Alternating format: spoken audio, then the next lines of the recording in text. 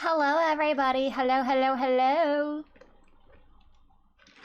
Hello, welcome, welcome Kai, welcome Jess. How is it going? How are we all doing? It's Saturday. Hello, hi. I want to make some progress on this game. I'm doing more streams because I need answers. I need to know what's happening. Neri, welcome. How's it going? How are you doing? But yeah, I mentioned in the Discord the vacation that I was supposed to go on 3 months ago and that has been rescheduled several times is just not happening again. I was supposed to be out of town next week, but it's not happening, which means we have another week to play this game, and I don't know if we'll be able to finish it by the time Tactica comes out. We'll at least be close, but yes. Hello, I'm playing the Great Ace Attorney, and you finished the Chronicles a minute ago. Oh my god, that's so exciting! We are on the third case of the second game right now. We just got to the first court session, and many things are happening, and I don't know what to think. Yeah, but I will probably add a few more streams over like next weekend and such. One man's trash is another man's treasure. Your lack of vacation is my special interest. Yes. You know what? But hey, it's the silver lining is that we get to indulge more in some Great Ace Attorney. Yes, this is Gregson's song. Indeed, it is. Mm-hmm. That's our infinite potato man. Man, we love Gregsy here. We love Gregsy here. Man, I need to What's up? Guess what? What am I guessing? I just remembered I need to do some voiceover work for my lessons. I did I tried to do a couple Iris voice lines work on like a voice for Iris in my voiceover lessons as a little character practice, which was cool. You finished your first draft of your zine fic? Oh my god, that's amazing, congrats! Hopefully by the time it comes out, I will be able to read it because that's amazing. Another reason to finish this because I want to indulge in all the fan content, but I need to finish the game first. Yeah, voice acting. Do you want to do voice acting too? Oh my god, that's so cool. Yeah. I took I took 1 semester of voice acting in college, and then that was years ago, but now I'm kind of starting to get back into it, and I think that's something I'd like to pursue a little more. So I took like a little group class over the summer, and now I'm doing some like one-on-one coaching and stuff, and it's really fun. It's exciting. I like it. It's over 3,800 words. Yes, I love it. Yes, that's our author. Yeah. Alrighty. But yeah, let's hop into the game. Cause I am nervous, but I'm also excited.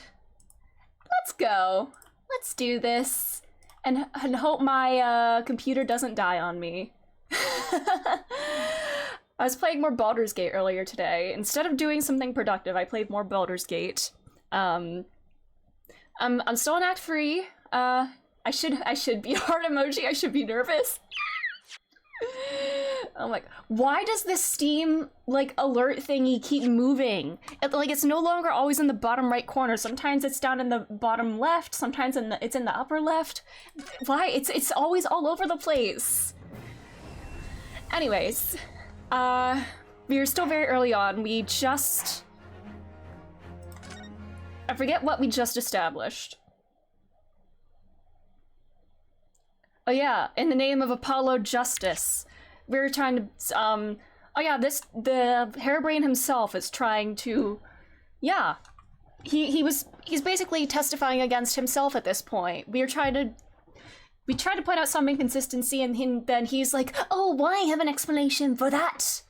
I've heard Ria's voice actor say some full voice lines, which made me start speaking in my British accent again. Oh my gosh, cool. I got used to the American accent and I forgot how fun British accent is. Oh my gosh, that's so cool.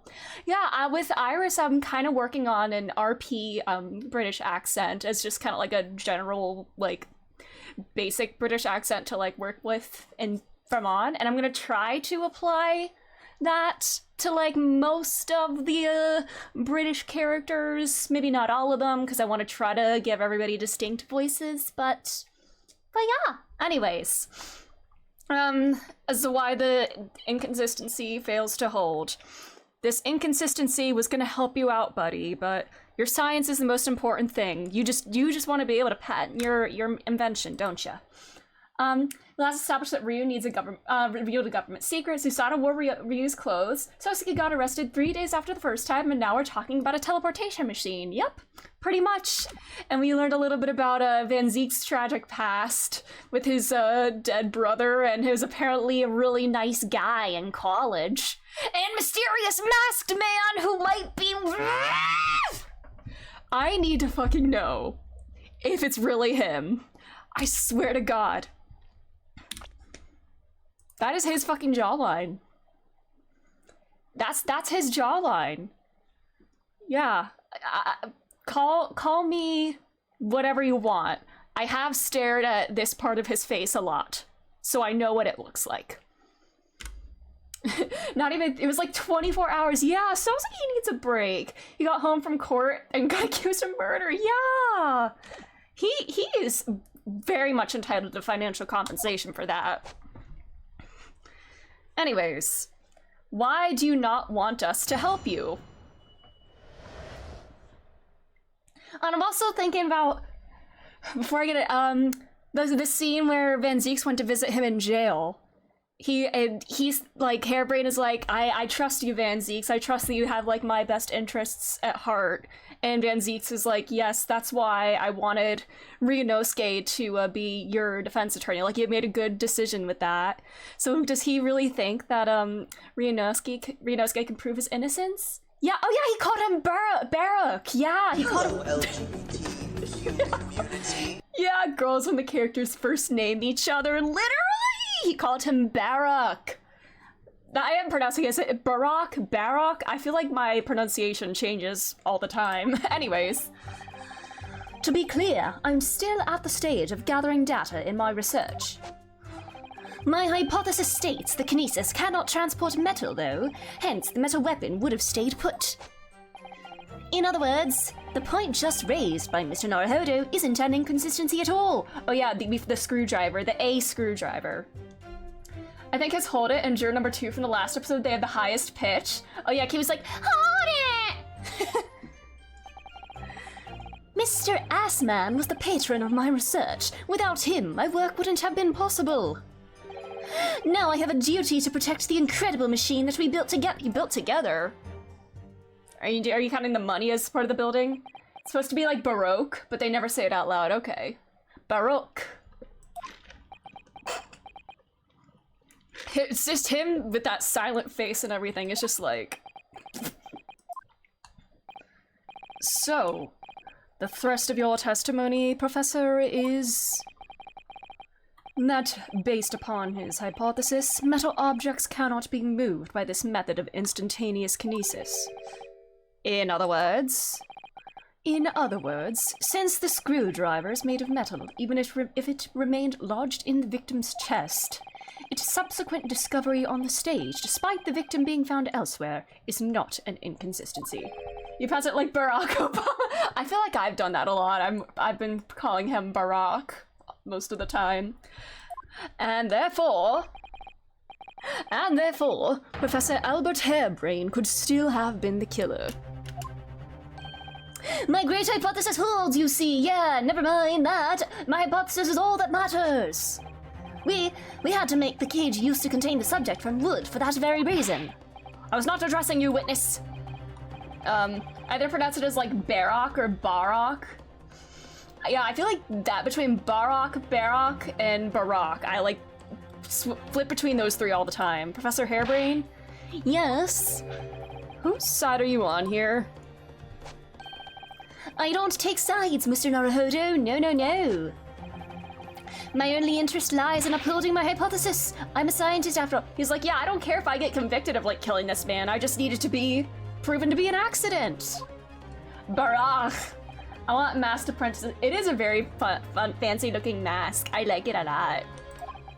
Kazuma, give me strength.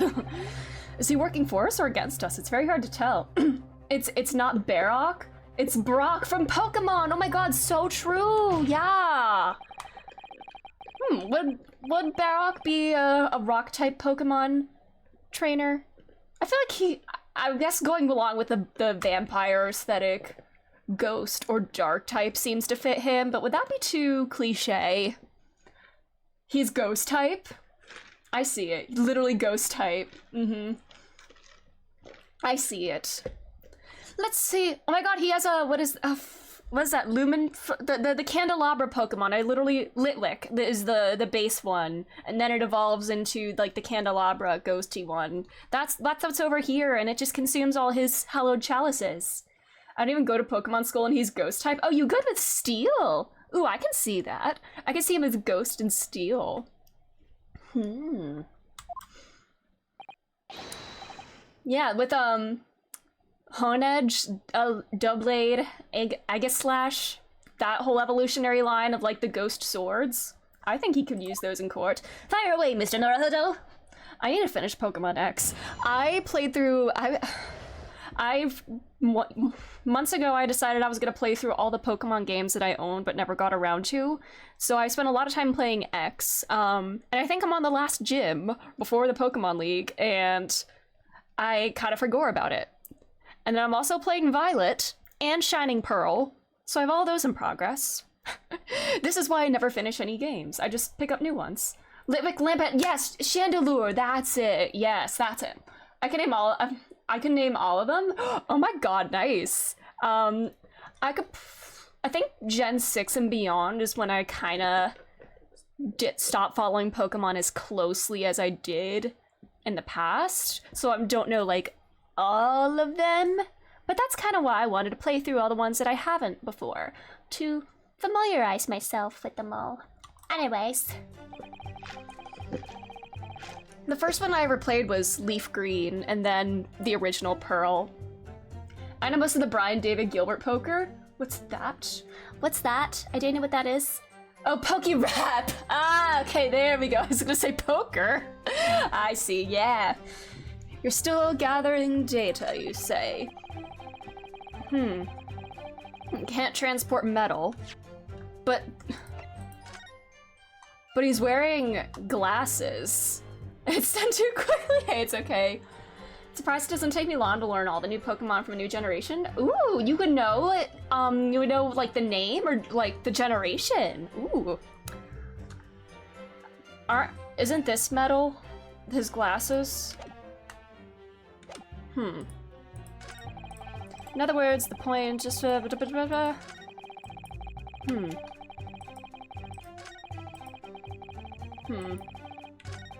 gonna go press that second statement. Hold it! Just to be safe. You know both? Nice. Your hypothesis states it, so it isn't proven then? No, of course not. It's merely a hypothesis, but it's a good one, based upon thousands of calculations. Oh yeah, speaking of Pokemon, I think my first impression of this guy is that he looks like a Pokemon character. He looks like he could be a professor or something. I mean, here, at this pose, he looks a little too harebrained, haha, to be like the professor, the Pokemon professor, but this design looks like it would fit very easily in Pokemon. I think also the hair and the glasses kind of reminds me of Myra B. Myra B, one of my favorite Pokemon characters of all time. I know he's only in the spin-offs, but he has such a banger theme song, and I love him so much. Of course, so I am right! My hypothesis is clearly correct! What is it about incriminating himself that makes this man so happy? It's the whole reason that the birdcage is made of wood, you see! Sorry, the birdcage? Yes, that's what I call the C. obtusa cage, with which Mr. Assman was placed for the kinesis. Ah, the jail cell in which the victim was detained. It does indeed seem to be made of a timber of some sort. I'll thank you not to refer to it as an instrument of incarceration, your lordship. The first Pokemon game I played was Yellow. I had it for the Game Boy and didn't know what it was. It's ironic because I was introduced to Pokemon at 3 years old. I'm a Sinnoh-san, but I remember watching the black and white. Oh my gosh, cool. It's like the Nova, yeah. I'd say I'm like a Gen 4 girly. That was the first like new generation that I got into. I don't think I ever played through all of Leaf Green. My brother mostly played through it on the GBA. And then he got Diamond and I got Pearl when those ones came out. So Pearl was like the first one that I like solo played through. So yeah, one day I watched some Pokemon XY, so many memories. Oh, that's great, yeah. I kind of want to go back and watch like the Indigo League series, just for old time's sake. In short, any weapon lodged in the victim when he was beamed away by instantaneous kinesis would have been left behind on stage if it was made of metal, correct? Yes, that's it. Yes. It all fits perfectly with the mathematical model. But the ultimate conclusion then is that the defendant alone had the opportunity to inflict this fatal injury on the victim, is it not? Ah, now you see, buddy. I did see, yeah, that was like one of the last episodes or something. I know Ash's story ended and he became the champion. I did see that, and I'm so proud of him. Even if I didn't watch like too many episodes of the anime. I just saw a couple episodes here and there, but it's like, I feel like I just watched my son grow up, even though he's been 10 years old for 20 years. After 11 more episodes, he left. It's the end of an era. Aww. I'll wait for 2 seconds and then you said Ash. Sorry. Nah, I'm talking about Ash Ketchum. Alright, I'm gonna try that photograph on this. Objection! Aha! Okay, so I didn't even need to press. Professor Harebrain, you say that according to your hypothesis, nothing made of metal can be beamed by instantaneous kinesis using the machine you made, is that right? Yes, that's right. Spot on. Exactly correct. In that case, I'd ask you to have a look at this photograph. Look at this photograph! Do we have a 1899 London Nickelback available here for our soundtrack? In particular, I'd like to pay attention to the victim's face.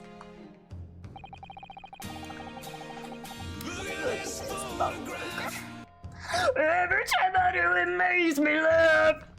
You can clearly see that Mr. Assman is wearing a pair of spectacles with a metal rim. What? Metal? No! Metal can't. That's not. Metal? No! Yes, that's the worst. That's the worst thing you ever heard in your life. We've already established that the proposed murder weapon, the screwdriver, was found on the stage. However, if your hypothesis correctly predicted that outcome, you should also have predicted that the metal rimmed spectacles will be found in the same place. My hypothesis! Are you gonna charge me and Inosuke with the murder of your hypothesis now? Professor Harebrain, this isn't easy for me to say, but your hypothesis is clearly flawed! This is the worst day of his life, and not because he's being accused of murder. Order! Council, what is the implication of this? If on the day in question, the alleged instantaneous kinesis never actually took place, then it's entirely possible that the victim was killed somewhere other than on the stage. And in that case, someone other than the defendant could have been the culprit. But my hypothesis is sound! I proved it that day. The experiment was a success. The experiment was proof of all my work. Who's If I could say something here in my capacity as a fellow of the Royal Society. Yes, juror number 4? Go ahead. As a man of science, there's one thing I simply cannot abide. And that's a fraud who pretends to be a fellow man of science. What? Wait! Great Scott! Are you suggesting my science is suspect? It's just been disproved, hasn't it? In front of all of us. In other words, the whole demonstration was a complete nonsense from start to finish. Believe me, my fellow jurors, when I tell you this man is a heel, a bounder, and a fraud. I say the wreckage of that machine should be stripped down and thoroughly examined. No, never! That machine is the essence of my entire hypothesis! Bro, oh my god. It's protected by the Special Dispensation for Scientific Equipment Act. What the devil is that blasted act about, eh? Who made up such a daft rule? Oh my god, he's awake! He woke up for that. Now with Pokemon Horizons, new character Liko is interesting. It's not like a basic Pokemon series. The animation is really good. Being chased by the people after a opponent of this team called the Volt. Ooh. Freed Captain Pikachu. Ooh, interesting. So it's not like her trying to like be like the champion or anything. That's kind of interesting. I don't like the way this seems to be going. 9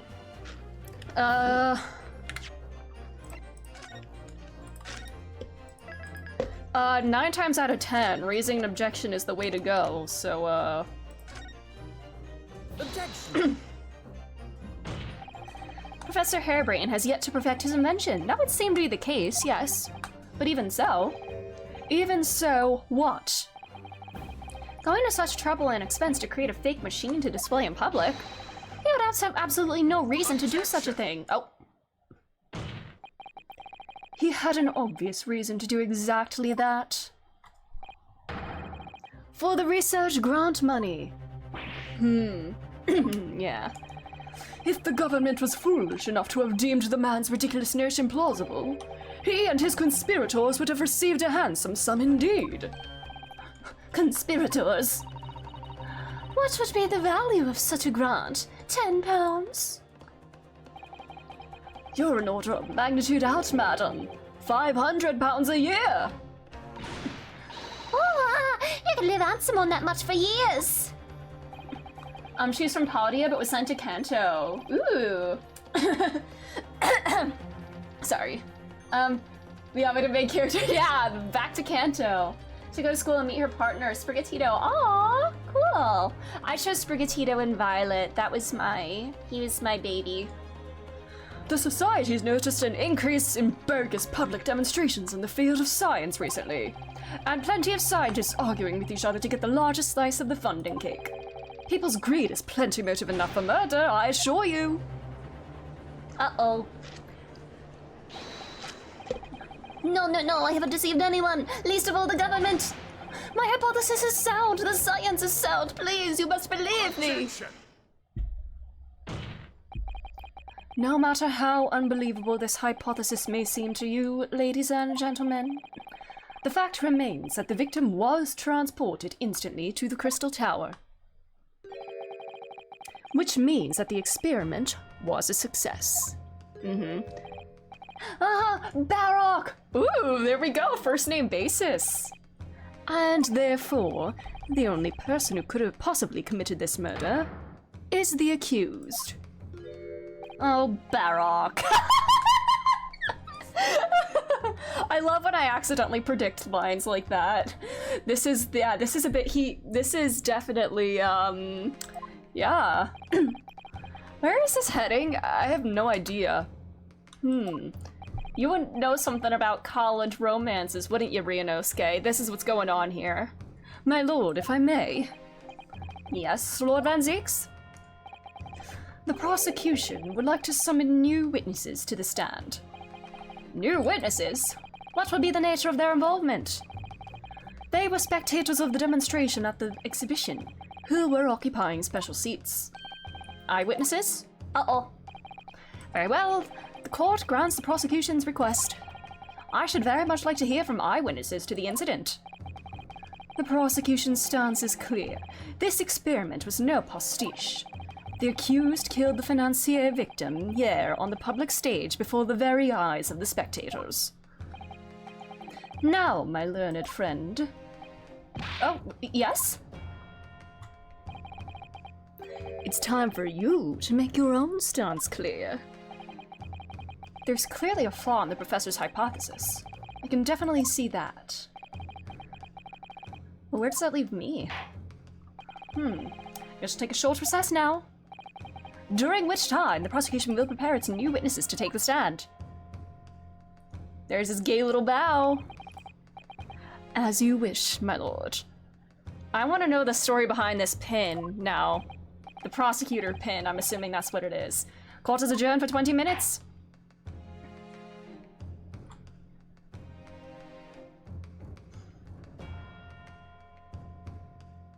Hee hee hee. There's... That's not his brother's pin, is it? Both Ryunosuke and Van Zeek's having the attorney's badge of someone they care about, someone that they lost or thought they lost, as like a inspiration, as part of their motivation to become their respective type of attorney.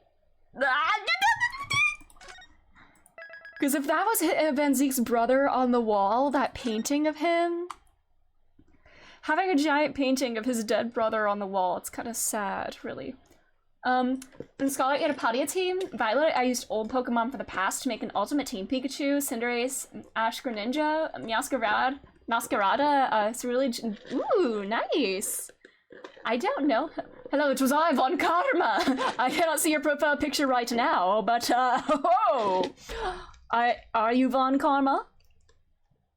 Jump scare? You know, actually, sure. I'll take a look at it. Let's see, can I... Hold on. Oh yeah, it's a jump scare. But welcome, Von Karma. That really is a jump scare. Anyways, let's keep going.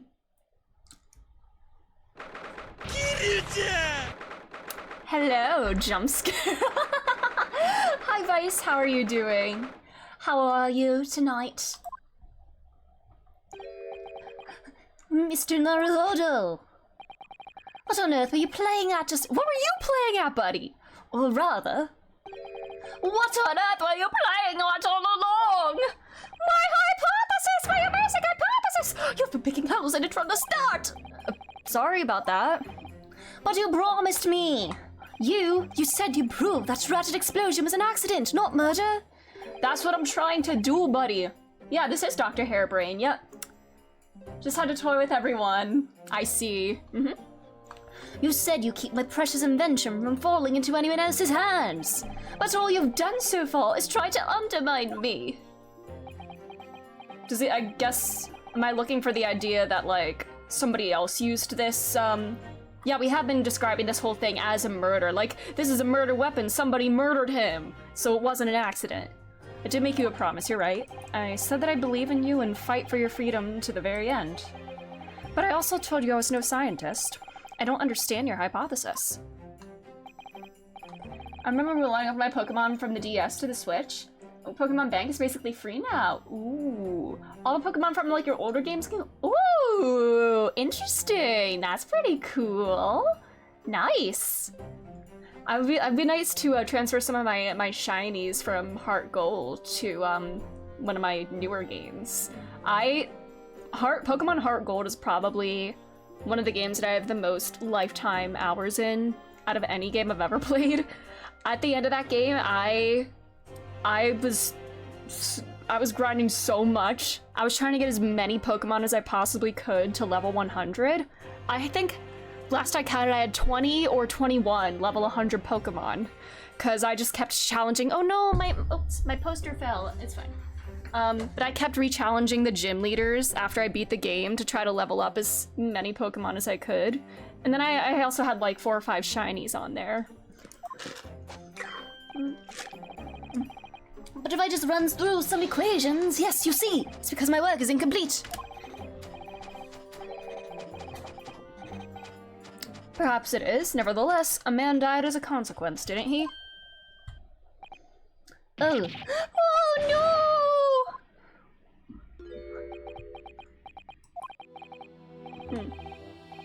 You're right. You're so right. It's all my fault. And I have no right to blame you for my failures. I'm a disaster, not just as a scientist, but as a human being. Well, that might be a little over the top. And while we're on the subject, what about Baroque? He's being awful. Claiming his old university friend to be a murderer, you mean? He's a disaster, not just as a prosecutor, but as a human being. Oh, but no, wait. He's the Reaper, isn't he?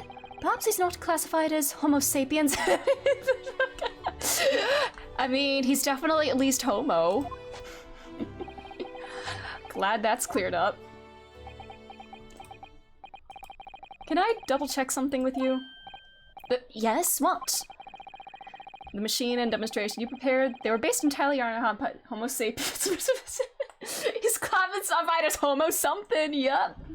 Near the DS eShop was going, I got Pokemon Bank and the Old Sun and Moon. And then you saw the Ace Attorney games there too. Ooh, nice.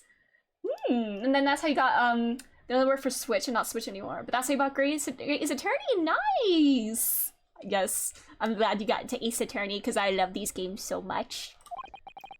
There was no trickery involved. I drew the plans for the machine with my very own hands. Every line was painstakingly drawn with the firm belief that science is the only future. So yes, it's true that my hypothesis hasn't reached maturity yet, but please, Mr. Naruhodo, you must believe in it. Alright, Professor. I understand. Counsel, defendant. Prosecution's witnesses are ready to take to the stand. Court is about to be in session again. Make your way into the courtroom, please. I went on this quest for gift cards to purchase the now unobtainable Layton versus Wright. The day before it closed. Oh, did you get it? I need to play that at some point. I have to see if there's some way I can obtain it because I really want to. I own the Professor Layton games, but I don't think I played through them in their entirety. I think I just did a couple puzzles in them, but I don't think I ever fully played through one of them. It all hinges on that demonstration. If the professor's hypothesis is as sound as he claims, it leaves him as the only person who could possibly have killed the victim. But on the other hand, Mr. Sholmes was adamant. Hacking your 3DS is very easy. Might need to do that. A practical implementation, such as was attempted by the professor at the Great Exhibition, is quite impossible. So really, what should I be trying to prove here? I mean, my goal is to get him not found guilty of murder, so... yeah. For legal reasons, this is a joke. I got you, I got you.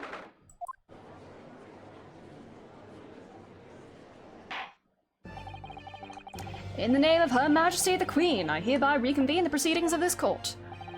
Counsels for the defense and prosecution, are you ready for the new witnesses to testify? The prosecution is ready, my lord. I recently played a game that alluded to Layton, implying he'd take an hour to solve a simple puzzle.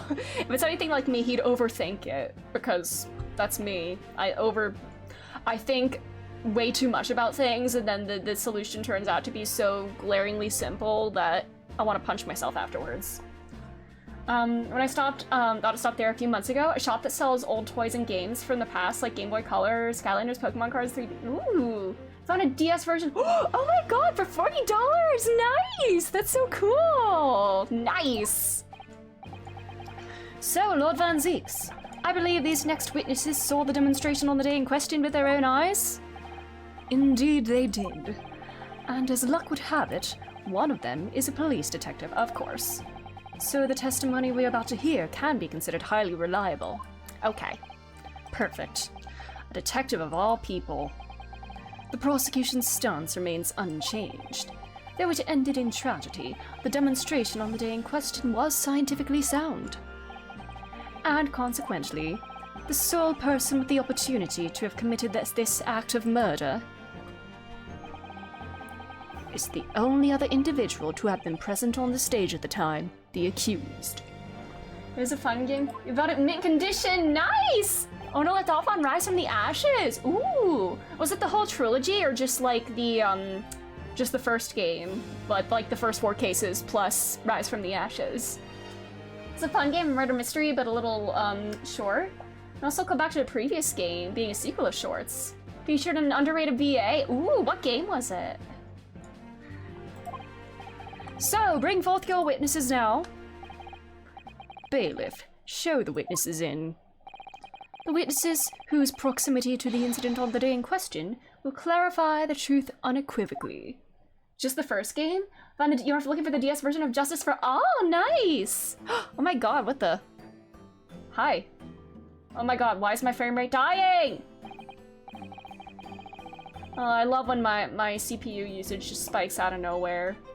Detective Grimoire! Ooh, interesting. Alrighty.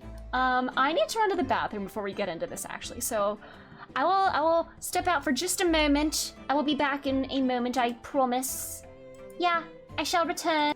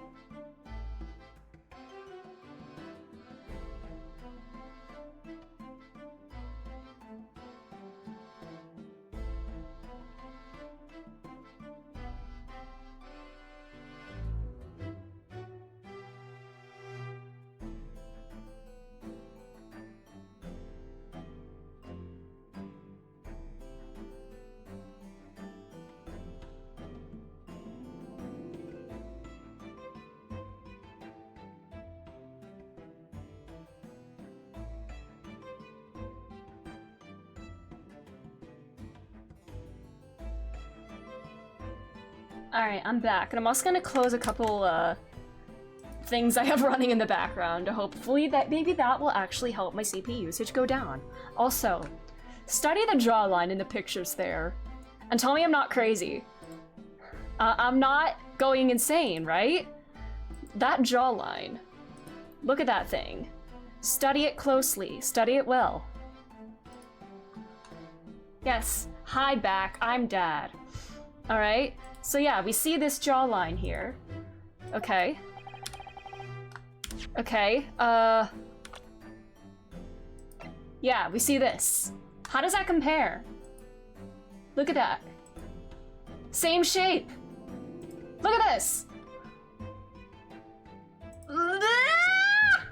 Anyways, that's all. Is saying this like I haven't licked his lips every single day. Okay, fair. Honestly, I did the same. That's why I know it so well. My name is Balthazar Lune. Lune? I am the impresario of all the hot air balloons in vicinity of the experimento stage. My name is Wilhelm Gottreich Sigismund Ormstein. I have come to see the great exhibition also very well from my home in Bohemia. This is going to be a terrible accent that I put on here.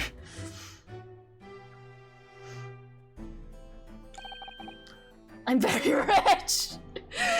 Wow. How old are you? You're rich. You're very rich. Oh, this guy, yeah. Study in or Scandal in Bohemia! Ooh! Oh, is that the name of the one of the guys in that? Cosmo's jawline looks a bit more horizontal. Okay. Oh yeah, that's the am I Giselle Bretsky? Yeah! Yeah, what's that mask for? I'm very rich. Inspector Gina Lestrade, Scotland Yard. I'm a great detective. Even Sherlock Holmes agrees. Yes, you are the best detective in the world. Don't tell Sholmes I said that, but you're the best detective ever. I was on security duty at the exhibition, and I got to go up in one of them balloons. It was amazing. Aw, Gina. Hey, Kazuma, give me strength. But she did mention she'd seen the disaster from up in a balloon, actually, didn't she? She's the reliable police detective witness, oh my god. And she clearly loved every minute of it. There were 3 balloons flying near the public experimentation stage when the incident occurred. 2 of these witnesses were in one such balloon at the time and saw events unfold from the skies above. William Gottreich Sigismund von Ormstein is the name of the king of Bohemia. Ooh, king of Bohemia! You make it sound like they were in the clouds, which is only an altitude of circa 60 feet, very low. Well, you can't see nothing if you fly too high, can ya? 60 feet. About 18 meters then. Thank you for your introductions. Now we'll give your formal testimony for the court. Kindly describe exactly what you witnessed, especially those of you who had a vantage point above the stage.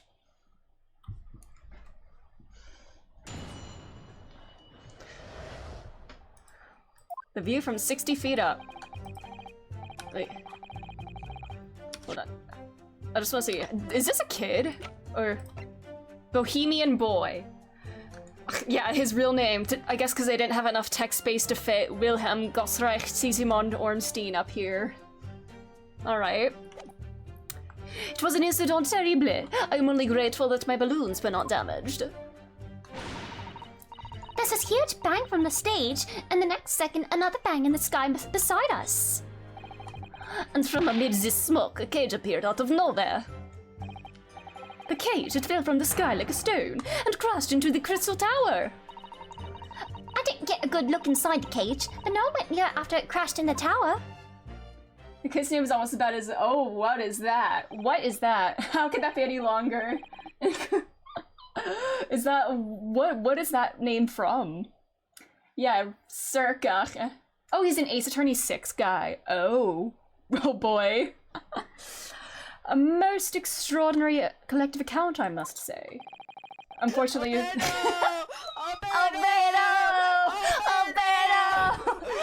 Hello, Katria! Yes, Albedo is the autopsy report. How are you doing tonight? He sucks. Yeah, with a name like that, like, you gotta be... There's gotta be a stick up your ass to have a name that pretentious. Could I just clarify something? There's a detail in the witness's testimony that I've not heard any mention of until now. Specifically, that there were 2 explosions. More precisely, 2 explosions in 2 separate places, yes. On the stage and then probably something crashing into the Crystal Tower. When the demonstration began, the balloon carrying the 2 witnesses was around here. There were other balloons in the air nearby at the time, carrying other passengers as well, to be clear. Decent enough. Got back a midterm grade and it failed. Oh my god, that's great! Congrats! Congrats on at least passing. Yeah! Nice! You're struck with the inspiration for a title. Then, as power was supplied to the machine for the demonstration, the first explosion occurred. The so-called birdcage that contained the victim disappeared from the stage, and a moment later, the second explosion occurred, directly adjacent to the balloon carrying the witnesses. Okay, so it was like popping it out and then into existence. Cheers! Yes, congrats! The birdcage appeared at the site of the explosion, subsequently to plummet down into the Crystal Tower. I was very surprised. Suddenly, oh, oopsies, I didn't mean to click like that. I was very surprised. Suddenly a cage appeared before my eyes with a person inside. The blast was so hot, but I didn't want to miss a thing, so I kept my eyes wide.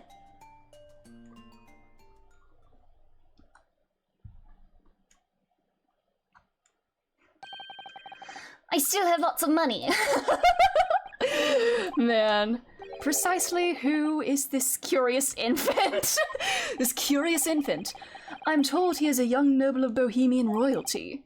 Apparently, he disguised himself in order to steal unnoticed into the Great Exhibition. Hello, Marcotte. How are you doing? A penny for your thoughts, a shilling for a balloon. He's definitely not going to be arrested when it's not Free Balloon Day. Yeah, I am here in London on a sightseeing trip with my elementary school. You will have the benefit of a child's point of view in the testimony. Do we really need that? When I remove my mask, this is what I look like. Oh, yes, I see. A delightful face, I'm sure. Classic Victorian boy hairstyle. He just needs, like, little, like, knee-high stockings and shorts and, like, a giant lollipop to hold, too. Judge us. Who is this sassy lost child? School's teaching me look like the... Oh, everybody says so. Great disguise, then. Oh, he's gonna be a phantom thief one day. The point is, the testimony of these witnesses further substantiates the facts for the court. Namely, that despite ending in an explosion, instantaneous kinesis was successfully demonstrated. I'm surprised that you're going along with such like a ridiculous notion of science, but I guess if that makes you do your job, you know, your job as the prosecutor, yeah. If a dog can never, yeah, true, yeah. I mean, isn't there one of those in P3? You got a dog and a grade schooler in P3. I was looking through pictures of my little sister had this exact hairstyle. Oh my god. Yeah, but about Ken. Yeah. God, I can't wait for P3 Reload. I think about P3 like every other day, and I like more so just I think I had a dream about it the other day actually. I don't even know most of what happens in it, like, and I just want to play it. I haven't played P3 yet. I've played it and anyone can have a persona. Oh boy. Yeah. And furthermore, that until the arrival of the police, no one approached the crystal tower where the victim fell. I think with P3, I'll play Reload, and then I'll probably start a FemC route in Portable, and depending on what else I'm playing at the time, I might stream parts of that. Therefore, only the accused, who was with Mr. Assman on the stage, could possibly have committed the murder. I know we have time to think. Why do a robot, a dog, and an elementary schooler all have a persona? Yeah. Good question, yeah. Kiryu-chan! Hello, Cam. How are you doing tonight? What was I saying? I forget what I was gonna say.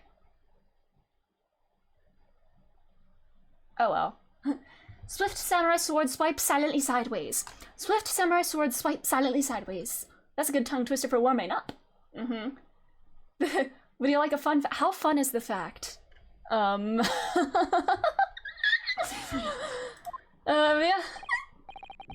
Yes, thank you, counsel. The prosecution's views on the matter are quite clear. Oh yeah, I remember what I was gonna say. I remembered what I was gonna say. I know we have time. It's your birthday! Oh my god! Happy birthday! Happy birthday, Cam! Yes! It's Cam Day! Let's go! I hope you're having the most amazing day ever. Happy birthday! That's amazing. Yeah, I hope you're having a wonderful, amazing day. Lead bread pen, dead bread man. I know I got time to think about this, but I'm already thinking about what to name the protagonist for P3. I mean, when the little bit I played of Portable, I named him Alex Pappenbro, like Alex as in like the new voice actor, Aleks, and then Pappenbro is his last name because I couldn't fit Pappenbrook. Manweed. I should name him Manweed. Part of me is debating. I think Adachi Baby would be a funny name, but that I think that would be best for like a Manweed. Is that gonna be a name? Be red headband, lead headband, dead. Stop, Kai. Stop. Unless. I mean, that might be a little more tolerable. That might be a little bit more tolerable considering this is a. Today's been quite nice, and all the family birthdays is basically stops. I get to shitpost about gay lawyers as well. Yes, let's go. That's awesome. We love that. Nice. My P5 character was Babe Among Us, and P3 was Babe Imposter.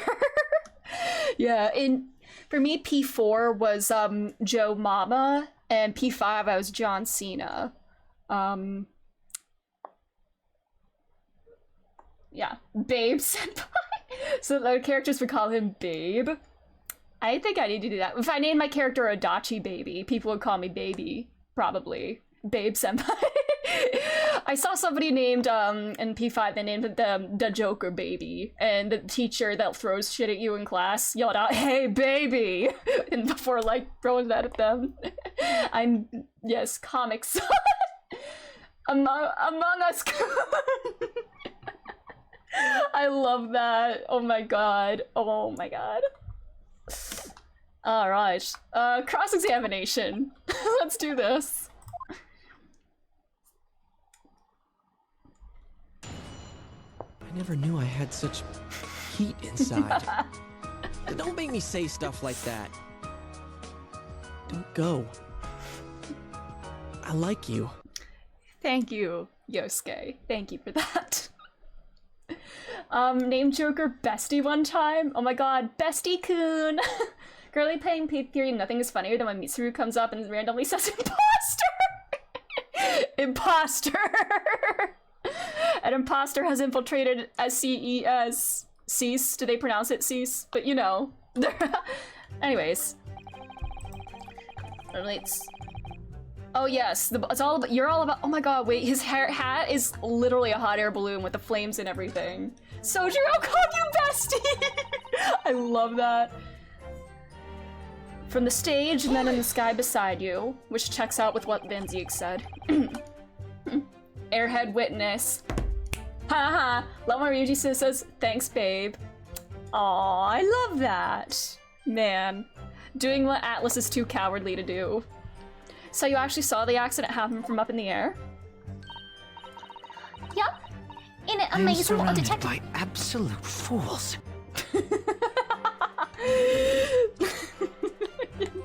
Yeah, it catches you when everyone calls Joker babe, not just him. Ain't it amazing what a detective gets to do, eh? I'm telling you, Odo, being a lawyer's a mug's game. You should join the force and we can go flying together.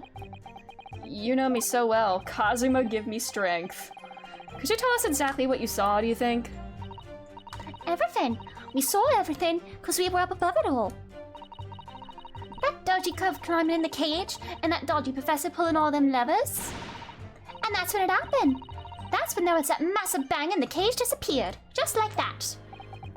You all described the moment the subject's body was decomposed by the electricity, I believe. I didn't know what to make of it, but then there was another bang right in my ear. I looked round, and there was a huge great fireball right next to us in the sky. Ooh. Excuse me. What do you have to say, kid? Master Guts, does your memory of the day differ? My teacher at elementary school said that when you meet someone for the first time, you should always use their full name. Oh my god. I don't remember your name, buddy. What was it again? Wilhelm Gosreich Simon Ornstein. Just the four names then? Kazuma, he's really asking Kazuma for strength today. Go back to Van Ziek's office and unmask him! I'm like freaking out. I feel like I'm going insane. Something to add in response to Detective Gino Lestrade's last remark, perhaps? Oi, get it right, Odo. It's Inspector Lestrade. Why does everyone have a problem with how I address them at the moment? That is not what I saw. Oh? Yeah, there was a second explosion. It was right beside our balloon. That is true. But I'm sure. Which is what I said, innit? 1 minute there was nothing there, the next a massive explosion. My teacher at elementary school says that when someone else is speaking, if you are rude enough to interrupt, you have the most awful life imaginable. Are all Bohemians brought up to... He kind of is reminding me of Gideon from Gravity Falls. I don't know, I'm kind of getting that vibe from him. Just before the second explosion happened next to our balloon, I clearly witnessed a green balloon flying in the sky. A green balloon? Eh? You what? I never saw nothing like that. Well, I did. I saw it, and you can't say I did it. I will complain to the council. I will cry and scream. What the fuck? My testimony is the truth. I am Bohemian Prince. You cannot say it's a lie. That is not. What the fuck is going on? Playing the bleeding royalty card, are you? Typical. Man. Jeez. Ryunosuke! In that case, young man, I must ask you to amend your formal testimony. In the interest of cordial national relations between Great Britain and Bohemia. It was not the sky, it was a green balloon. Hold it! Was it like a hot air balloon or like a normal balloon? Are you sure about that? Of course I am sure. I am proud Bohemian Prince. All these questions are making me boring. I think you mean bored. Ugh. English is very annoying. The language of my countrymen is far superior. Rikazo, it is very wrong to lie. Lie? Flying balloons never explode. For the same reason, planets never explode. It is logical. Is this guy Italian? Because then can I do the flying balloons never explode? For the same reason, the planets never explode. It is logical. Please tell me that doesn't mean logical. He is Italian? Yes! Oh my god, yes. If you insult me, you insult all of Bohemia. My god. Never have the army come and shoot all of your stupid balloons out of the sky! All of them! Oh my god.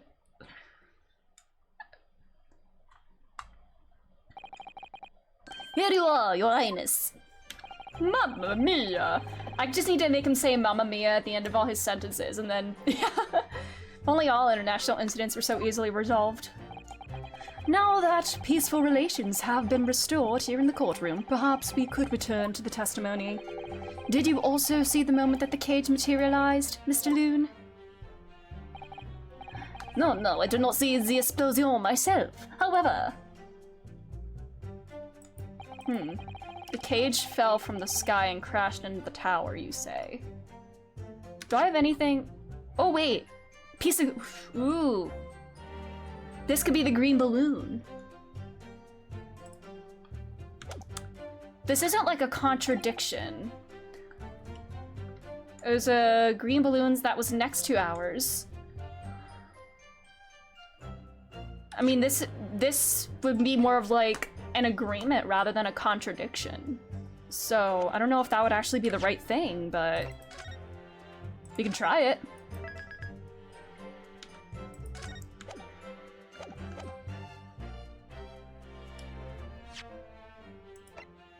Objection! Yeah. Because that, right, I'm pointing out contradictions, not concurrences and whatnot. Yeah. My bad. My god! Judge! You're gonna have me deported just for making one mistake in court? Bro!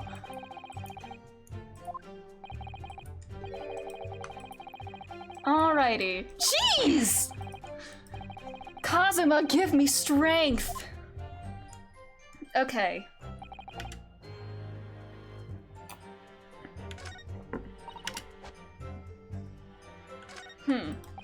Oh, wait. Oh, it would be him.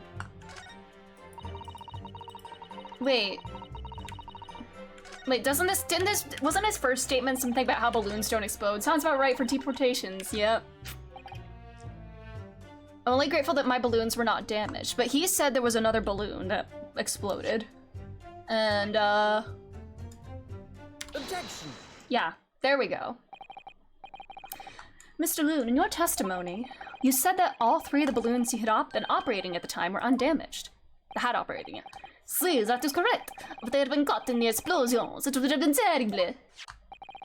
I wonder if you might know what this is. Ah, I think it may be. See, part of a balloon. A burnt piece of the fabric of the envelope. I kind of an insane name suggested for the P3 protagonist, but less funny and more intended to be deep. Does it have something to do with... Does it have to do with the game's plot? Because if it has to do with like any like plot-related stuff, don't tell me. I know some of the themes of the game, but I don't know like how they come into play, but like, yeah. Sorry, the envelope? Pardon, that is the large round part of the balloon which becomes filled with hot air. It is made from very thick fabric lined with rubber. You do not want it to rip when you are in the sky. Hatsune Miku! Perfect. Just as I thought. Yeah, you'll have to tell me once I get to a point in the game where it's not really like... Yeah. This piece of cloth was found near the experimentation stage. In other words, as Master Gotts testified, a green balloon did indeed explode that day. Eh? If all the balloons in the sky above the experimentation stage belong to you, Mr. Loon, then your statement that they were all undamaged clearly contradicts the evidence. No! Wah! He needs to make a Mario death noise whenever he takes damage in court like that. Uh-oh.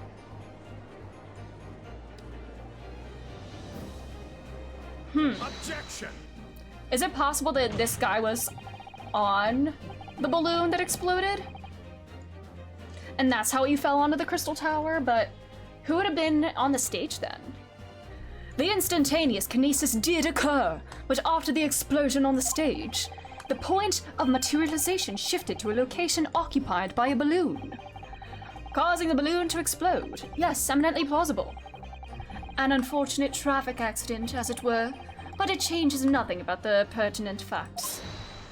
Hold it. This I cannot accept! Why not, Mr.? Because it reflects poorly on your business. You are suggesting that I am a liar. That person died in a balloon incident. There's no need to get fired up, Mr. Loon. The victim was the sole fatality that day. That's right, and I prove it. Balthazar Lune is not a liar. There was no such balloon in the sky. It was not possible. Poorly on the loon. You're saying it's impossible? Why? This court has more important matters to discuss than the number of balloons that were operating that day. Objection! But we can't ignore the fact that nobody appears to have known anything about the other balloon up until now. My lord, the defense calls for further testimony from Mr. Loon. I concur. There is clearly more to the truth here than meets the eye. It's imperative that we clear up the issue of this phantom balloon, I feel. Witness, you will give supplementary testimony about the balloons you were operating at the exhibition. Ah! Grazie, my lord! Mamma mia! Mr. Loon's balloons. As I said, Balthazar Lune is no liar. Every balloon I had in the sky landed safely. All 3 of my balloons were carrying passengers. If they fell to the ground in an explosion, what a catastrophe! But you can't get away from the fact that a burnt up little bit of cloth was found at the scene, can ya? The coppers at the yard reckon it was probably some debris thrown from the explosion on the stage. The stupid ragazzo is mistaken. My balloons have the red and blue zigzag stripes anyway.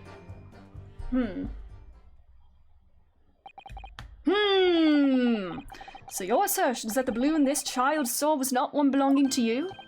Si, exactement. If he even saw a balloon in the first place. I do not like the sound of it. It is very bad for business. See, of course, it's all about your business, buddy, yeah. I have a good mind to sue the land of Bohemia. Oh my god. If you attack us, we will fight back. It will be war, all at war. Oh my god.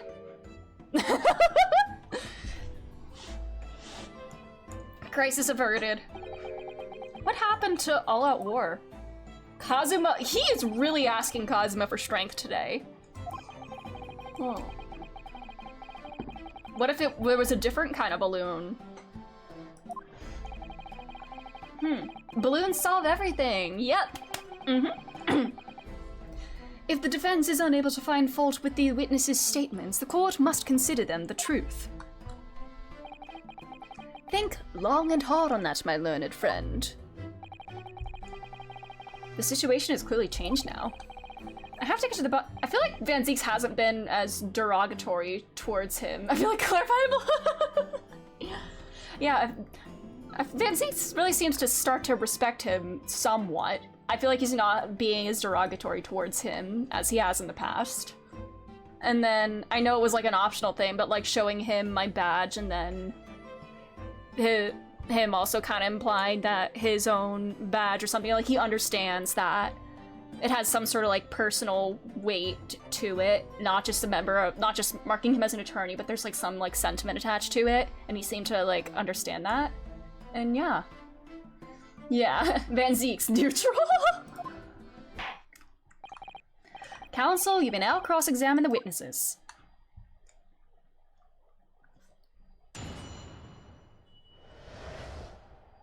Can I go up against your apprentice next time? Every balloon in the sky. I want to look through what we have. We have this. Could this have been fired from the crossbow? Because we didn't find an arrow, but we found the crossbow. All 3 of your balloons were carrying passengers. Hold it! Van Zieks is gradually becoming more respectful. Yes! Personal growth! It would be quite a catastrophe. Words. On that note, Mr. Lin, tell me, what is it that keeps these balloons in the sky? Are you an idiota? Sorry? That is like asking, why does a candle burn bright? It burns bright because it burns bright. And the balloon flies because it flies. What else? Huh. That must be Italian for I don't know. As an Italian, I can confirm. I don't know because I don't know. There are two types of flying balloons, hot air balloons and gas balloons. Hot air balloons work on the principle of hot air being less dense than cold air, whereas gas balloons derive their lift by using a gas that is lighter than air. See, and my balloons are filled with the magic gas, I believe. You believe? You should know how your own products work, buddy. Hydrogen, lighter than air but highly explosive. Good lord! I do not permit smoking of these cigarettes in any of my balloons. The magic gas does not like fire. Even a small spark of static electricity could cause the entire balloon to explode. What? It popped! What is the matter with you, senor? All that comes out of your mouth is explosion, explosion! Magic gas. Yeah, I wouldn't admit that either. I tell you, my balloons are perfectly safe. They have to be or I cannot eat them. None of my balloons exploded that day, I am completely sure. But if you still say that is what happened, you must show me the proof. Alright, so Mr. Loon had 3 balloons in the air that day.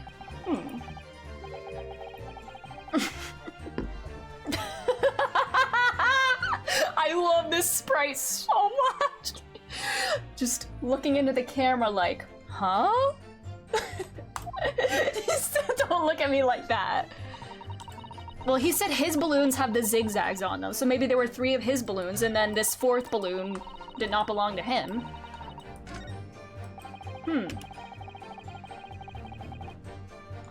Hold it! It says, excuse me, what the fuck? Literally. You mean the color is wrong? Si, senor. I do not have any green balloons in my... What's this, buddy? You're literally holding a green balloon right now. Look at this.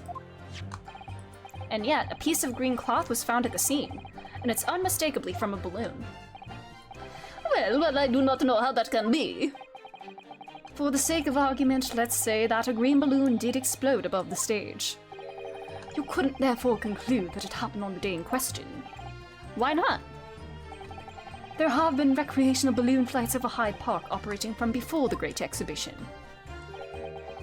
One could have exploded on some earlier date, unfortunate as I'm sure you'd agree. And nobody bothered to, like, clean up afterwards. Is that what you're suggesting, Panseeks? Yeah, balloon exploded. Oopsies. We'll just leave all the debris lying around. Do you believe it may have been from some early balloon accident that predates the exhibition? Don't limp your wrist or people! That is underscores he's colorblind, no! So, exactement. As the senor says, it is not from one of my balloons. Clearly, let's throw the guts off. Rawr! Oh my god, he's angry. The child is angry. Is something wrong, Master Guts? It's Master Wilhelm Gottfried Simon Rodstein. He was on the tip of my tongue. Yeah, something is very wrong. I know what I saw. There was a green balloon there. I swear all over Bohemia. You can speak as much bad language as you like, but it changes nothing.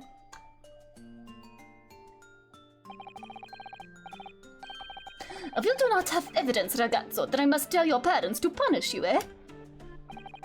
Perhaps we'll let the judge decide when it comes to punishments. Evidence. What is this evidence? To give a simple example, young man.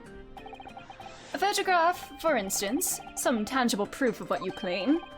Well, why didn't you say sooner? I have the photograph here. Oh. Good gracious. What? Oh my god, his little buttons are like smiley faces. Aw. Yeah, don't respect yeah, you gotta respect Wilhelm Gottfried Simon von Ornstein. Don't respect him. I have not been up in a balloon for a little while, so I was very excited. Oh my god, that camera is as big as his head. I took lots and lots of photographs. Of the Crystal Tower, of the Bohemian exhibit, of the streets of London, of the hotel cellar, the balloon. And the instantaneous kinesis experiment? Respect denied. Don't just...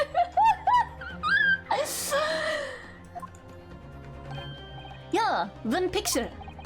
Really? You did take one? But all I wanted was in a balloon. I was not interested in boring experiments. Never mind that. Can you show us the photograph? Hey, it's okay. I make typos in Twitch chats all the time, like... And then you will see. You will see that I am not lying. That I really did see a green balloon. Is there color photo? Where's the green? I was gonna say, did color photography exist at this point? Because I don't think so.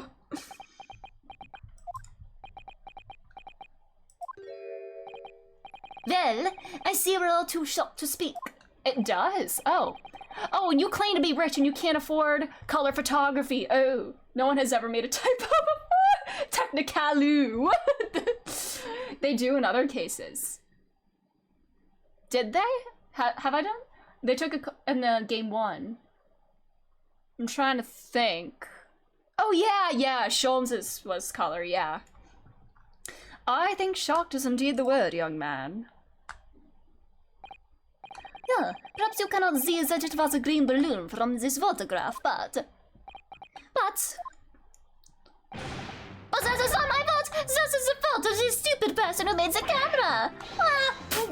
German crying, or what this? Bohemia. What language would that be?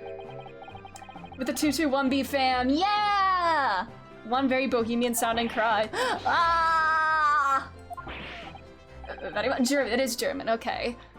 The court will accept this photograph as evidence. Exploded moments after he took the shot. Okay. Let's take a look-see at it. Bohemia is a German-speaking region, okay. Yeah, you just need crayons and patience. True, yeah, we could do that.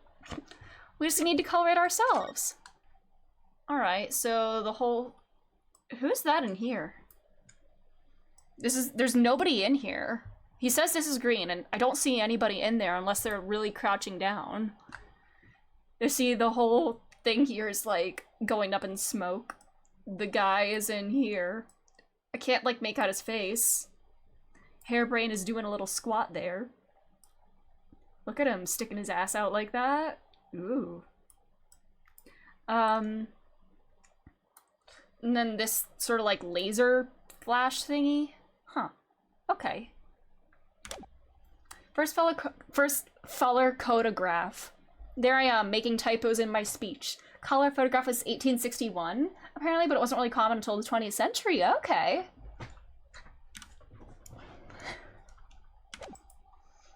It's not my fault, it's the fault of the person who made the camera. Well, never mind. I'm sure you have plenty of wonderful sepia memories to take home with you. In any case, when exactly did you take that photograph? You're looking for signs that this image was AI-generated! Yeah, they gave Hairbrain a bigger ass. That was on the day of the big oh yeah, yes, this smoke cloud is a little distorted. You don't say. Then I pressed the shutter release. There was this very loud bang, and a hot wind rushed over my face. Huh. This photograph was taken a split second. There's no way this camera was actually like a remote detonator of sorts, was it? Huh? Well, if you ask me, this black and white photograph changes nothing. It's sepia! I could not give the flying fig! Yeah, lovely language you've picked up. This cloud has too many fingers!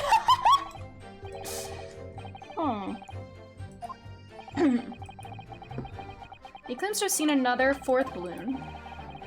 Huh.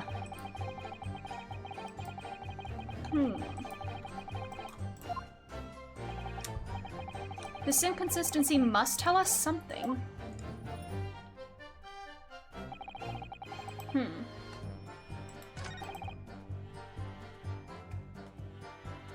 Well, this balloon doesn't have anybody in it.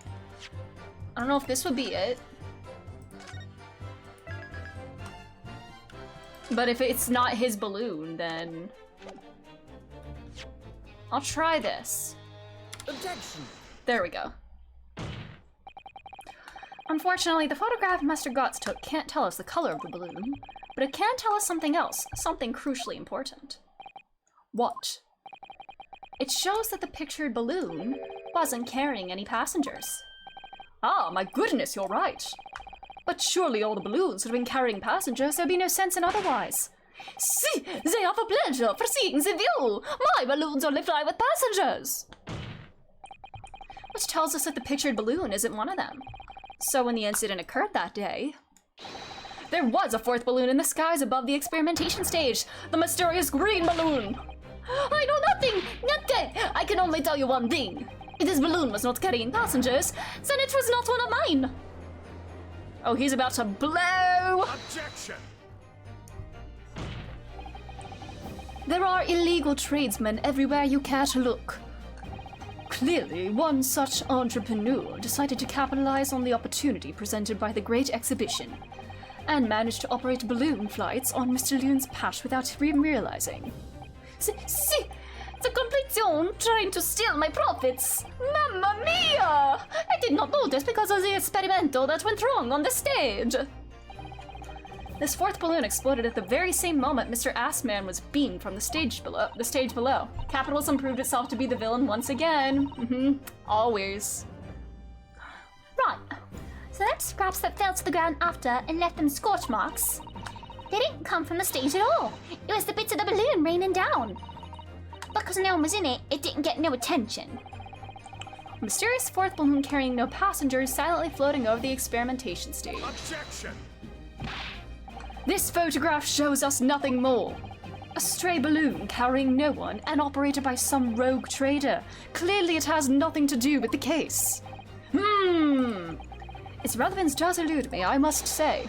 The court has seen sufficient evidence and heard ample testimony already. The prosecution calls for this trial to be concluded. Oh no, summation examination time? Really? Have I really got to the truth yet? No. I can't let this opportunity slip away. The jurors' minds are made up. And not in our favor. What else gonna tell us? Oh god. There's gotta be something.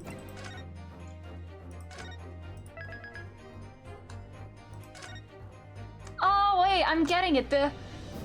Wait, it says we're... Okay. I'm looking at the title of this case, actually. It says, for I see great departed soul. I'm like, oh, the guy was departed from reality and then transported. Whoa. But there was another great soul that we assumed was departed on the SS Buria. And he may be returning here.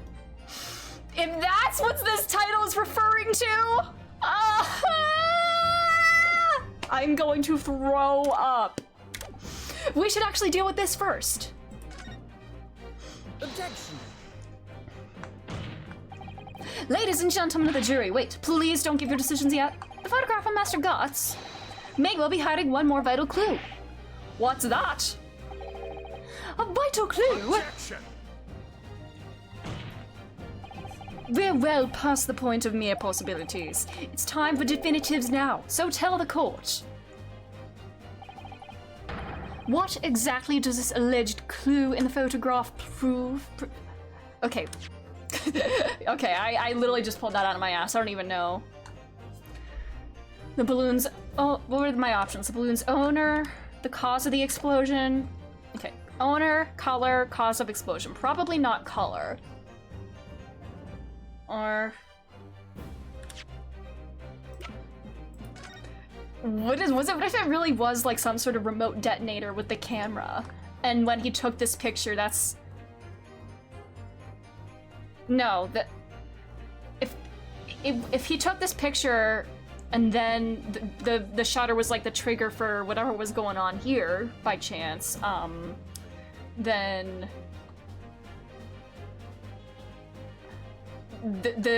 we wouldn't see the smoke at the moment he took the picture. But, I don't know. I mean, we can see the smoke coming out of, like, each of these, like, the little pipes and stuff. Was that supposed to happen? I don't know. I mean, probably not. But also, what is this? What is this big light beam? Or even the owner.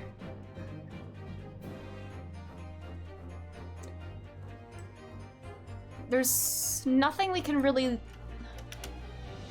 There's no, like, identifying marks on the balloon. Would it be... I don't know, this flash of light kind of feels weird. And it looks like there's another, like...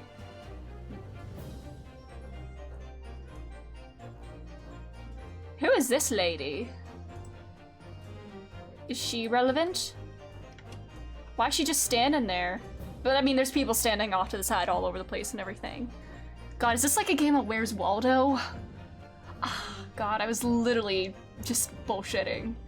Man, I love it's the Naruhodo family technique where like you just say something in court and then you're like, okay, back it up. And then you're like, okay, I was bullshitting. Now I have to substantiate that. She's an introvert. She's just like me. Wait, is this? That's not the kid. No, this is this kid was up in the balloon. This isn't him. God damn it. What could it be? This like light beam or whatever this is that is bugging me. And do we have something else in here that could? I mean, we have this crossbow.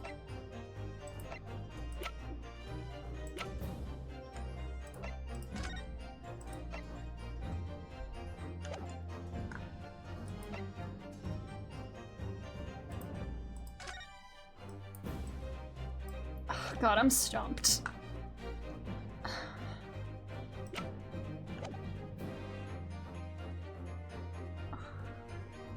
You know what? We'll just go with this, and if it's wrong, then we'll figure it out.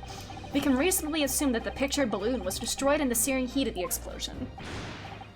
Yeah, that's right. Yeah, it was not my fault. Evidently, because the bird cage from the kinesis machine materialized in the sky where it had been flying. And the balloon, being filled with flammable hydrogen, instantly and explosively ignited. No, that's not what happened. What? Oh god, now I have to back this up. It appears this photograph requires closer examination. Counsel for the defense. You will highlight the location of this alleged clue in the photograph of the court. Oh god.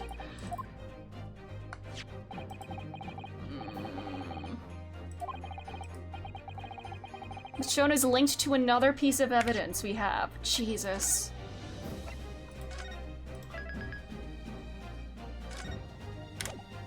I was right. Yay! Oh shit, I have to explain it. Yeah, I can't show my work. Like, this isn't math. Why do I have to show my work?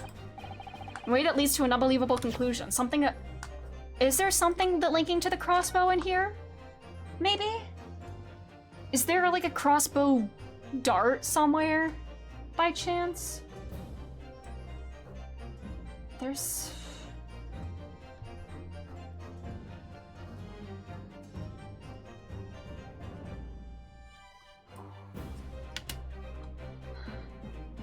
Is...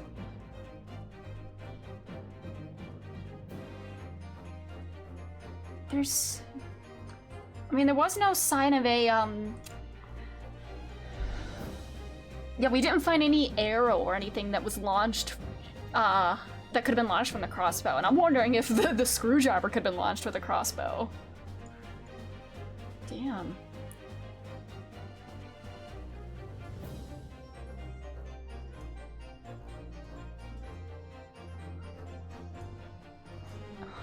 God damn it. Something that ties to another piece of evidence. Yeah. Something in the photograph that links up to another piece of evidence.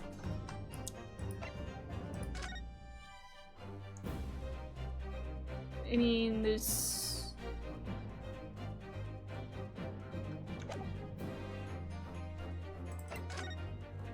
We inspected this already, right? Yeah, we did.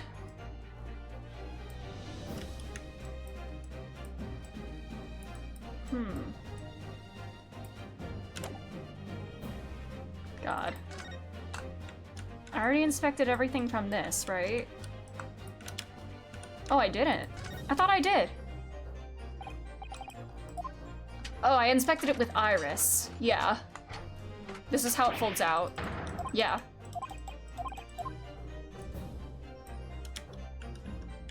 Hmm.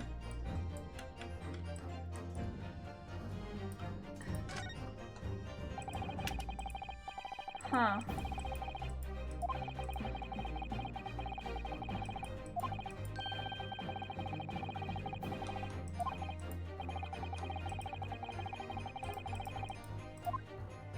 Yeah, you got a lethal weapon here, buddy. Oh my god.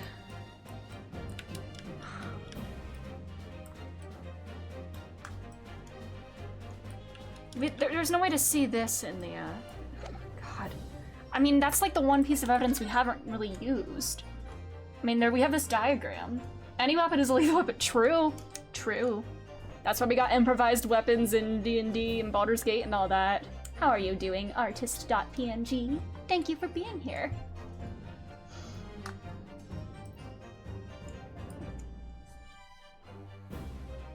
Why are there only 2 balloons drawn here? I don't know if that's important, but there are 2 balloons in this diagram. This true, anything can be a weapon in this, right? Yep, you're simply vibing. Nice. We love that. But why are there only 2 balloons here? I swear when we were like looked at this earlier there were 3. I'm so fucking confused.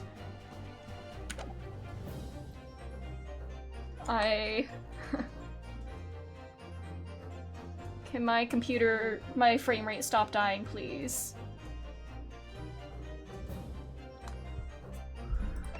Oh my god. I can't see what he's wearing very closely. God damn. You know, let's just see. That like flashy thing is bugging me. Ugh, fucking hell. I'm genuinely. Wait, oh wait! Is this the crossbow dart being fired? Is this the fucking dart? Is that what that is? God damn it. Take that! Adachi baby. Adachi baby. God damn it. The timing of this photograph can only be described as miraculous. If you look, you'll notice there's a bright white line that appears to point to... Yeah, it went boom, boom! Most likely a ray of light caught incidentally on the film. I'm afraid I can see nothing of the sort. It's not clear what it really is. Goodness, what is that?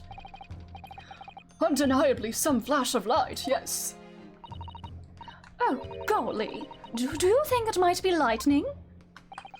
But it couldn't have been a finer day. I believe we may be looking at fire! A bolt of fire headed straight for the balloon. Like an arrow. Ooh, an arrow? Even to my aging eyes, it would appear to be a flame of some sort. My word! Are you suggesting this flame struck the hydrogen gas that filled the balloon? Someone shot a flaming arrow? Objection. I heard the one eating corn. Yeah, that is a very little noise. That's absurd. The balloon would have been 60 feet above the ground at the time. No flame could possibly have reached such a height. Objection. Actually, it's my opinion. That particular piece of evidence found at the scene reveals how that is exactly what did happen.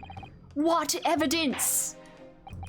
If such evidence exists, Council, then for goodness sake, present it, man. There we go. Take that! There we go.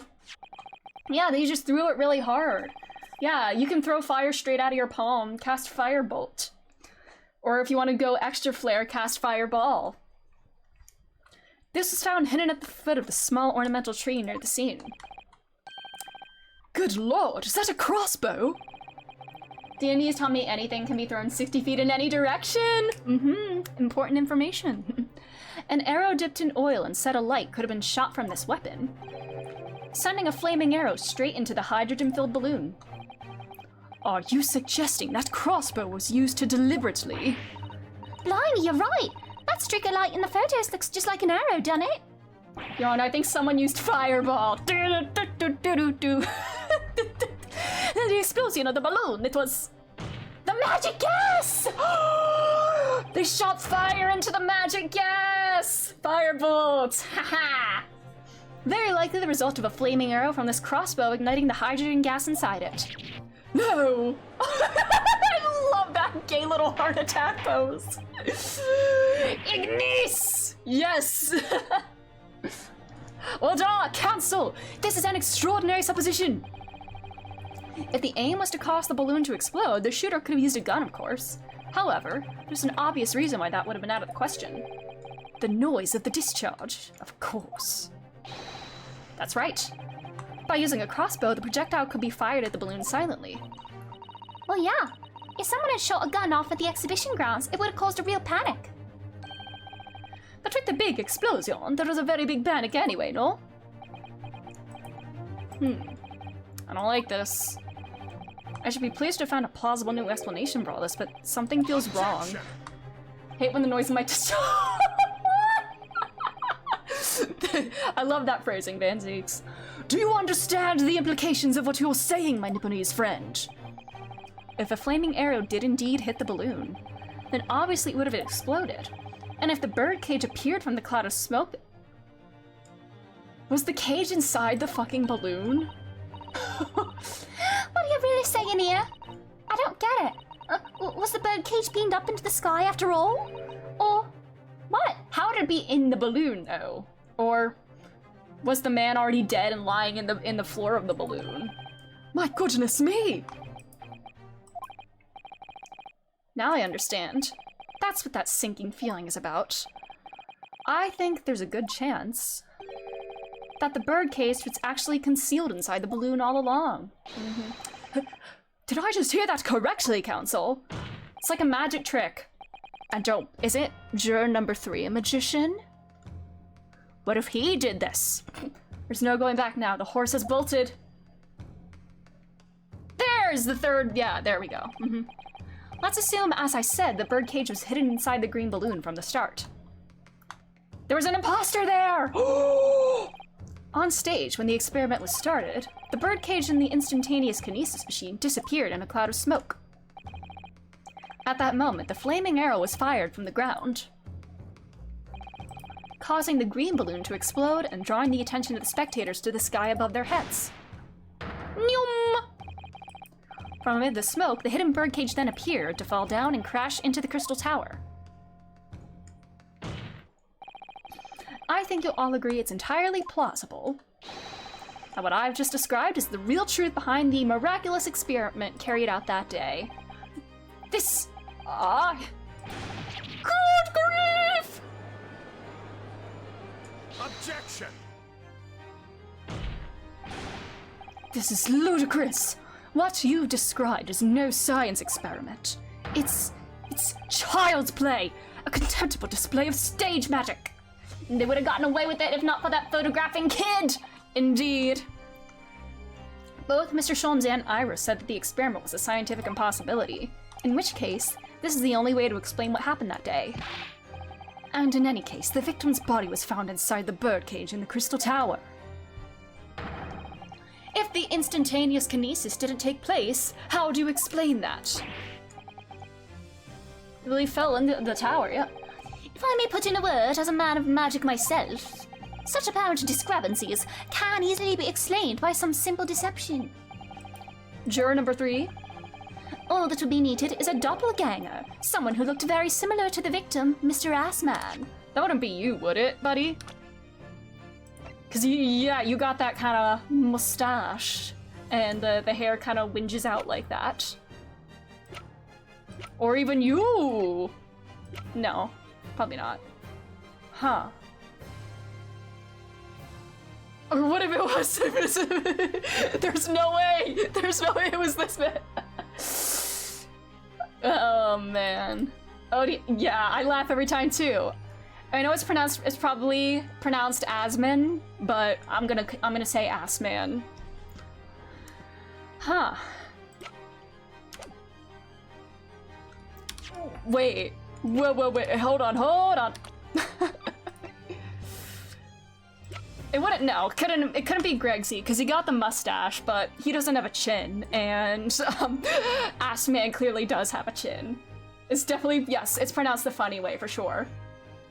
The financial backer! Oh, the Assman!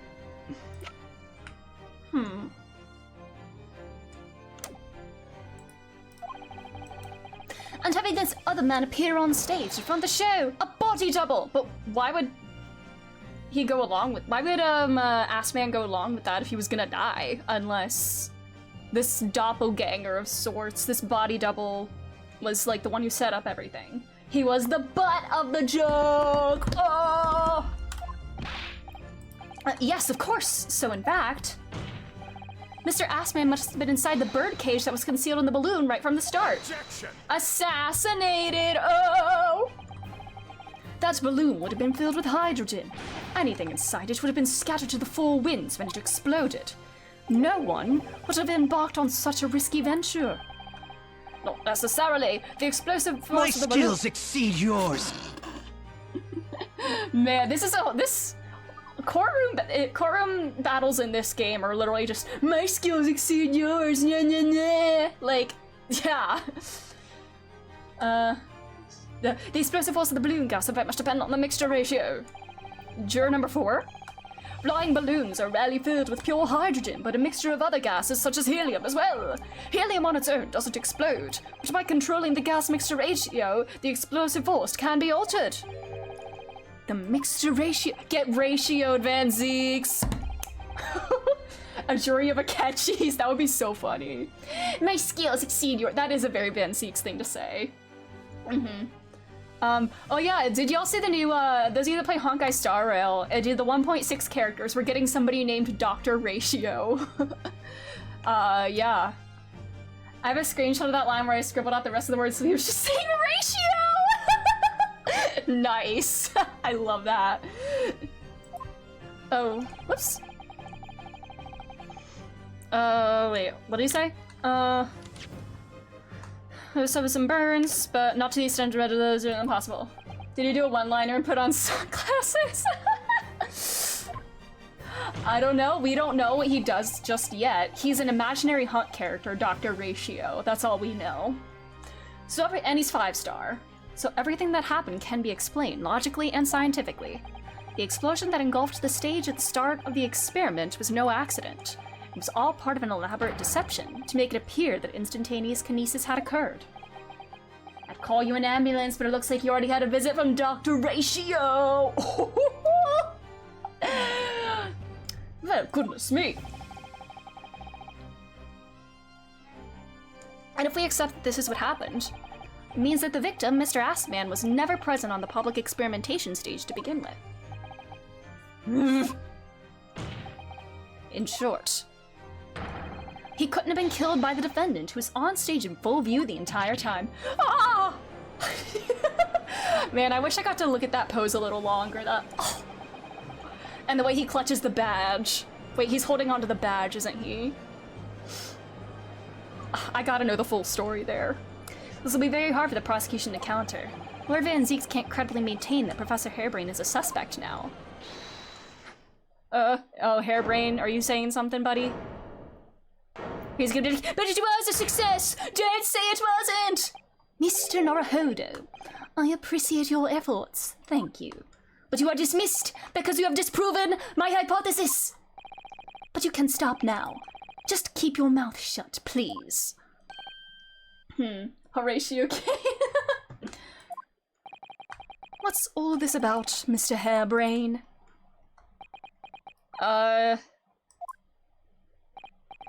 I, Albert Hairbrain, hereby confess that it was me who stabbed Mr. O.D. Assman. Yes, it was me with my faithful friend and partner, Andrew the Screwdriver. He has to be lying. He's literally...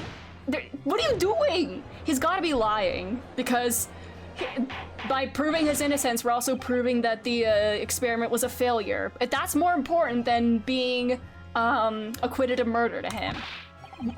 Defendant, explain this sudden confession. Professor Harebrain, what are you talking about? It's what I said all along. I must protect my hypothesis and my precious machine. You stand there and claim it was all a trick, all an elaborate prank, but where's your proof? No, you'd have to examine the machine if you wanted to prove it, but then it would all be over. Your Honor, please ignore my client's confession. Yeah, he's not thinking properly, buddy. My beautiful hypothesis would be laid bare. I mean the indignity of it. It's clear that you drew the plans for the experiment, but you didn't actually build it.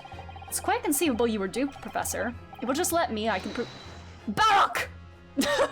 She's like, help me, babe! I'll cooperate. I'll do whatever you say. I swear it. So please. Ensure the Special Dispensation for Scientific Equipment Act is adhered to and protect my creation. My god, what a loser. I played not guilty by way of mental illness or deficit. Yeah. There's his wine. I was wondering when we were gonna get some wine in the court, because he has to have the wine glass to do the leg slam. Pray forgive the discourtesy of filling my hallowed chalice at this critical juncture.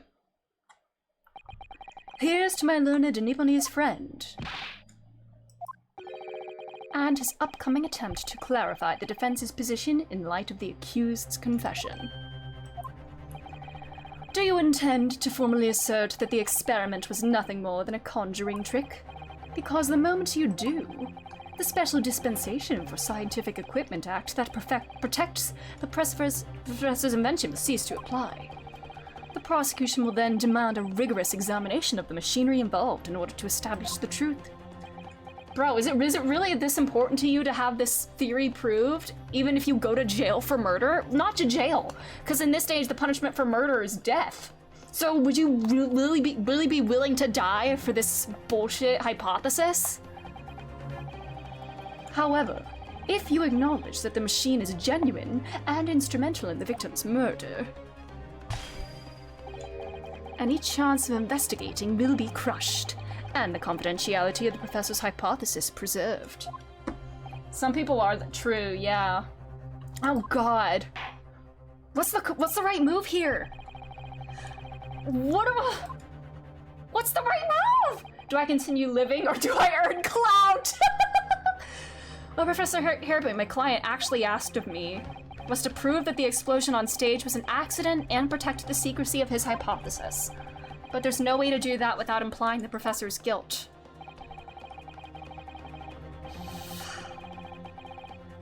Ah! Come on, Kazuma, give me strength. Either way, I can't avoid betraying his trust. God damn it. You've been silent long enough. Isn't talking your trade, my learned friend? Or has all knowledge of English escaped your confused Nipponese— Bro.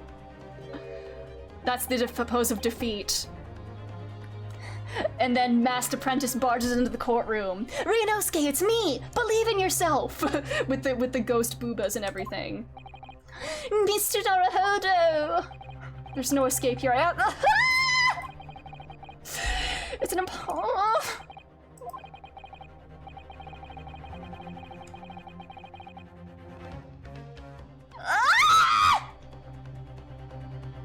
Are you fucking... Oh my god!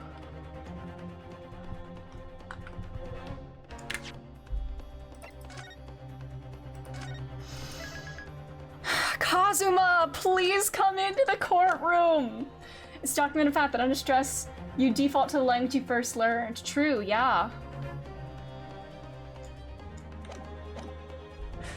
Fucking hell! Ah!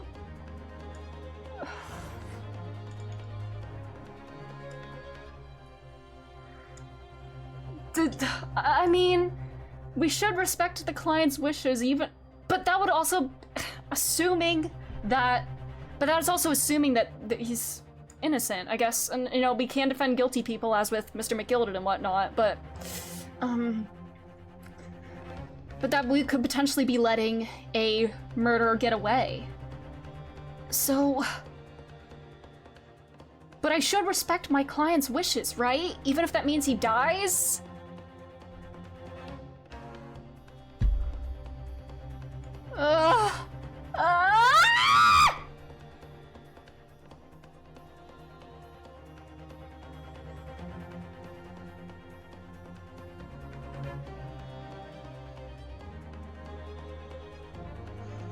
I feel like Sholmes would laugh at me if I say proper scientific invention, but he's not here. Oh, fucking hell. I don't know what to do.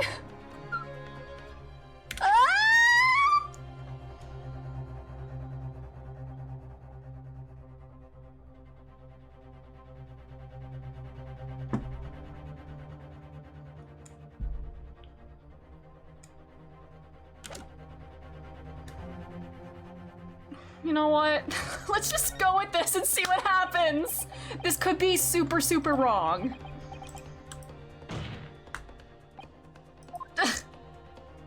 I have to pick the other one, don't I?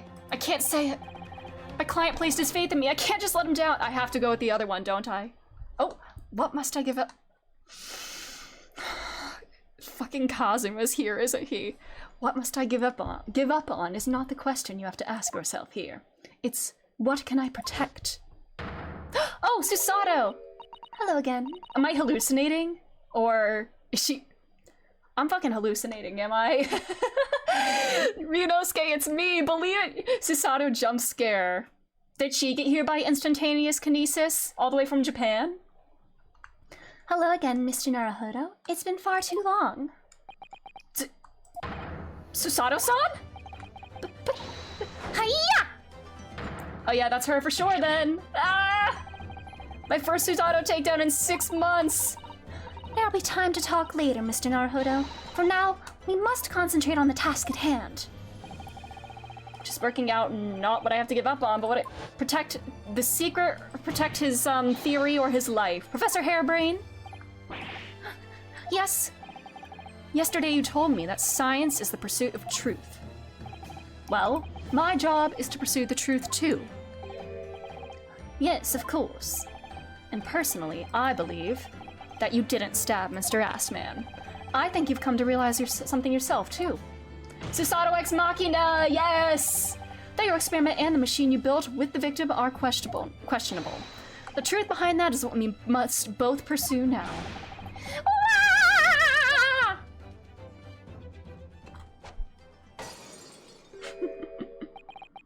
So, you finally opened your eyes. What? And as for you, Albert. Ooh, Albert. You can't ignore this any longer. Having heard my learned friend's assertion, don't you have something to... Oh, what do you know? What did he tell you? Huh? Huh? Baroque. Lord Van Zeeks? You starting to... Gosh, I've never heard him speak. Was he speaking like very like soft and like not like aggressive? Like, yeah. I personally forgot from X rather than X in the Machine. Makes sense, yeah. Hello, Dragon Rose. How are you doing? Thanks for being here. I've never heard him speak that way before. I never thought that he could care about anybody before.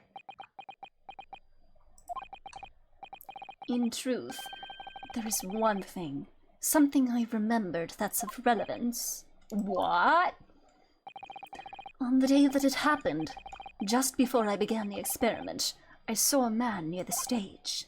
A man holding that crossbow. I beg your pardon! Susato is the god who emerged from the machine! Professor! Didn't... If he says he was wearing a fucking mask, I am going to be so upset. Tall. Taller than me. And thin. Thinner than me. With straight hair. Okay, straight and white. Okay. Let me see. One less lens. A monocle. A rather stylish black monocle. Wait, what?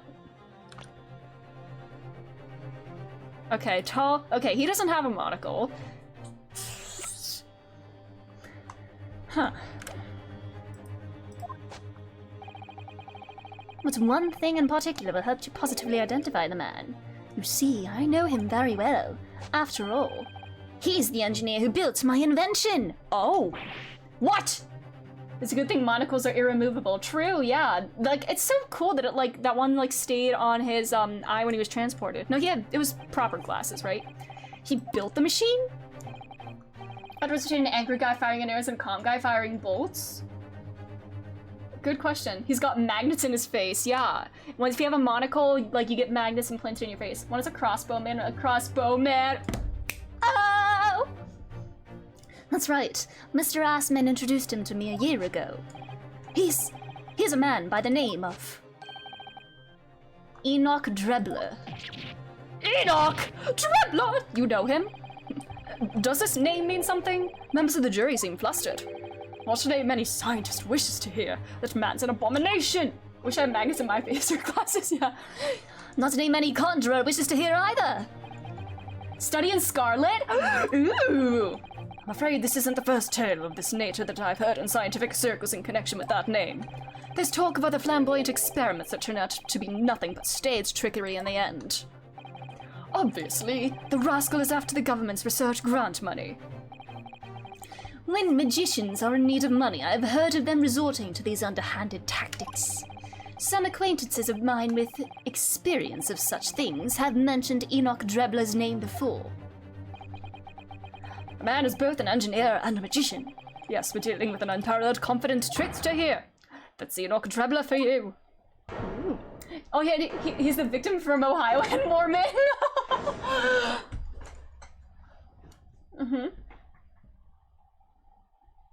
Bro keeps shuffling his cards.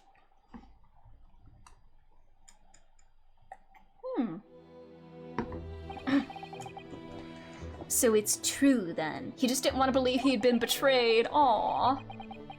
My invention, my great machine. It was just a grand illusion. At least it was an illusion, not a trick, Michael. Considering what we just heard about Mr. Drebler's character. I'm sorry to say that sounds increasingly likely. Even though no one else believed it, I wanted to. I wanted to believe that machine would function exactly as my hypothesis predicted. Which is why you were so opposed to it being investigated, I presume. You done that card shuffling thing? I always wanted to learn how to proper... There's no Drebber, it's no L. Oh my god, have I been misreading that? Wow, Drebber. I can't believe that, Drebber. Wow. Hi, visitor, how are you? Wow. I misread a word one time and then it's just stuck in my brain. Enoch Drebber. I knew that if the machine was examined in detail, its construction would give away my hypothesis. The extra L is for my pronunciation. Yeah, I took an extra L there. Obviously, I didn't want that to happen, but at the same time, I knew that if it was found out to be nothing more than a trick, than a work of deception, then everything I'd worked towards, all my research, all my dreams, my whole life would be over. Aww. I was terrified at the prospect. So you really had no idea then, did you? Just toss a couple of cards at a time from one hand to another so I didn't drop them, but sometimes shuffling cards is quite fascinating. Or not fast, satisfying. Like the texture and the sensation and everything. I want to learn how to do it properly, but I can't. About the true nature of the machine that was built. And the true nature of Mr. Drebber. I never questioned anything. I didn't want to question it. It's entirely possible that Mr. Assman and Mr. Drebber were working together to use you as a means of fraudulently acquiring the research grant money. So is it possible that the Assman faked his death? But they found the body. But then he killed Assman so he could take all the money for himself! When I announced my invention to the crowds that day, it was the finest moment of my career. Yeah, it's gonna... There's nothing to... Yeah. Yeah, practice. Practice makes perfect, or not perfect, but yeah. I pulled all the levers and turned all the dials in exactly the way Drebber had described. When the smoke suddenly started billowing out, I panicked. I didn't know what was happening.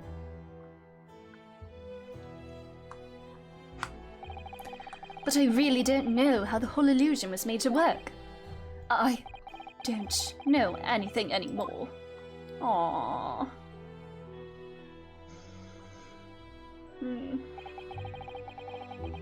Why is my frame rate dying? Every time I glance over at my OBS, I see my frame rate drops. I'm so sorry if stream gets like laggy at certain points. I need a proper computer for real. Let me confirm one final point with you, I Professor. did it. Yeah, I'm gonna hit my computer because I need it to start working better. It literally only just started doing this. That started like spiking, or like the CPU usage just started spiking with this. Do you now consent to the prosecution submitting the necessary paperwork? To release your invention from the protection afforded by the Special Dispensation for Scientific Equipment Act? Yes, please, go ahead. I'm very sorry.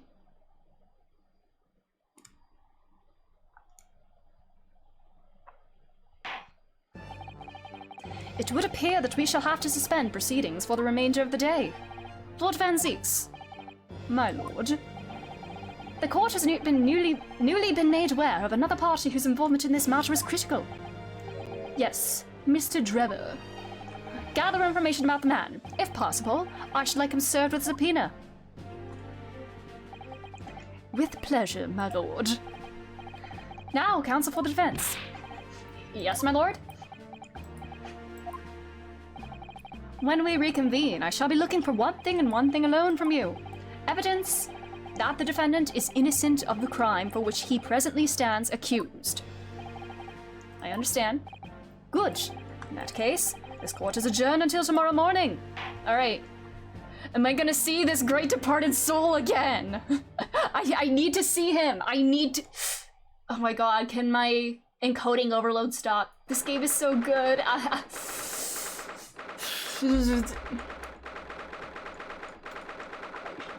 I would like to go up against Masked Man in court. And I'd also like to kiss him.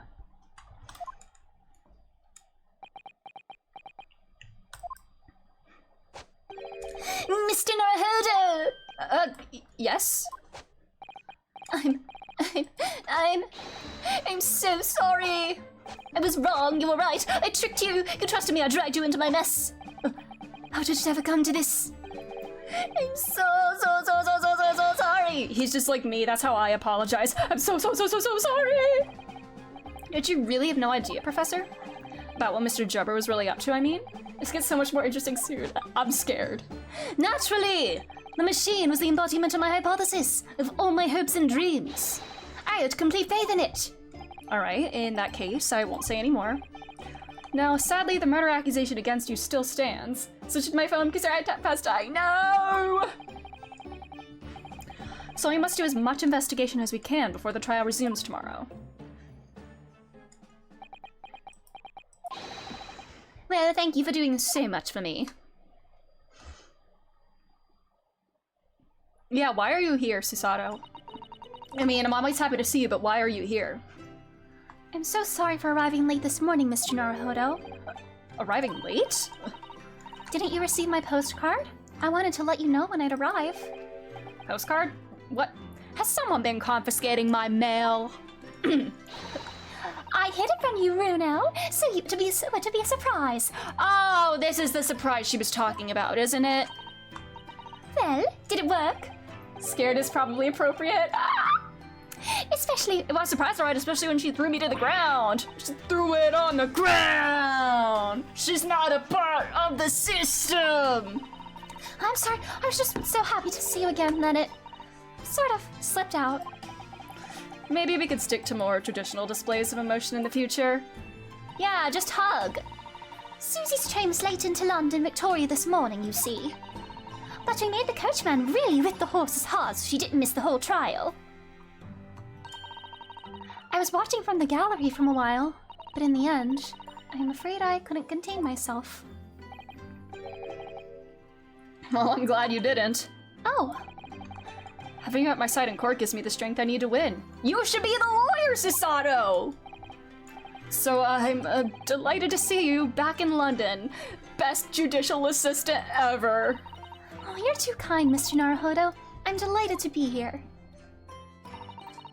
I hope I can continue to be of service to you. Of course. So, what's brought you back? Did Professor Mikotoba not protest? Let's save all that conversation for when we're back at home, shall we? You know, I've made one of my most special blends ever for this special occasion. Oh, Iris, how wonderful! I can't wait. Is Sholmes gonna be here? Home? Yeah, this is our home! It's their home! It's just their home! Susato-sama's back in London. It's hard to describe how happy that made me feel at the time, but despite my elation, our tale is about to... I think it has to do with the return of a great departed soul.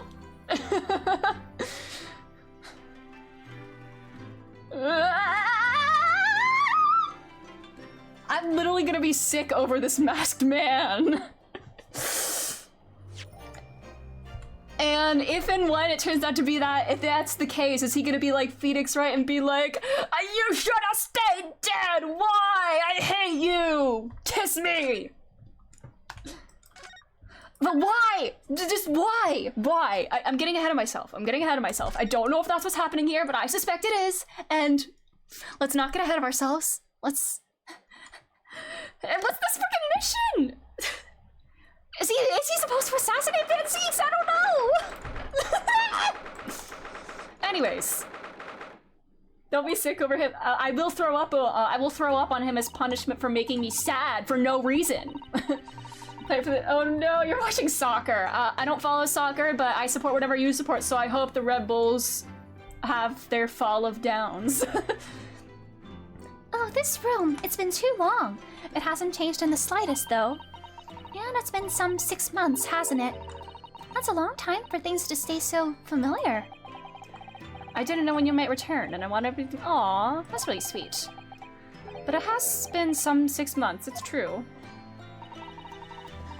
So is your father alright, Susie? What happened? My father? Yes, Professor Mikotoba. I mean, it was half a year ago, but that's why you went back to Japan. Because of the telegram you received saying he'd fallen ill with a very high fever for some unknown reason. That's right. So I was surprised to learn he'd be coming back. Back so soon. Surprised, but happy. Mm-hmm. I think I wrote about it in my letter to you, that it was all a trick. My father's in fine health, and I'm obviously very relieved about that. Well, we're all delighted to have you back. It was quite by accident that I've been able to return to Europe, actually. It's because of a very grand conference called the International Forensic Science Symposium. The International Forensic? Mm-hmm, the same one Lord Strongheart mentioned. Interesting.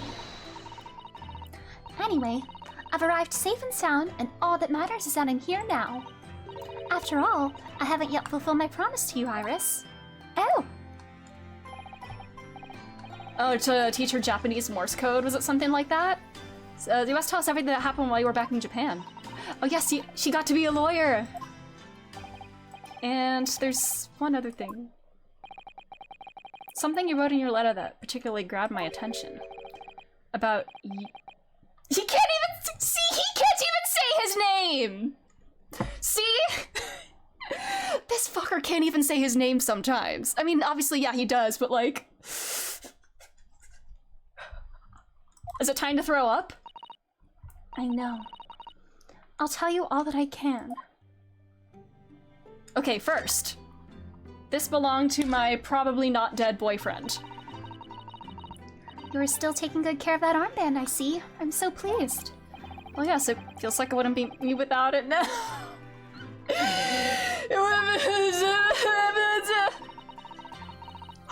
Oh no, you gotta fix it. You gotta sew it up. I'd only be too happy to mend it for you, Miss. Yes, it's his most prized possession next to the sword. Must have scraped it against something again. I'm always doing, because he wears it all the time. Even in this outfit, even if he's not wearing in this outfit, he's still feeling for it. And take better care of it, please. It was all going so well until I ruined it. We don't have any soap to show her, right? No more soap eating. All right. Okay, I gotta be patient. I gotta go down the line.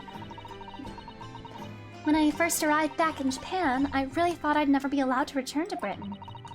But curiously, after that awful trial at the Supreme Court, Father's mood changed entirely. Oh yes. For the murder of Giselle Brett. Ooh, you dressed as a madman, didn't you, Susie? Mm-hmm. And your best friend had a whole gay panic over it. Oh, well, yes, since women are forbidden in the courtroom, I had no choice. Wow, amazing! I wish I'd seen it, don't you, Bruno? I suppose so. I would have been cheering you on so much. I want to play being a lawyer now. I can wear a false mustache, maybe. I don't think any mustache could hide the fact that you're just 10 years old, Iris. Didn't, like, Franziska von Karma start, like, training in the law when she was, like, 13 or something like that? So, and Iris is clearly as smart as that, so, yeah. There's something else I've been wanting to ask you, Mrs. Sato. It's about the real reason why Professor Mikotoba summoned you back to Japan. You said in your letter it was something to do with the convict's loot that we found in Mr. Natsume's lodgings. The Baskerville collar. That's right. The very large dog collar. The collar that belongs to the Hound of the Baskervilles. Mm-hmm. It seems Mr. Natsume included a drawing of the collar in the report he submitted about his time in Great Britain. I understand that when Father saw the report, he turned as white as a sheet. Was he involved in this case somehow? Father came to Britain himself, of course, to study. It was some time ago now, but he stayed for 6 years. Does that mean if he was involved in the Baskerville case or whatever, does that mean he met Sholmes? Is he another one of Sholmes' ex? Another one of Sholmes' exes? I can only imagine that something must have happened during that time. There are mention of the Baskervilles? Oh no, I'm scared. But if he refuses to tell me what it was, then I intend to find the answers for myself. And I've decided that I, for one, won't keep any more secrets. Oh, Susie! That's a very meaningful look Susato-san's giving Iris there. Her luck, Sholmes, it girl of London, so true! Yeah, she's about to learn that Sholmes banged her dad. Lord Strongheart mentioned something about that symposium too. I think he said that investigative authorities from 40 different countries would attend. Yes, and from Japan. My father and Judge Chigoku have been invited. Judge name! Rawr. Rawr! It's something of an honor, I believe. Well, Professor Mikotoba is the leading expert in forensic medicine in our country, after all. But who's the other person? Oh yeah, the judge has a name! The judge has a name! Did you know that? His name isn't just Judge. Yes, His Excellency, Judge Seishiro Jigoku. You've met him, Mr. Naruhodo. King Himbo. I think he's too smart to be a himbo. He acts goofy, but like he's big-brained. Last year in the Supreme Court, you can't possibly have forgotten. I mean, we only ever called him Judge. It feels so weird seeing him without the badge now. It really does. The terrible trial of yours when you were accused of murder. And then you had somebody is he though? I mean, he does make small brain decisions like eating soap because he thinks it can clean his gut, so who's to say? He's an enigma. I try to think of that as a positive turning point in my life these days. Are you gonna show me the boy standing next to you? Well, it was Judge Jigoku who presided over that trial. So he's here! Are we gonna see more standing judge? If I'm perfectly honest, I'd be happy never to see that man's face again in my life. Oh, well, anyway, as Father was invited to the symposium, he agreed to me returning to Britain too. Lawyers can eat glass, Sholmes can eat soap. Agreed, yeah. Mm-hmm. He won't actually arrive until next month, but, well, I couldn't wait. So I pleaded with him, and in the end, he agreed to me going on ahead. Yes, about the symposium. So you just came back by yourself? Okay. Seems so Lord Strongheart has put in an awful lot of work to make it happen. It's obviously very important. I believe it is, yes. As I understand it, Lord Strongheart organized the entire event himself. I think he's hoping that by achieving exceptional results, he'll get the job of Attorney General. The most senior position in the British justice system. He's hoping to use his power to create the world's finest policing institution. Oh, surely nothing will go wrong with that.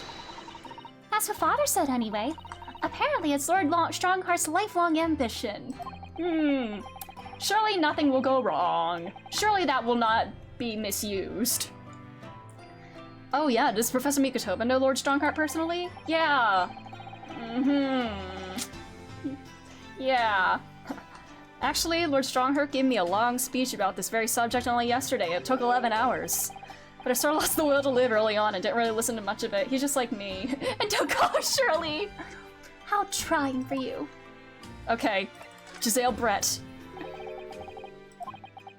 The woman whose unforgivable actions ended in me being wrongly accused of a crime I didn't commit. The murder of Dr. John H. Wilson. Hurley over Shirley, agreed. Yes, Giselle Brett. That's a name I won't forget for as long as I live. The extraordinary thing is, though, it seems it's a name we should all forget. Sorry? Since the incident, our government's intelligence services have been investigating Miss Brett. But it turns out that an Englishwoman by the name of Giselle Brett didn't actually exist. A pseudonym. Ooh. Yes, Miss Sherry? Oh my god, is it Sherry? Oh my god. That's another...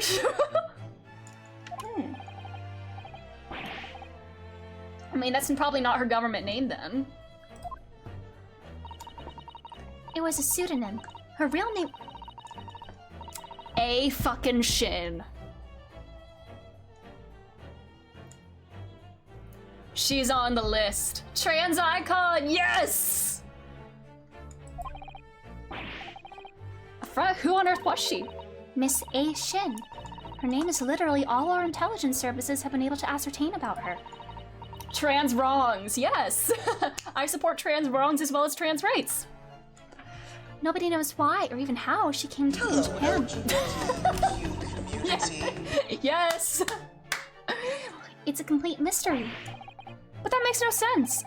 It's no easy. So the list was Kazuma A. Shin, who is, is her now, Tobias Gregson, and John Wilson. I believe the fourth name was. It was John Wilson, right? But interesting. What could the woman have been up to? I'm afraid I really don't know. The only thing we can be sure of is that she had some business in our country that we don't yet understand. Was she colluding with the people on that list somehow? It was John Wilson, okay. Are the four of them in cahoots somehow? And now she's been killed. Well, all the questions surrounding her existence remain unanswered. I'm afraid so. A. Shin. You know that name. Literally went to Japan with the name A. Shin. Stop! Stop! Stop! I didn't even realize that, Cam. Oh my god.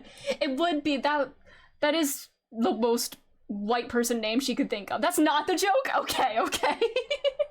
Yeah, okay.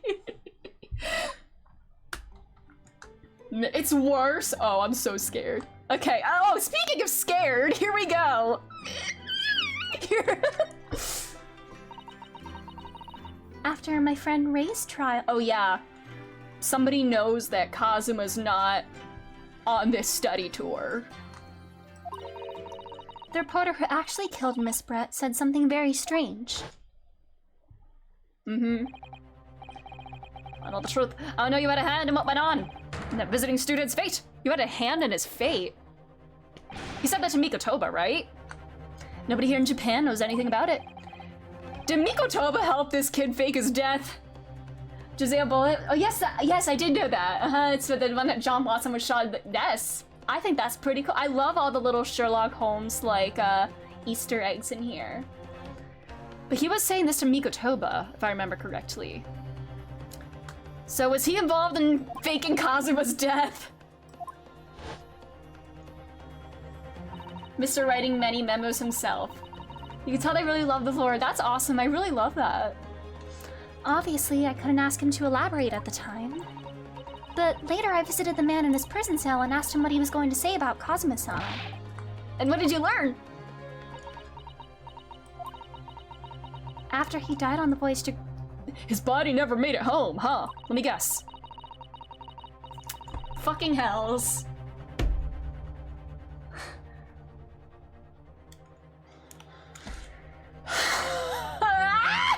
Shirota is a big Holmes fan. It's really fun. Oh my god, that's great. His body should have been unladen at the port of Hong Kong and passed into the care of the consulate staff there. But he never did because there was no body to transfer! Should have been? Well, it turns out that his body never arrived. It just disappeared. Because it got up and started walking around! You saw him yesterday! They dumped him in the ocean. Stop. He's sleeping with the fishes now. Our government tried to cover up the fact, it seems. I'd hit it.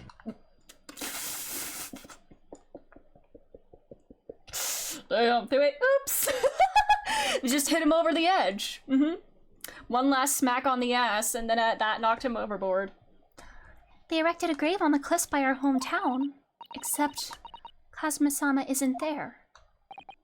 Said, well, there's other defense attorneys, true. They hit the brakes again, and he just slid off. He went like, ooh, whoops. Did Professor Mikotoba know about this? Yes, it would seem that he did. But he didn't tell me. They're still investigating what happened to Kazuma-sama's body as we speak. There's no way to make the instance of I didn't look good, yeah. I just don't believe it. And what is this acute feeling of apprehension I have all of a sudden? Because of they put a weekend at Bernie's. Stop! Somebody is weekend at Bernie'sing him right now. Like, that's why he doesn't talk. He's just being puppeted around by, like, 3 kids in a trench coat. Man, that's so morbid to think about, actually. Thinking back now, some of the things that happened on the SS Burya were definitely strange. I mean... Yeah! Uh-huh. It's me, sorry! You're 3 kids in a trench coat? So, like, did he just get, like, knocked out? I know, he's so pretty, but what if he's not dead? He's just sleeping. What if he really is just sleeping? Yeah, why did they make him so pretty there? All the bats and Van Zeke's cellar are hiding in that cloak, yeah! Man. Necromancy makes it okay! Stop! And today in Baldur's Gate, I had to stop a little girl from performing necromancy to raise her dead brother.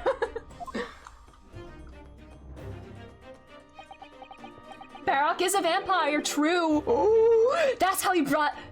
Kazuma died, and Van Zeeks brought him back as a vampire. He's like his little fledgling. Oh no! I'm sure Ryunosuke would let Kazuma bite him, of course. Could it be that he's actually... Stop him, Mr. Naruhodo! It's too much to... Lord, let him be delusional, except he's not actually delusional! He does need a cloak, true. Yeah, he can't be out in the sun! I'm sorry, I didn't mean to... Just thinking about the possibility pains me so very much. Because why would he do that? If he faked his death and then abandoned you two, what does that say? What's the meaning of that? Why would he do that? Are we gonna, once he reveals himself, are we gonna go through a breakup arc or divorce arc or whatever this is? Can we get a divorce selfie with one of Sholmes' cameras? Vampirism is not a deterrent. In fact, it can make things even better. It's crazy because it's like a direct study into grief and loss, and then it's thinking. Cast your mind back for a moment, Mr. Naruhodo. Because who actually found the body? Yeah, oh yeah, she did. When Kazuma-sama was discovered, Mr. Sholmes was there, wasn't he? Unless he was involved in the cover-up. Anime. Spelling emoji, this is so embarrassing. So much worse things about much more monsters than vampires. Emoji! Oh my god, is that the official name of the Amogus emoji? The emoji? And he definitely examined the body. I remember it clearly. You're right. So if Cosma hadn't actually been dead at all, it would mean that Mr. Sholmes had lied to us. Yeah. But there's no reason why he would possibly have done such a thing. Well, if you'll remember, his name was on a disc involving government secrets. So, there's some sort of international conspiracy going on. This Steepo. Uh-oh, typo in the Twitch chat. I suppose that's true, yes. Uh-oh, I'm so scared. The idea that he might still be alive somewhere wants to fill me with hope, but I can't let it. Because if it turned out not to be true... And if it is true, what does that say about him leaving us, though? Then I'll be back to the bottom of that awful pit of despair again. Oh, I'm terrified of what that might do to me. Oh. I know she's given the idea the thought it deserves. It's Susato-san we're talking about, after all. So I probably shouldn't push it now. Ah! Minor typo. Yes, minor spelling mistake. Now that I've started playing Final Fantasy XIV, I can laugh extra hard at the minor spelling mistake gif. That one means Sholmes lied too. Yeah, why? He's been lying to us this whole time. Like... I can't move. Is there anything? Okay. Anything else I need to show her? Anything? Oh, should we examine things? Yeah, I love the sprites in this game so much, and she just turned away. You have water gently boiling on the stove, I see. It feels wrong somehow if I can't hear the water bubbling away. And we have plenty of logs. It's not like we have to worry about paying for gas. It's important to open the window for fresh air when the fire's burning, though. You can't keep it closed just because it's cold outside. It could be a matter of life and death. Alright, she's back to parenting me already. Flooding the freezing winter is a matter of life and death too, if you ask me. Oh well. Perhaps a nice cup of tea will warm me up later. Ooh, is this a shovel or a spade? That spade's been in here since you first moved in, hasn't it? I'm sure I've told you before, Mr. Naruhodo. It's not a spade, it's a shovel. No, shovels are for digging. That's for scooping up loose material. It's a spade. No, spades are for digging. That's for scooping up loose material. It's a shovel. The Great Spade Shovel War rages on. Spade shovel moment. Oh, and there's a step ladder in the back. I have no idea which one of them is correct. Same. I honestly don't know the difference between a spade and a shovel. See, I've been keeping my desk beautifully covered in papers as always. It gives me the illusion of being busy. It's for digging up corpses to resurrect! Oh no! Yeah, which one would that be? Shovel then? You really must tidy it all up, Mr. Naruhodo. No more excuses. But Mrs. Sato, the way I see it, all these papers building up on my desk like this are a reminder of my wonderfully diverse daily life. I like to leave them as they are so I never forget how lucky I am to have such varied experiences. In that case, you should definitely have a thorough tidy. Then you'll be able to see your papers building up all over again and feel that joy renewed. Spades are for digging. Okay. Still can't beat her in an argument even though I'm the lawyer. She's the lawyer! She's the real lawyer! She should be a lawyer. Well, you're a real lawyer too, Naruhodo, Ryunosuke. I'm so looking forward to making you some tea again, Mr. Naruhodo. Which you'd think I wouldn't like, given that I'm not keen on bitter flavors, but it's Susato-san's tea. And it's amazing what a little cake or something on the side can do. I would dearly love to serve you some sort of Japanese sweet alongside your matcha green tea. It must be a spade because I'm Susato. Yeah, she is 16 though, yeah, that's yeah. She is 16. But I suppose it's simply not possible given how long you've been staying here in London. Well, I do like the little chocolate. Yeah, well, she's... And at this point, she is 16, so yeah. Oh, Mr. Naruhodo, you would, wouldn't you? That gives me a warm glow inside for some reason.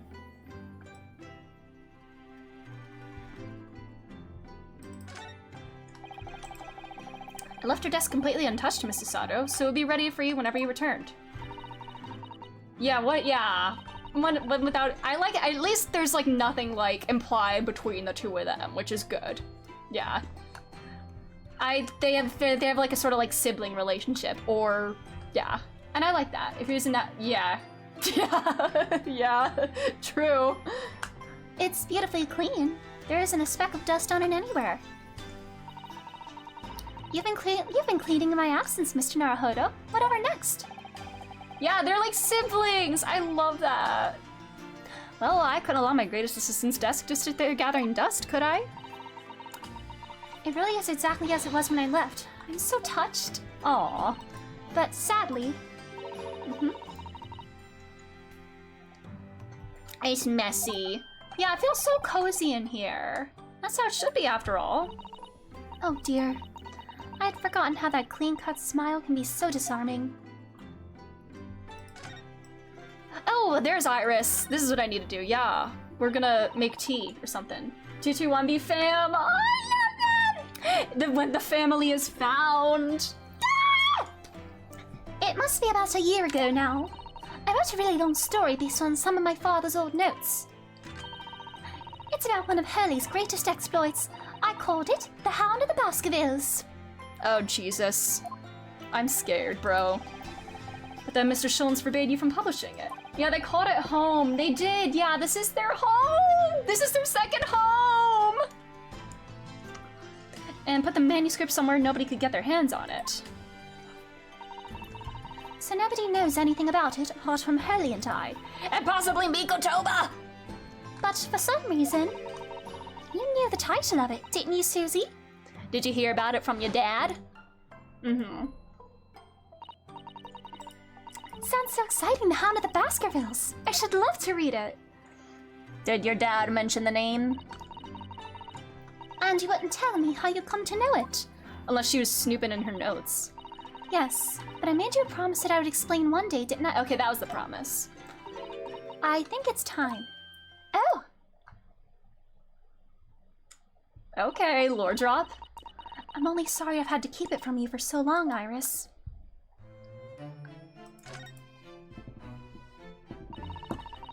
It was completely by accident that I came to know the title of your manuscript, Iris. It was a short while before we left Japan. I was cleaning Father's study and I saw something on his writing desk. A large box of papers. There was a label affixed to the box that was written in English. It read, The Hound of the Baskervilles. What? My Baskerville story? Of course, I had no idea what it was at the time. But Father came in and... Susato, what are you doing? Hey. Oh, Father? Did you look at those papers? No, I simply read the label, that's all. Hi, beautiful. Man, I love a beautiful man. No, he is gorgeous. Say it. Well, put it out of your mind. Sorry? Forget that you... Rawr, Mr. Makatoba. Forget that you ever saw it, and certainly don't tell anybody else about this. Do you understand?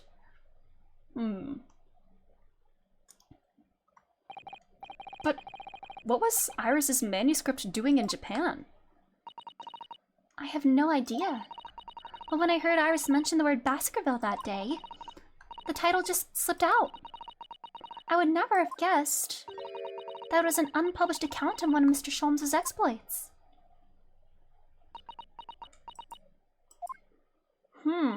So Sholmes said that he pawned it, and then somehow it ended up in Japan. And then we found it in the pawn shop then, but...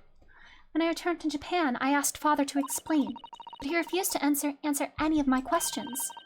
And there was no sign of the big box in his office.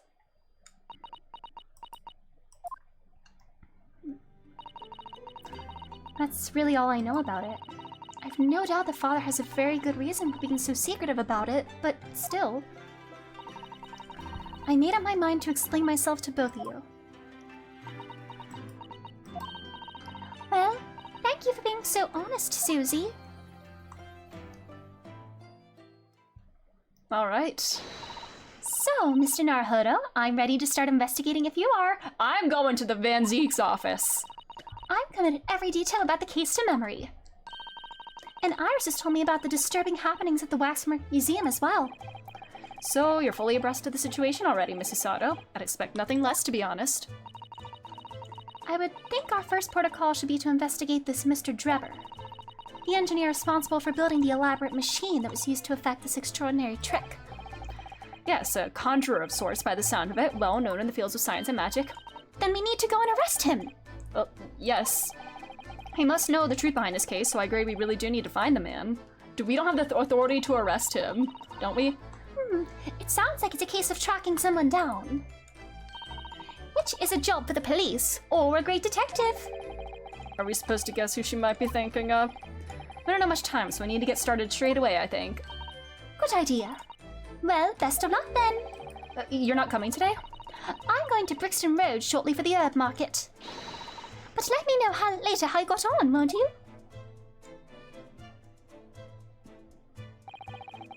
That was a little abrupt. The pull of the herb market must be strong. Tea time. 50-50 chance Sean's contracted. Oh my god. Alright. Just as it was when we left. Do we want to go there, or... Ah! I can't! I can't go here! You're joking! This is the one place I can't go! Oh, that's certainly not suspicious. Alrighty.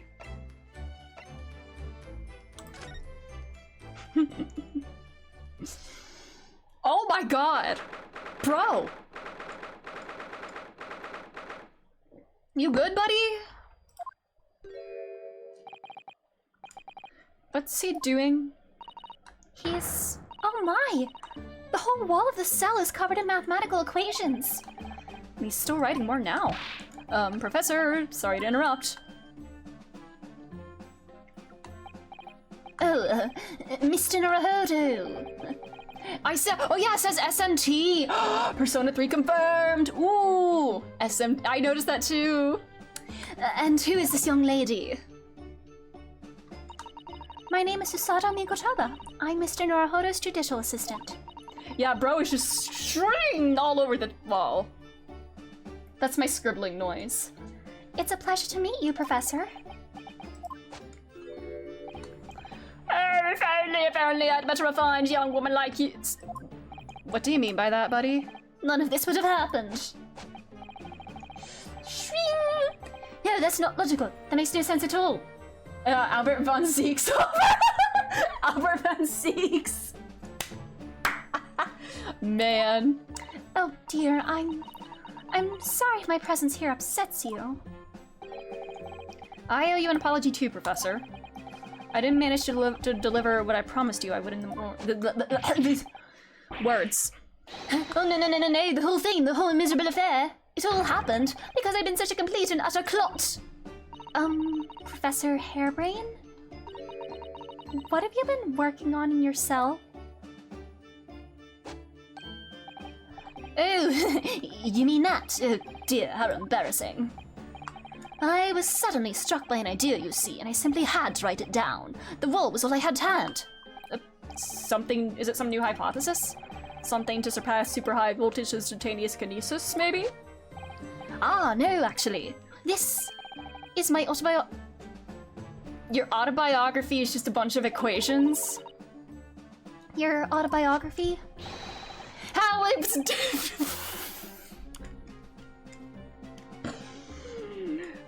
We are not taking that out of context. We are not taking this title out of context. Gonna shoot located. How I Was Diddled and Fiddled by Albert Hairbrain by Baruch Van Zieks. Anyway.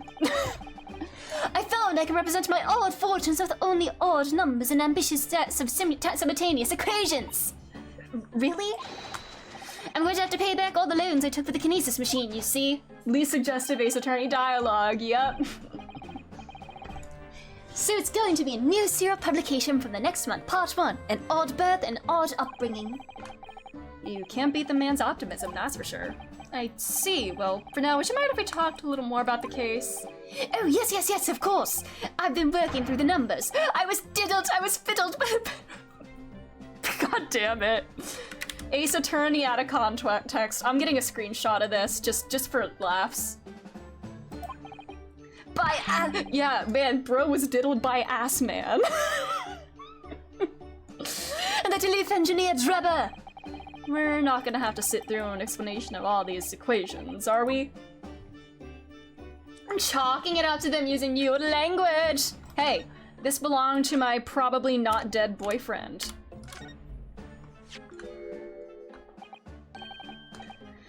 Oh yeah, is this, yeah, this is the same dialogue as before.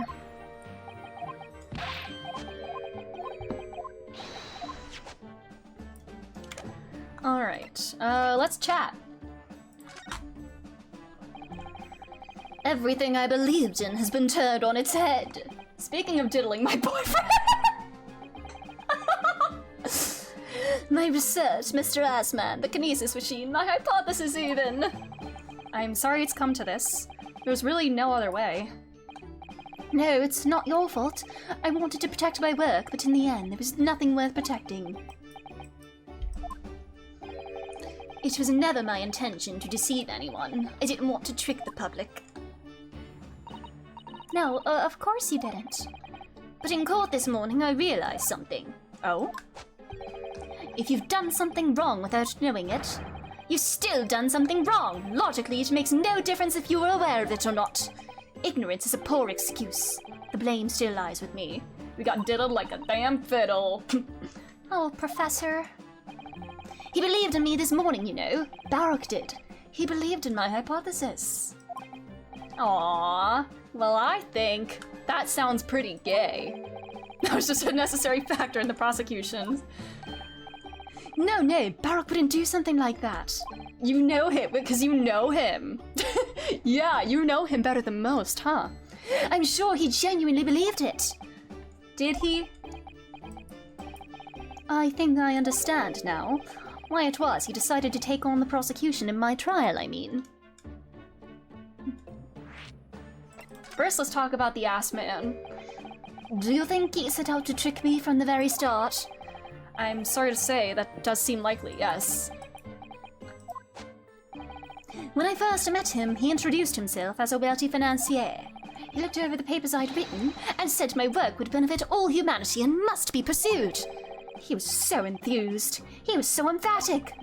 But in reality, he was the mastermind of some vast criminal network, it seems. I still can't believe it. As the machine was essentially a set decoration for some stage magic, it probably didn't require a large amount of investment, actually. But the skill of it, it wasn't just some small trick. It was a very elaborate feat of deception. All young scientists are full of hope about their burgeoning ideas, full of zeal. But none of us have any money! We want to do research, but we can't afford it. Many of us take on barely legal part-time work to try to earn just a few measly pennies to carry on. To go through all of that, only to be taken for a complete fool. It's all too rotten to believe. It is, I agree. And that's why we have to find those responsible and bring them to justice. Joker detected. Mr. Assman is no more, of course, which leaves only the engineer. Mr. Enoch Drever.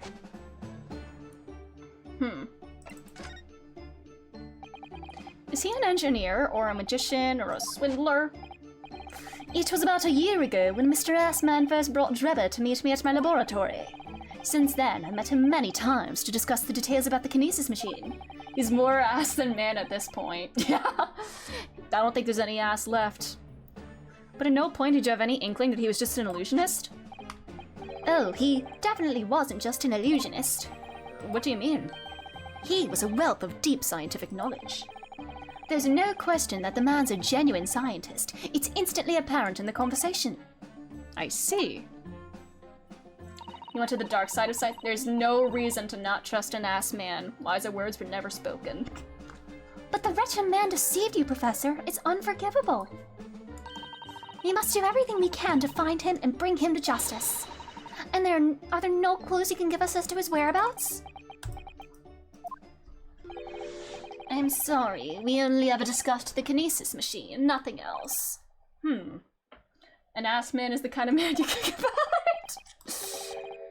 Although, just once, I did visit his workshop. What workshop? Dreb's enormous fabrication laboratory, where he constructed my great machine. Why didn't you mention this before, bestie? Enoch Drebber's workshop. There's every chance we might find the man there. Okay, first, let's talk Van Zeeks. After the terrible accident happened, nobody would believe my hypothesis anymore. Not the police. I feel like this is not the music that's intended to play when you play this dialogue, but whatever. Not the police, not the prosecution service, not any lawyers even. I feel like I dealt some kind of finishing blow there. So if any other prosecutor had taken the case, if it was anyone other than Baruch, I'm sure the prosecution would have declared my hypothesis a complete and utter nonsense. And in that case, you would have been declared a fraud yourself, Professor. Exactly, which would have been a fate worse than death for me. But Baruch insisted that I was a proper man of science from start to finish. You think that's why he... I know him very well indeed. He's an extremely kind-hearted soul. Aw, maybe he just loves you. You're special to him.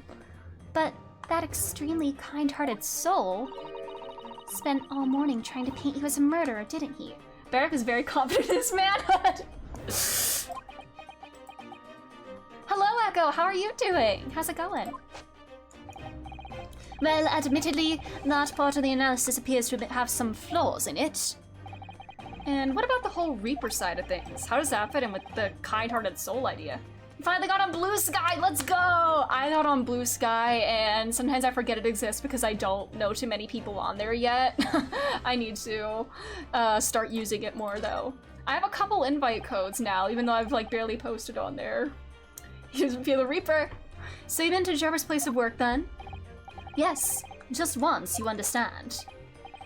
It was an enormous place. Plenty of room to construct the kinesis machine, you see. Where can we find it? We have to go there once. There's a good chance we'll find Drebber there. I technically have a Blue Sky, but I'm lazy, so I'm staying on Twitter until it literally burns down. I feel that. Plus, that's where most people are and everything, and yeah. Penny gave me a code. Yes, oh my god, Penny's amazing. Well, yes, definitely. I'm sure you're not going to want to hear this. But I have absolutely no idea where the workshop is at all. I'm so sorry. I was more than half expecting that. You see, I was blindfolded in a carriage the entire way there. He blindfolded you? He wasn't taking any chances then. The place was incredible, the pinnacle of modern engineering. Probably just post random pictures from games I play. Yeah, I should probably do that just to like get started and everything. Even the oil he used was the very best. A special French machine oil that's impossible to obtain in Britain.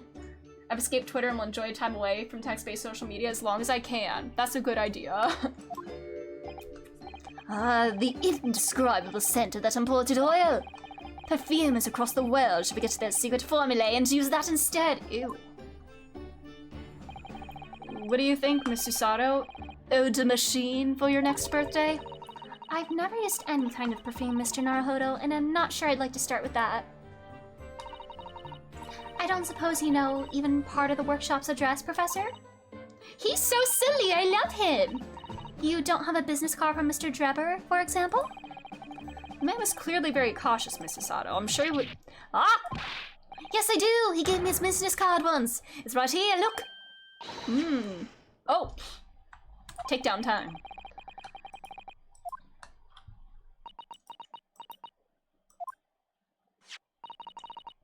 Enoch Drebber, engineer. I'm afraid that's all it says. There's no address. I feel like she... I might actually platinum the P3P port. I might do that too. I mean, I say that as somebody who hasn't even finished P3P or at all. I played like 3 hours of it. I need to get back to platinuming for Golden. I need to get back to that. But right now I'm trying to finish some of the games that I currently have in progress before starting any new ones, because right now I have in progress my off-stream games that I have on are Baldur's Gate 3, Paper Mario Thousand Year Door, Elden Ring, Super Mario Wonder, And then I have a main quest in Final Fantasy XIV, which I have not touched in like a month. Still, this could be useful. Alright, is that all? Alrighty. Let's inspect this. Imagine beating games, yeah. Could not be me. Eadreba.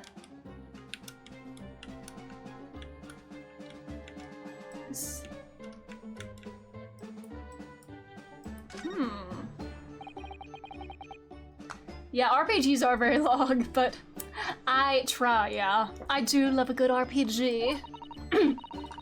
I think perhaps it's machine oil. Yes, possibly. Professor Harebrained mentioned something about the oil Mr. Jeffrey uses, didn't he? He said it was specially imported, very high-quality oil that's impossible to obtain in Britain.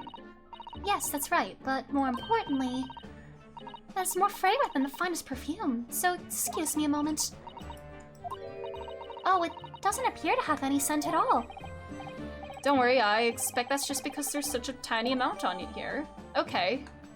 Alrighty.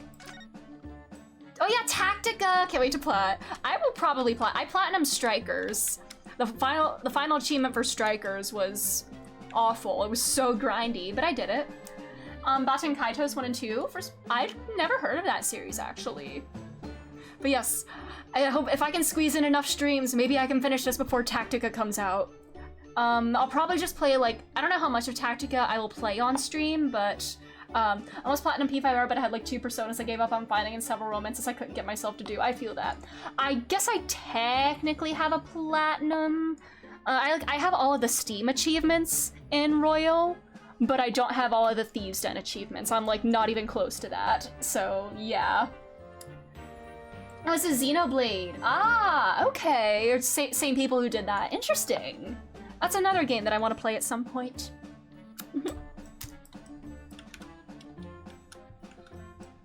Alrighty.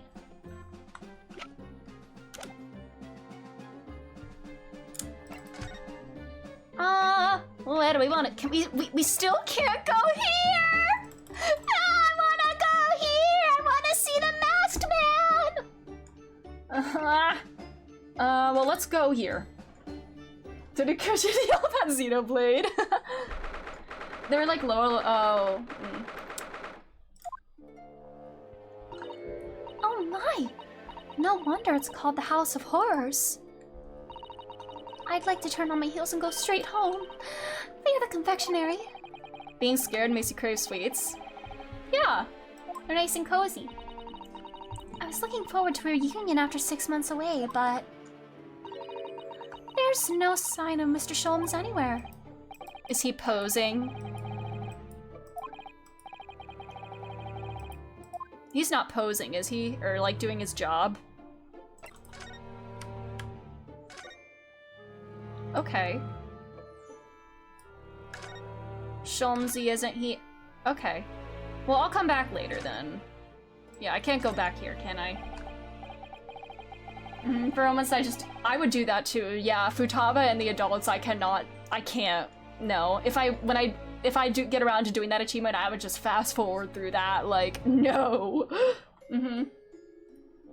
You do need to complete rank 10. But the heavy curtains in the middle of the House of Horrors, whatever's on the other side of them, you just know it's gonna be terrifying. Don't you? Save scum. Yeah, save scumming for achievements is totally valid. And I've given up on denying that I'm a save scummer with Baldur's Gate.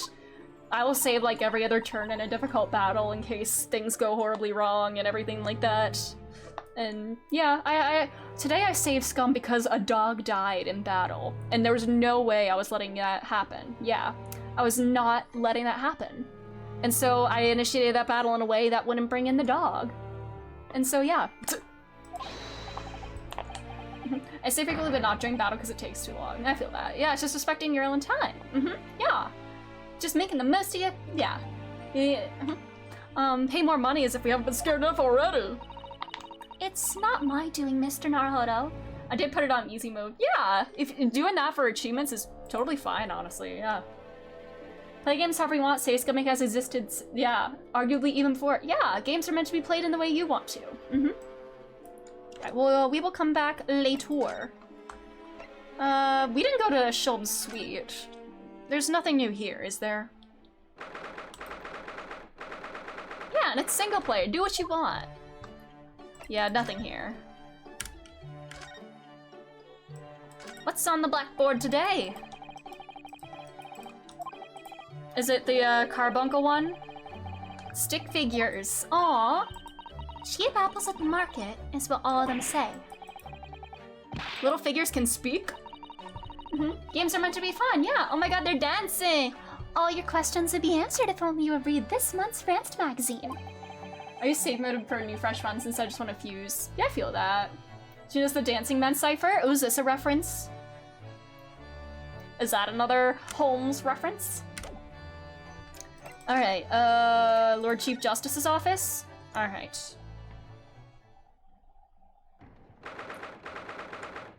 This is Enoch Drebber, isn't it? White hair, pinned up like that.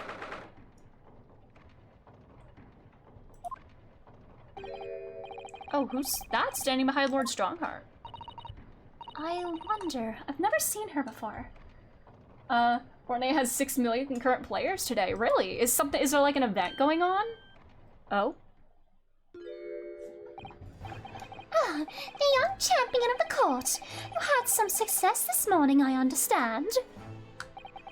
And you've thrown the entire government into disarray as a result. What?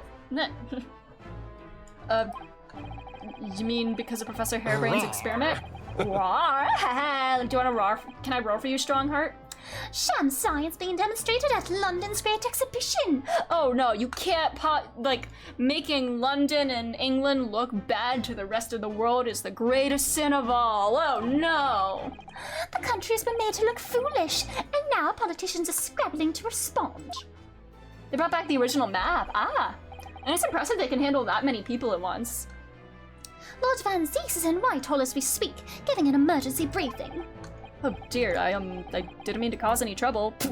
Yeah, finally got back into court and, once again, causing national, issues. None of this is your responsibility. The government is entirely to blame for having been taken in. Yeah, like 100k viewers or something? Really? Wow. The special dispensation that prevents investigation at the scene will be annulled later today. Once that happens, my forensic investigation team will move in and deal with that scrap metal in no time. Scrap metal now, is it? Isn't it made of wood? Until later then, Lord Strongheart. Yes, thank you. Tall, thin, white hair. That sounds like Enoch.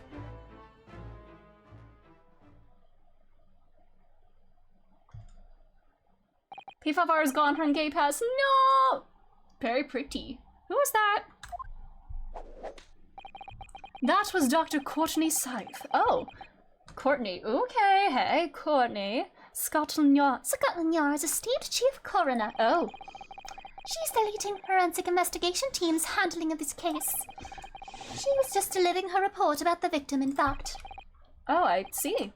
About Mr. Assman. Following the outcome of the trial earlier, I asked the coroner's office to reevaluate its findings. Need her? You know what? I get it. I don't have time to tell you what she concluded. If you want to know, you'll have to ask her directly. You can find her in the forensics laboratory. Alright. Now, what were you here to see me about?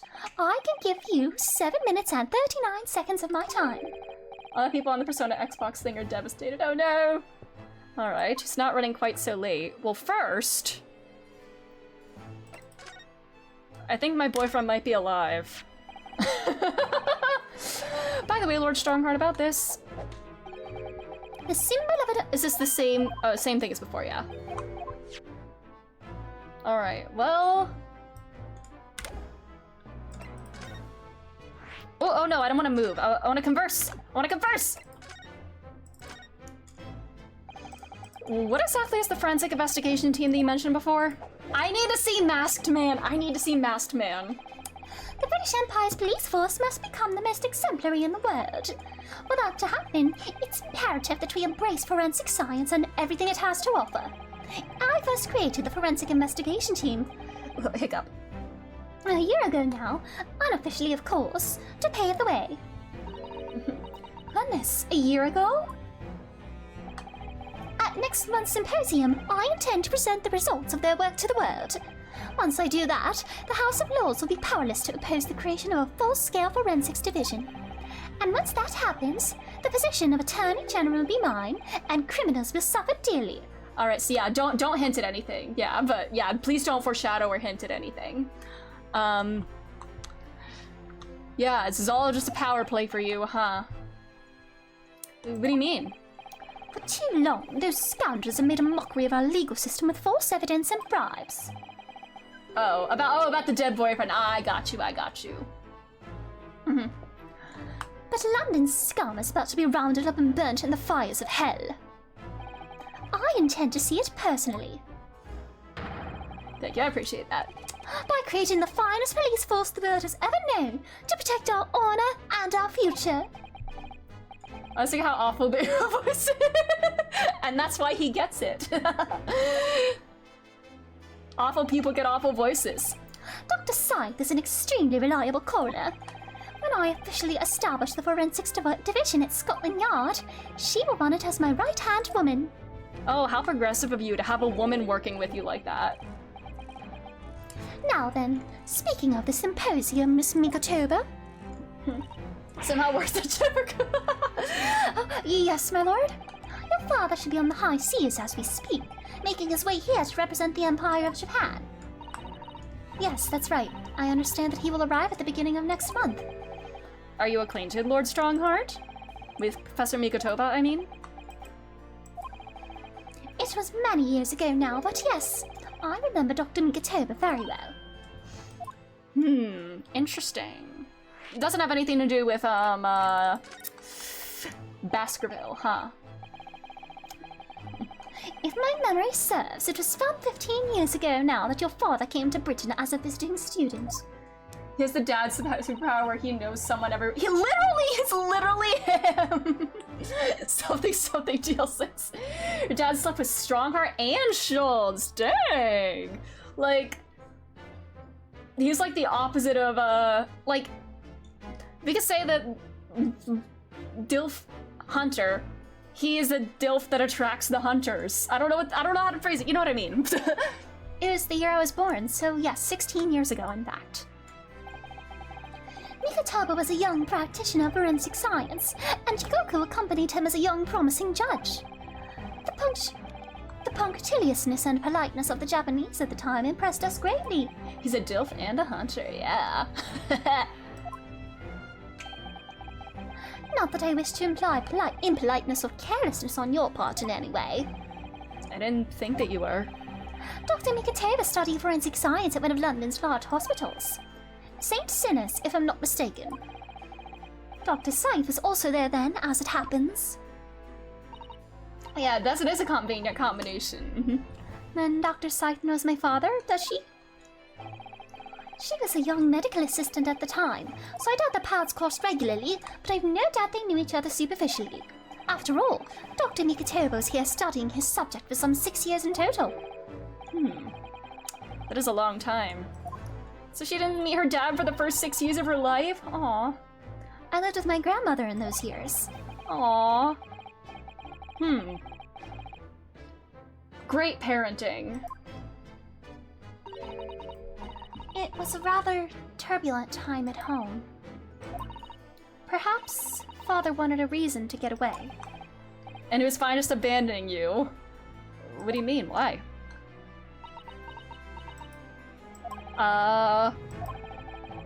Clearly something was going on at the time. Sewing the wideouts and all that. I wanted to ask you about Lord Van Zeeks, actually. I heard that his older brother was killed some years ago by a mass murderer known as the Professor, who's targeted nobles and royalty, is that right? Plot twist, this is the Professor. I don't know. No, but there was a guy, there's a wax model of the Professor. You Japanese are a thorough lot. You've done your research well. Yes. And you could say it was that very incident that gave rise to the Reaper. That was his DL6. When his brother, Clint Van Zieks, was murdered, it was just after young Barrowkin graduated from the University of London and become a prosecutor. Oh, he was already a prosecutor, okay. When obvious criminals who managed to evade conviction in court started disappearing, rumors quickly spread throughout the capital. Londoners started to say that wherever Barak Van Zieks went, the ghost of his dead brother wasn't far behind. Oh my word! So Lord Van Zieks isn't the Reaper. It's the ghost of his brother! Woo! There's a time and a place for everything, but not now. Yeah, don't ride your bike indoors. Ever since that time, he became a very aloof figure in London's legal circles. Interesting. Oh yes, Lord Strongheart. Go ahead. It's about Professor Harebrain's experimental machine. We'd like your permission to examine the remains, if possible. Are you well You versed say in the some... dumbest shit. That's what Strongheart's thinking right now. Not in the slightest. In fact, you could say I was barely aware of the subject at all until recently. Well, the special dispensation legally preventing investigation of machine is currently being annulled.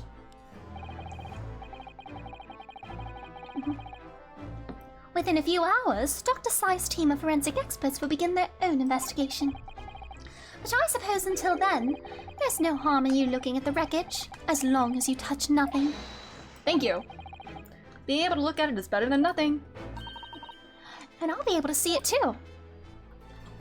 Your time is up. You'll have to excuse me now, I'm afraid. My next engagement calls. Literally clearly doesn't want anything to do with you, but he does have time for it. Yes, exactly. Yep. He can squeeze in like 3 minutes of nonsense. We are extremely sorry to have troubled you when you're so busy, my lord.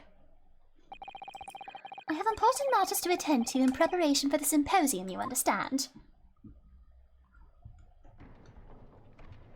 Alright. I want to go here! I want to go here! Alright, well, let's go here then. I want to see my baby girl. I want to see my baby girl.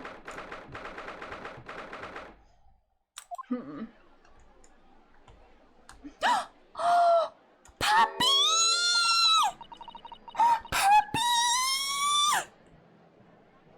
Puppy! I had no idea there were so many people in the world. I know what you mean. It's really packed here today. It feels as though it's taken us 2 hours just to make our way through the crowds to this point. Uppy! Typo in the Twitch chat! How's it I shut my brain down so I didn't really notice, to be honest? Gosh. I do wish I had your absence of mind sometimes. Jesus, Susato. There you are. I had a feeling you lot would share your mugs before long. Hey, Gregsy. I see you're hard at work as usual. Warm greetings to you. I do hope you've been keeping well since we last met. What's with all the ceremony? We just saw each other in... Well, Susato! Not you, Sunshine. The gentlewoman so loyally at your side. Oh. Why, thank you, Inspector. Yeah, no chin. Yeah, I want a guy with a very prominent chin. Sorry. Yeah, I want a guy that's the exact opposite of Gregsy right now. Didn't mean to caps. He might be a bit rough around the edges, but he's still a proper English gentleman at heart, I suppose. As you probably guessed, we were hoping to investigate the scene some more. He looks like Beaker from the Muppets. I see that. I think he looks like a Bob's Burgers character. Right, well, that's the young trainee's domain. Oh, get over here, Gina, and show me the puppy. Show me the puppy. I want the doggy. Doggy! I want to see the doggy. So he seems to be busy playing with the puppy. Oh no, it's a puppy! Sheena, she's a police officer now? Amazing, isn't it? She's a good kid, actually. Heart's in the right place, anyway. She's got the deduction bug, if you ask me. The detection bug. Yep, I think she'll follow in my footsteps nicely. What do you mean? Are you retiring? I'm being transferred.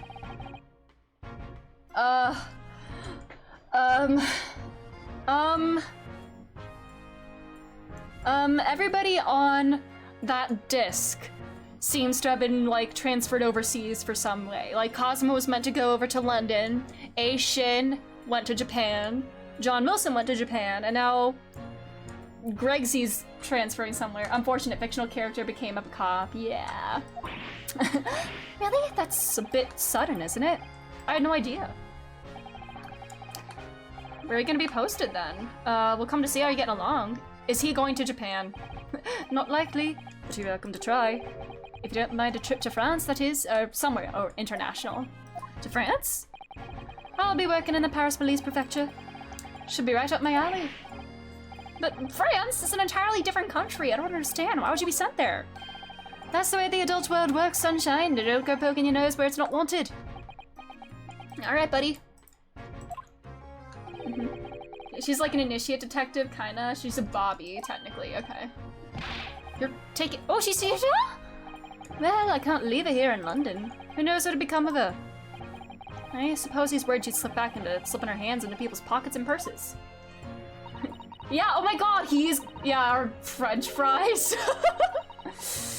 Fictional character became French! I don't think he's worried about her pickpocketing, Mr. Naruhodo. I think he's worried about the Reaper. Oh, yeah. Yeah. So that's playing on Inspector Greggs' mind too, isn't it? Anyway, I haven't mentioned any of this to Gina. So don't go blabbing, you hear me? No, of course not. I've got to keep that diving diva safe and sound. Until all this is over, at least. I want to see the puppy. Oi! Did you just call me a bloomin' diving diva again? So you heard that, did ya? Right, well. Any questions about the scene, you can put into my capable detective diva here. Show me the puppy. I want to see the puppy. Girls when father figure. Yeah, dude, like the jerk and nice person line. Yeah, like depending on, yeah, they can be harsher at times and nicer at times and everything. Yeah, girls when father figure. Agreed. Agreed. The family is found. Inspector Lestrade's in charge here now. No, yeah, but he has a heart. Yeah, he has good intentions. Gina, tell me about the puppy. Yes, show me the puppy.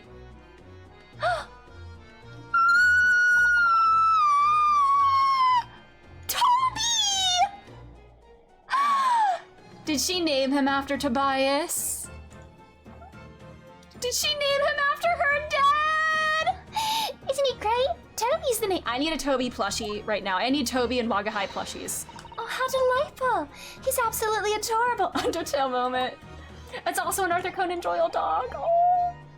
The dog does seem lovely, but it's the not so lovely Inspector Gregson that's playing on my mind, to be honest.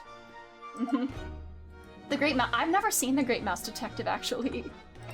Is she still gonna steal the dead boyfriends or the not dead boyfriends thing? Yeah.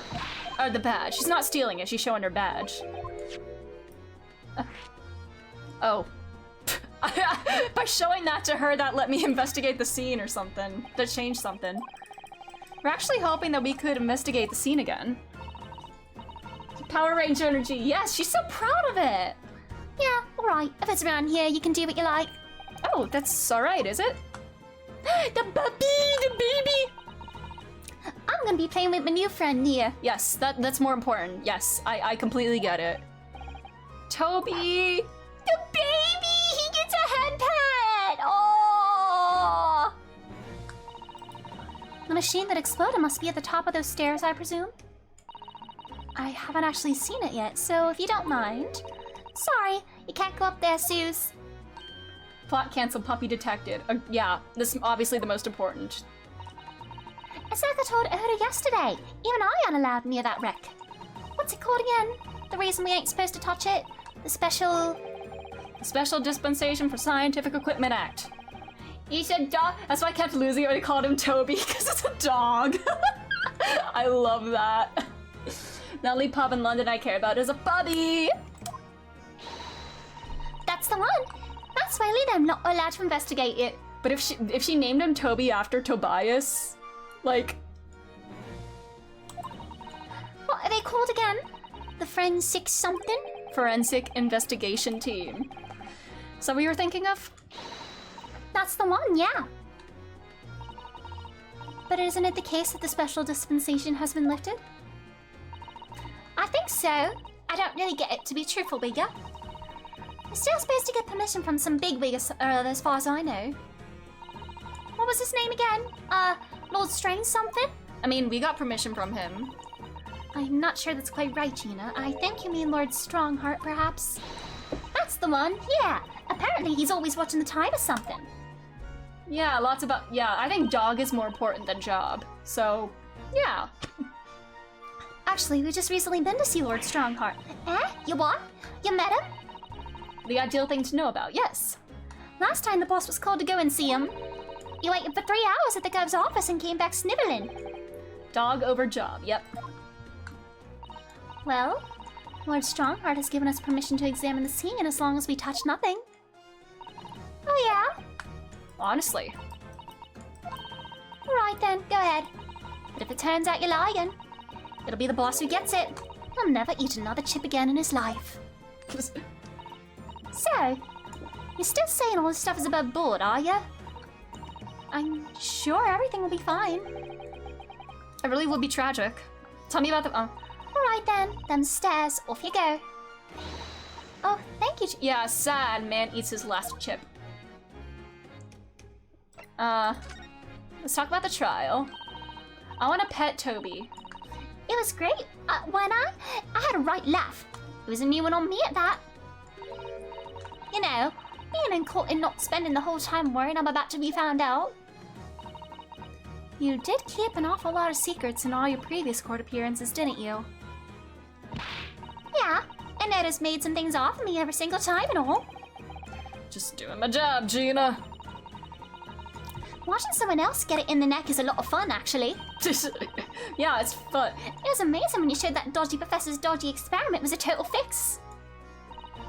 The dodgy professor, as you put it, Gina, is Mr. Naruhodo's client. Mm-hmm. Sorry to wish he wasn't, jeez. Very reassuring. It's the boss I feel sorry for. Sent off to do the impossible. What do you mean? You're supposed to arrest that other cub, ain't he? In time for tomorrow at all. You know, the dodgy engineer. What's his name again? Mr. Drebber, you mean? Enoch Drebber? That's the one, yeah. So, the police are looking for this mysterious man with a black monocle. I guess they would be. It's putting too much on the boss, if you ask me. He says it's giving him gut ache. Oh dear.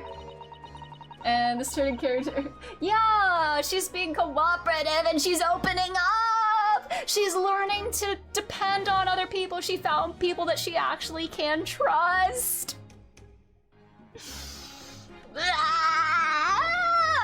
That's my daughter. First, tell me about the dog. Where did you find that little mutt then, Gina?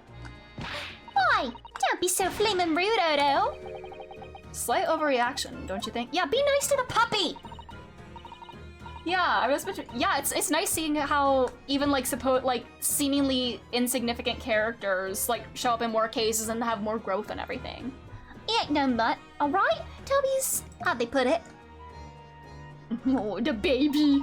Oh yeah, a bona fide detective. The baby, he gets a head pat. Sorry?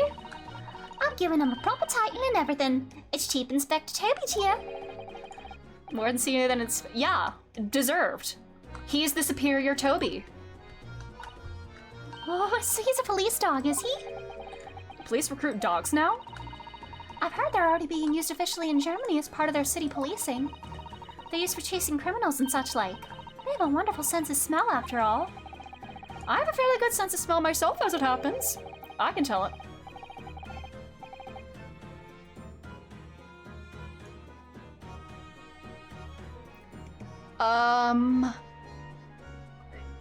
Are you speaking from experience? And if so, what experience are you speaking from? Heartbreaking, fictional dog became cop, yeah. She's just so disappointed in him. Who's, hopefully please tell me you're only talking about your own, Ryunosuke. That's nothing compared to this little fella, Odo. Oh, really? Having brother moment, yep. Oh yeah, Ryunosuke said that. Yeah, man moments. According to what the boss said. It was what? Yeah, she's like, what is wrong with this guy? Yeah. Hi, Saint Dreamer. How are you doing? According to what the boss said. Once Toby has got a good whiff of your drawers, you could chase that scent to the other side of the world. Oh. Can he track Enoch? Because we have his business card. He can swim? Puppy! The dogs can't fit. Yeah. Puppy the Bobby! I think you may have missed the point by a rather wide margin. I just can't believe this little dog has such an incredible skill. He is cringy. But we're all allowed to be a little cringe. Please don't make Puppy smell underwear. Yeah! I'm telling you, Odo, there's gonna be more and more dogs doing the bit for the police in the future. He's cringe, but he's free, indeed. Yes, I agree. Right, one of these days they'll be barking orders at us lot, not the other way around. Oh dear.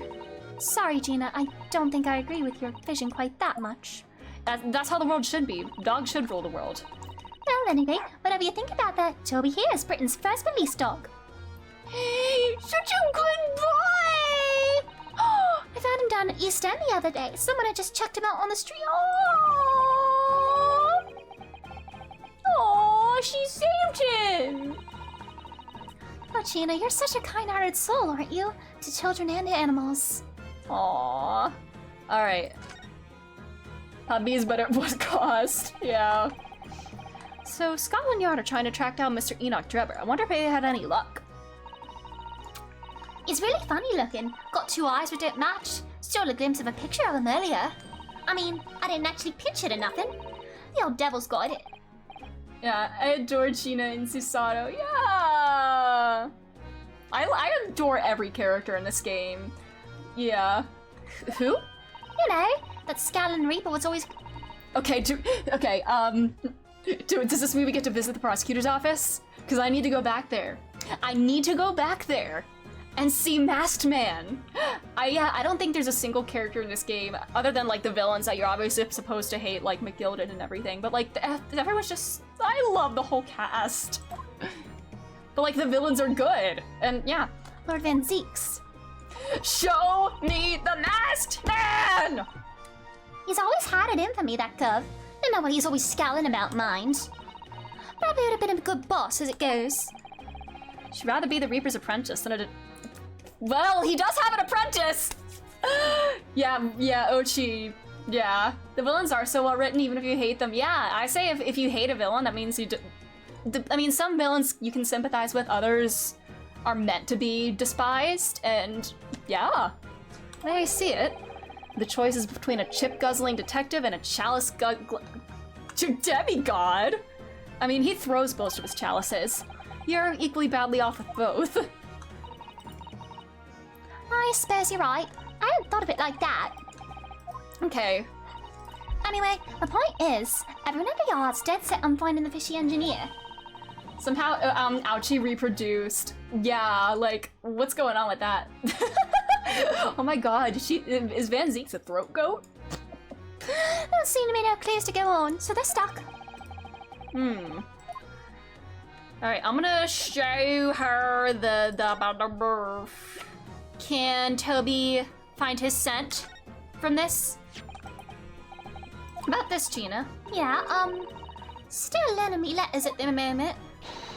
I only know A to E, so if it ain't too much bleeding trouble. Actually, Gina, it's the back of the card that's important. Incredible news about a joke about a different character. Have I met this character yet?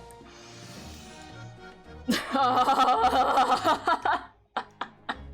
How come? It's just a dirty old smudge on the back, that's all. It turns out that this is very high quality French machine oil. It has a very particular scent, apparently. You don't say! Let's have a whiff then. Yeah, she's also like 16 or 17, yeah. You sure? I don't smell nothing. Show it to Toby! What do you mean you should smell it? Oh, right.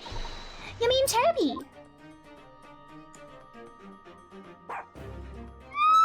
Head pats for Toby! His sense of smell is so good, he can track people over the oceans, can't he? I think she's like 17 or 18 at this point, yeah. Would it be in the court records? Yeah, most likely. Yeah, Gina! Aww. She's really making waves. Oh yeah, I want to see Courtney's site. I still need to talk to her. I'm still looking at this pretty lady. I'm still looking at this pretty lady. Yeah, it seemed like she still was recently a kid, so like, yeah. Yeah. Let's just not go down that line of talk. Professor Harebrained informs us that this oil is unique to Mr. Jarmer's workshop. Oh, I love the way she just holds him out like that. Oh, what a good boy. I think he's picked up a scent. So you mean if he follows the scent of this oil, Toby can learn how to use the Dodgy Cuz workshop? That's right. That's exactly what we were hoping. Sniffing gun! Aww. Alright then, we'll give it a go. I'll just borrow that. What did you... Aww. Yeah, Puppy is more important. If I can lead everyone to that Jobber's workshop, I'll be the boss's boss before next week. Aww. Oh yes, Gina. I'm sure you'll be promoted. Poor Gregson. Puppy is most important. Right then, Oda. Leave it to me. Alright, are we gonna get our location? We also do need to go upstairs and inspect. We have places to go. We need to inspect the upper area, talk to Van Zeeks, go to the prosecutor's office. Yeah, not the girl's kind of cute, just regular kind of. Yeah, that's fair, that's fair. So we need to go stage, prosecutor's office. I hope we see the masked man. The forensics lab to talk to Miss Courtney, and then this to track down the guy's lab. I'm gonna get going after that dodgy engineer cov right this minute. Oh, but hang on. Someone's supposed to be on guard duty here all the time. I'm afraid we can't help. We need to get on with our investigation as well. Are we gonna take Toby with us? Oh, right. Oh well, never mind. It ain't gonna be me what gets in the neck. It'll be the boss. She just doesn't care, man. She's like, yeah, fuck Grexy. Yeah. Ready, Toby? Got that oil scent, have ya? Oh yeah, we need to find, we got so much we still need to do. We need to find, Herlock. I do hope the scent of that oil leads them to the swindler's workshop. I hope so too, ideally before the dog swims across the channel to France. He's gonna get the zoomies.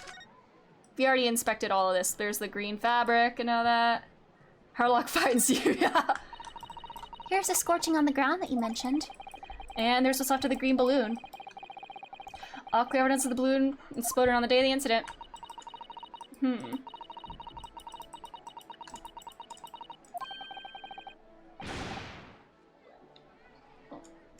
Ryanosuke.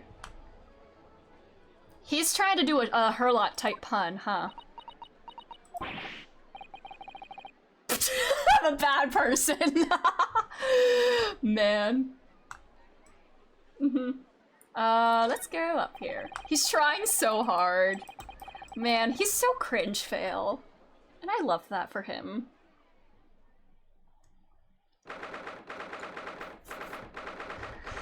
Alrighty.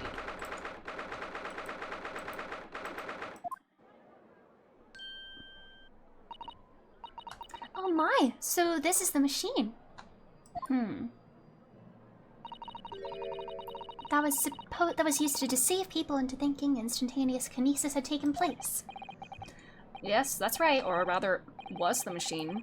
It's a little worse for wear at the moment. What extraordinary lengths Professor Harebrained went to in order to obtain the research grant. No, the professor was tricked as well! He didn't know anything about it. Yes, of course. It is amazing though, isn't it? The scale of the whole affair is so very British. You're right about that. You never see such a grand deception in Japan, that's for sure. Oh, look, is that... What's he doing here? Standing Van Zeke's jump scare again.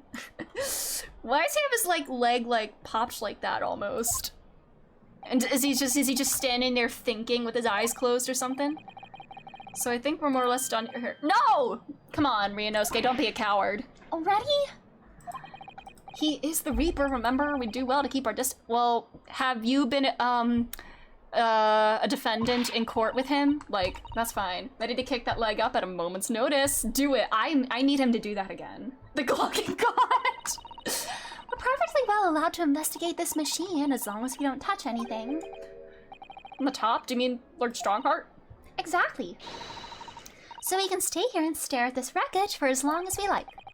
She could have been at the center of the explosion here and it wouldn't have bent her steel will. Alright, first, let's, inspect. Can I look at anything? What a terrible explosion it must have been. Even the steel girders have buckled and twisted in the blast. And what they call the bird cage is right in the middle of it all, just here. But look, Mr. Naruhodo, the metal grill on the floor looks as though it's designed to open.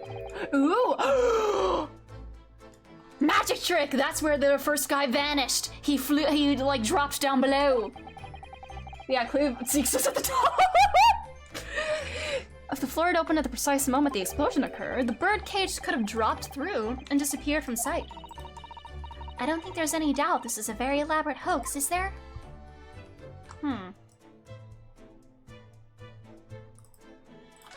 I mean, there was the buildings over there. The architecture. Does make you feel a bit like an explorer. I know it's all subjective, but the onion-shaped roofs have rather caught my attention, personally. It is very subjective, isn't it?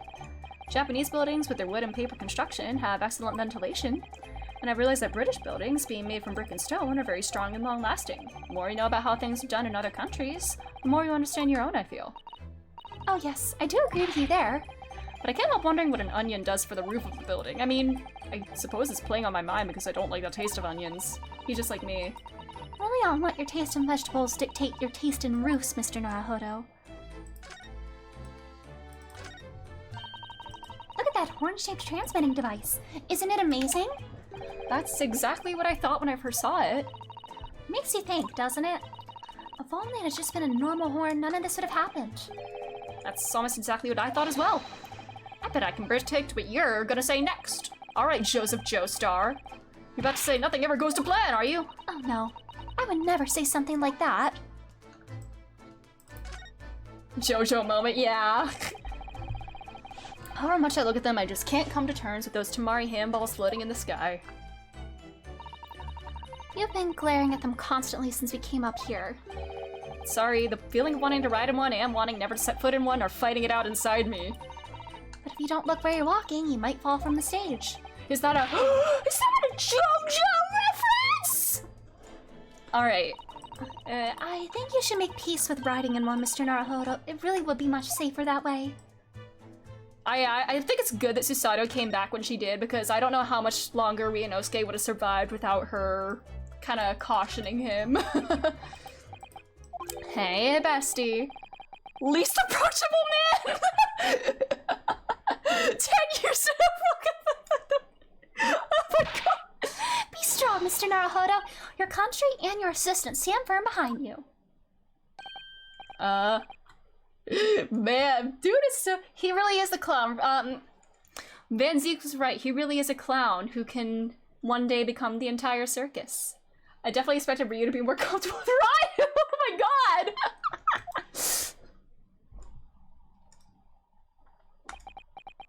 Do not disturb me. What? Hi. Beautiful weather we're having, isn't it? He just stares. I thought I was making it quite clear that I didn't want to be disturbed. Apparently you Nipponese are unequipped to read the signs. Oh, I read them. I just chose to ignore them. Yeah, he was sleeping. Yeah, I'm a vampire kid. He has to stay in the shadows. It's weird seeing him outside, it really is. So, what are you doing here? Entry to this area is prohibited. We have permission, buddy! Lord Chief Justice Strongheart has granted us permission to investigate. And it was so, like, ominous. I love this theme. On the condition that we didn't disturb anything. You've disturbed my peace.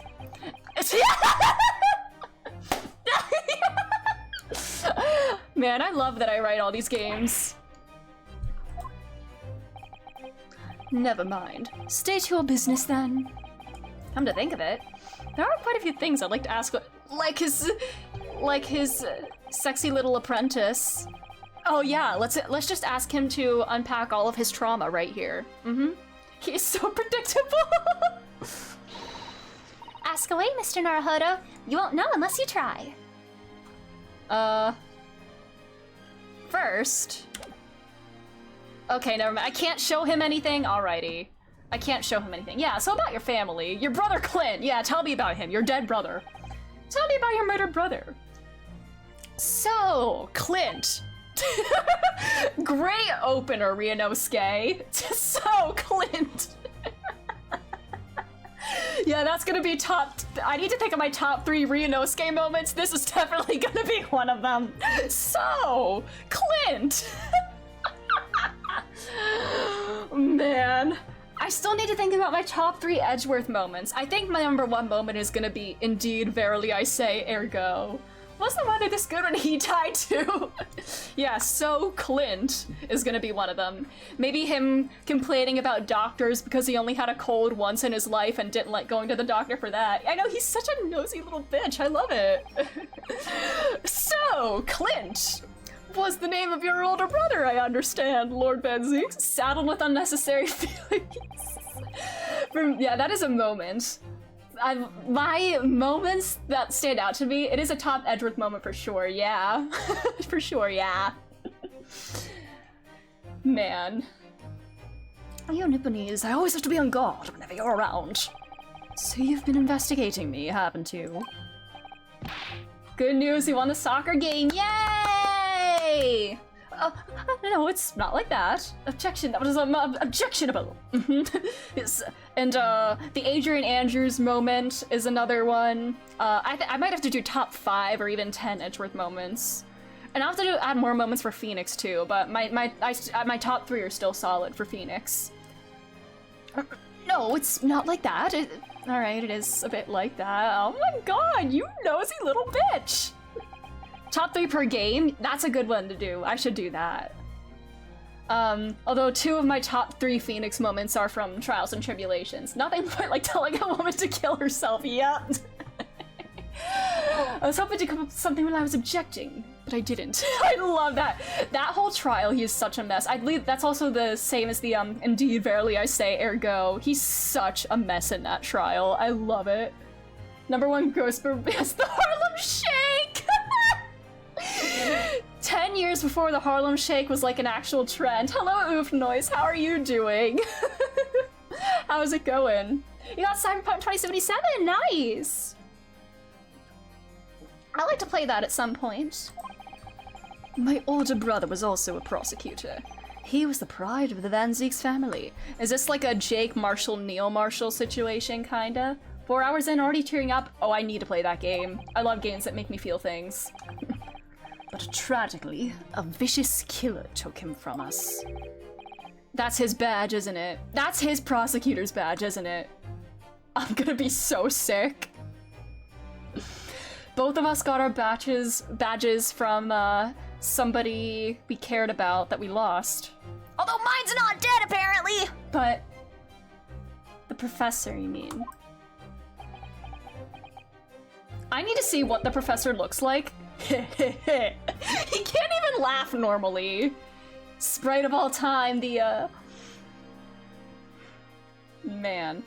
I need to see what this wax model of the professor looks like, otherwise I'm gonna be speculating everybody. Cause Mikotoba was a professor!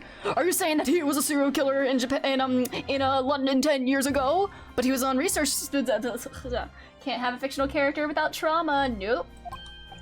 Is something funny? That's the extent of what you've discovered, is it? I shouldn't be surprised. Sorry? There's more to it then? Lackluster work is very much your trademark, isn't it? Ugh, you're too kind. I'm gonna tar all Nipponese with the same brush next. So tell me, what's your interest in that historic incident? As it happens, Lord Van Zeeks, there's a rather curious case that's come to our attention. I don't know if it depends on what origin story you choose, but my character made me tear. Oh! Ooh, interesting. Question mark. Are you aware of the Madame Tuspel's Museum of Waxwork by any chance? Oh, so grotesque. I am, naturally. I believe that since last month, I feature in one of the displays there. Oh my god! Oh my god! Is he in the Hall of Horrors? Is he, like, in the graveyard area?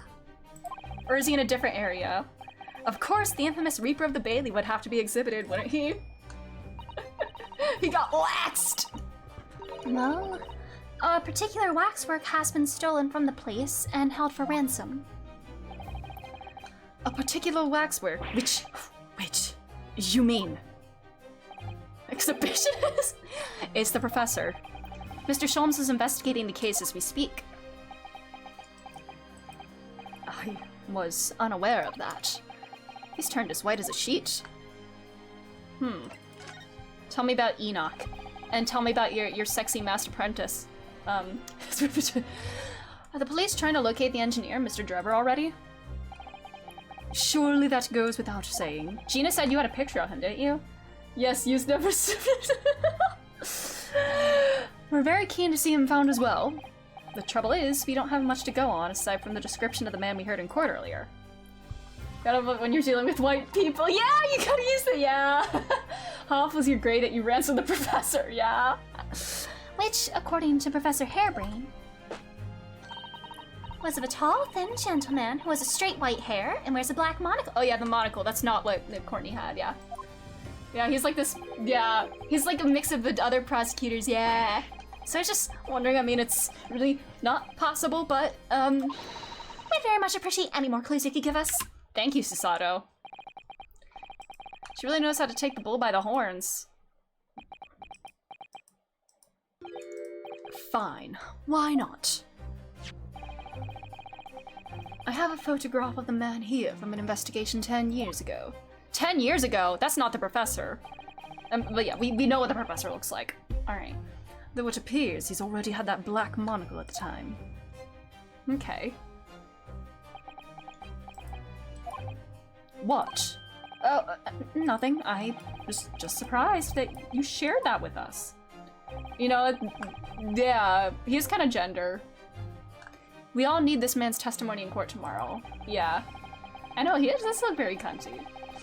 Which means we have to do everything we possibly can to track him down in the short time available. So why wouldn't I show you the photograph? Oh my god, teamwork! Look at this development.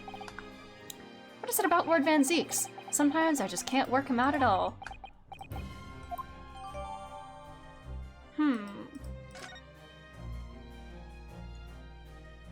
British phrase for king and cunty.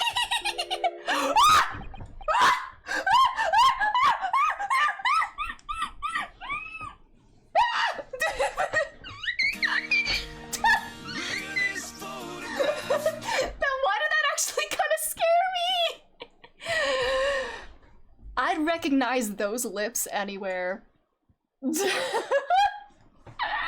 Hey, girl.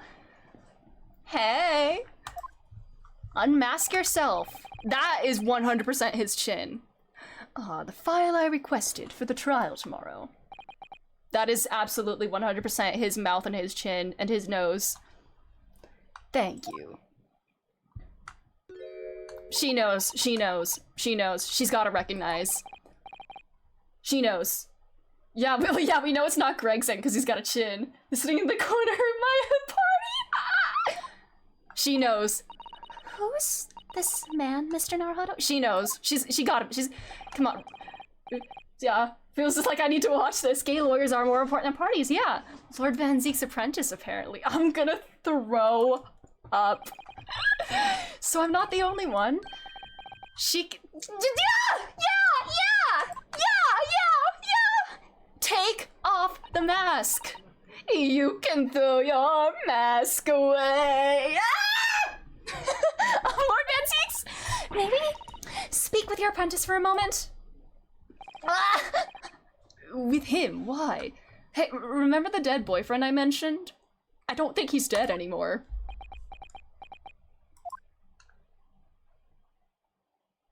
Don't you dare go away. Don't you dare go away. No! No!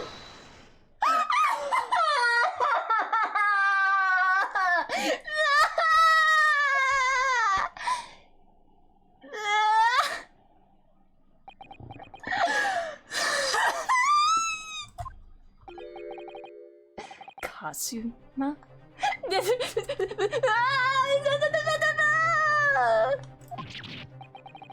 I don't believe it. Your posture, your presence. It can only be. It's you, isn't it, Kazuma-sama? Yeah.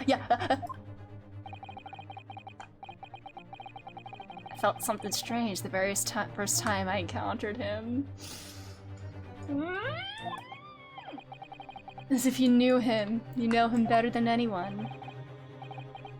Do it, yeah. Rip off the hood. Is it really you? Kiss him! No, don't! Stop it. Stop it.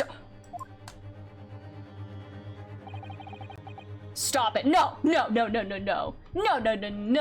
He's not there's no way he's just running away. No.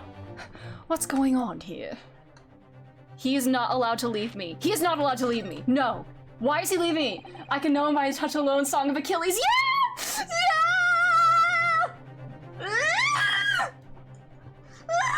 And that, yeah, he'd be like, yeah, these...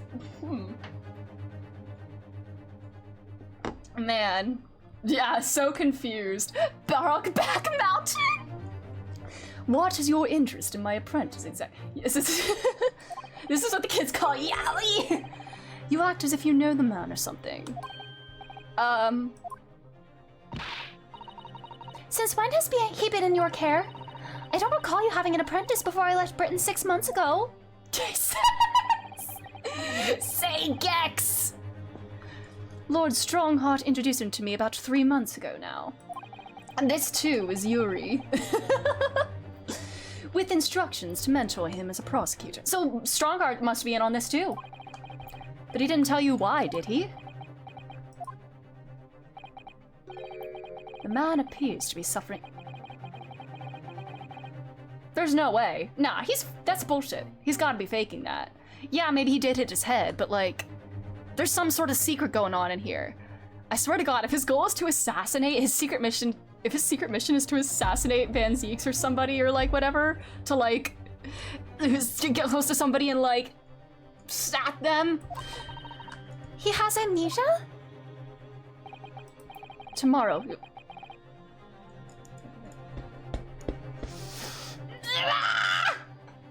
Yeah, he did get amnesia. I mean, yeah, he did get the fire extinguisher bonk, but... Oh my god, I'm so sick. He's to serve as my judicial assistant. I lost my memories and my best friend / lover who I don't remember would kiss me to restore my memories, possibly. Yeah. Can I please do that? Please, Van Zeeks? He'll be in court with us? Now then, unless I'm much mistaken, I believe this conversation has run its course. This game is so sick and twisted, it really is!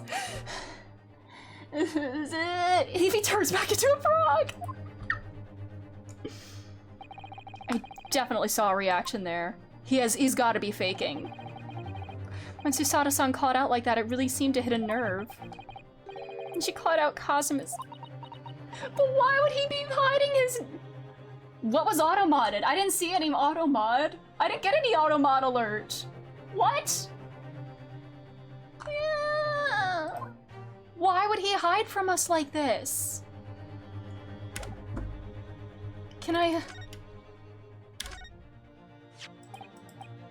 I know you see, yeah, this. I can understand there's merit of,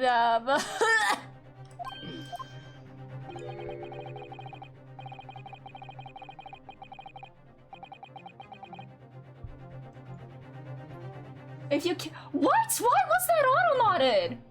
What? Auto-mod? Why are you so homophobic, auto-mod? Mao. Wow, auto-mod. I'm ashamed, auto-mod.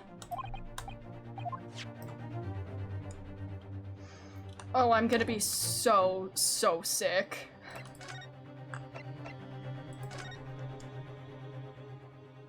Queer automata.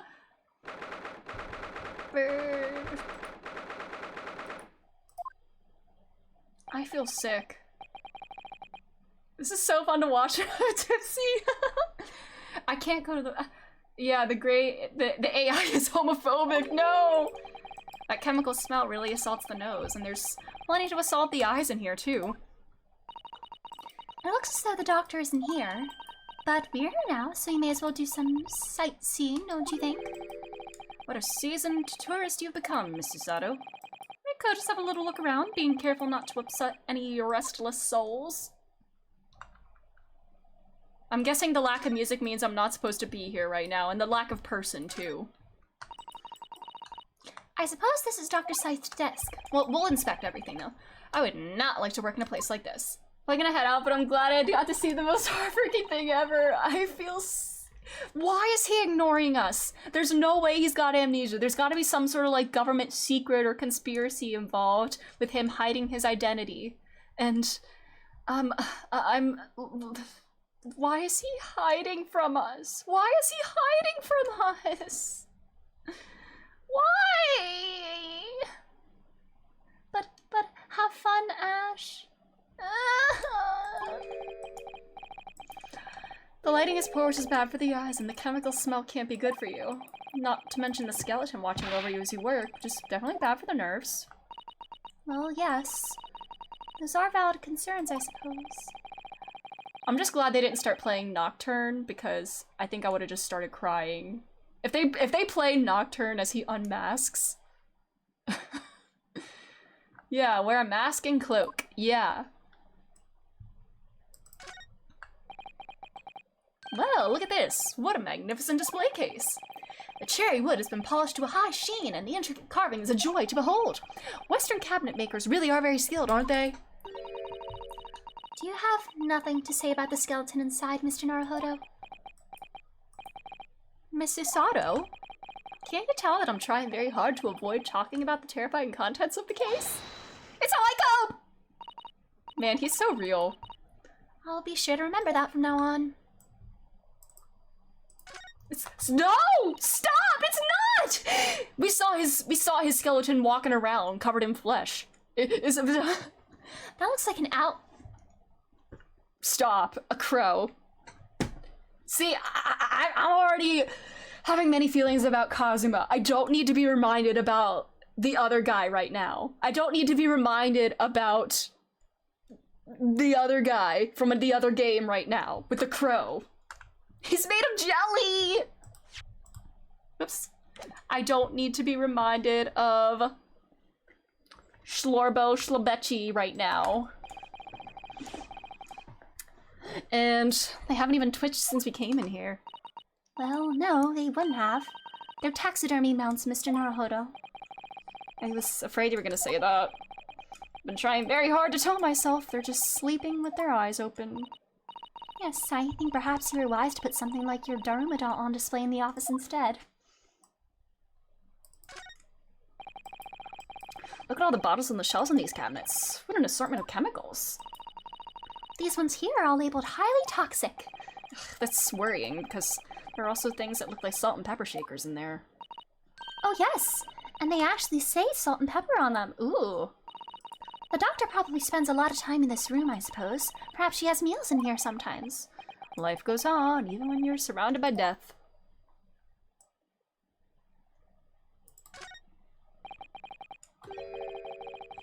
Those large jars seem to have pale things floating around inside them.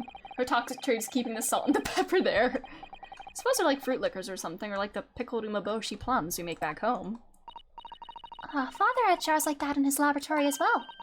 I expect they're human organs in a preserving solution.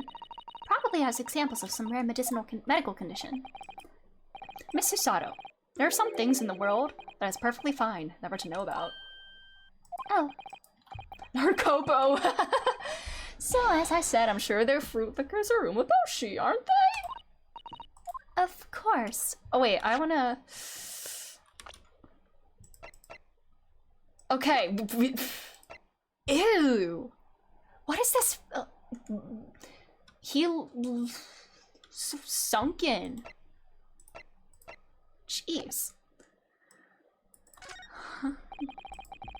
A table and a set of sharp tools. When you consider each in isolation, it all looks quite innocent. So why is it that when you put them side by side, they seem so horribly disturbing? It might be best not to ponder it too deeply. Seeing the large tome that's open on the desk does make me wonder, though. How can anybody concentrate on bookwork with this acrid odor of chemicals in the air? You either have to have a cast iron constitution, or a really terrible sense of smell.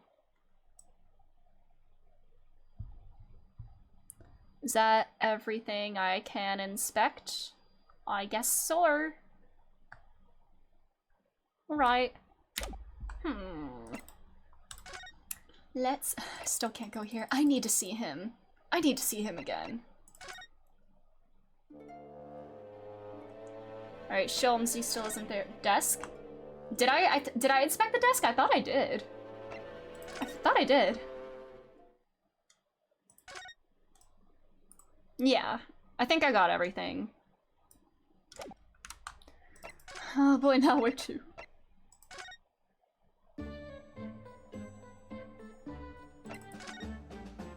I didn't inspect all the stuff at Madame Tuspel's lately. I was supposed to read. Okay. I mean, I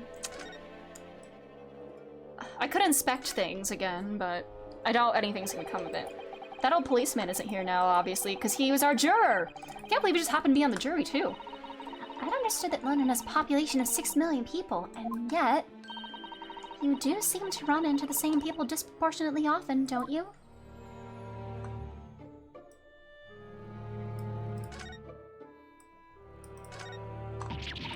Oh, what a horrifying scene! A murderer caught in the grisly act! I know, and in case you were wondering, it's the one with the big knife that's supposed to be the killer. I don't think anybody would be in any doubt about that, surely. And did you know that according to the description, the bathtub at the back has no particular significance? What, really? I would have thought it was meant to show that the killer also worked in a bathhouse peddling criminal wares. Ah, we have a new theory. What about the bloodbath? The literal bloodbath?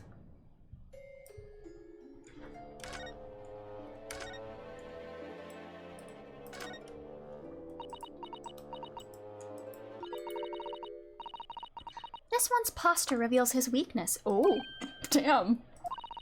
The killer's stance leaves him wide open to attack.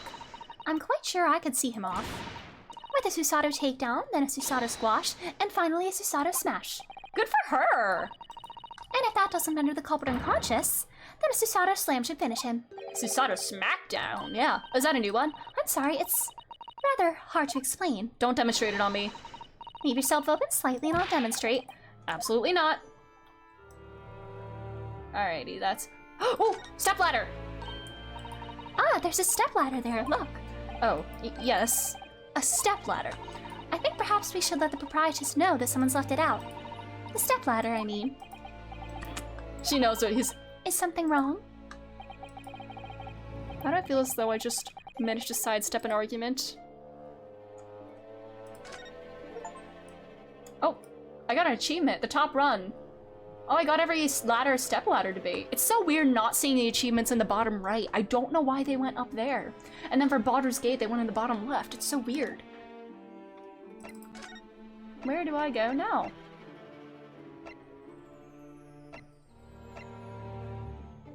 A little more time here. Oh. Spend more time investigating here. Okay.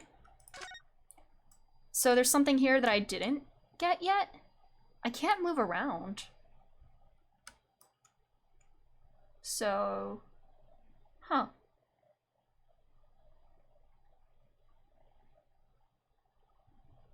Huh.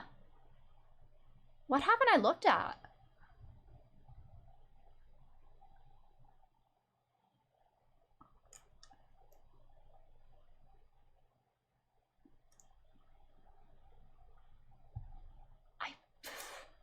I really don't think there's anything else I can do here.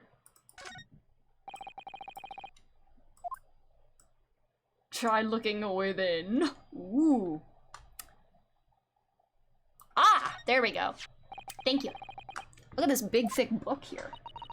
it appears to be an accounting ledger. It's a record of the forensic investigation team's spending, I think. Uh-oh. We're snooping. What is it? It's clear that the team purchases various equipment and supplies on a monthly basis, but, well, one entry seems rather strange. In what way? They're buying 500 scalpels every month. Jesus. They must be working really hard on dissecting corpses. I don't know. Judicial autopsies are only carried out in certain special circumstances. Please help me budget this, my family's. And scalpel blades can be sharpened too. It does seem a bit strange, you're right. 500 scalpels a month. Kinda sus.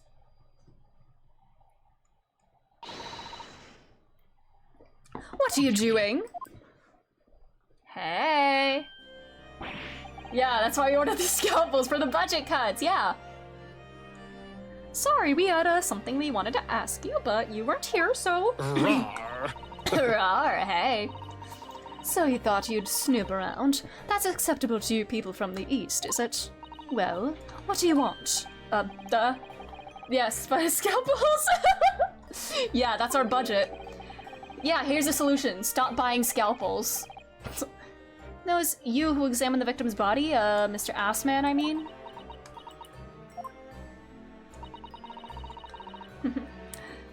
Yeah, so we came to ask you about your findings on Lord Strongheart's advice.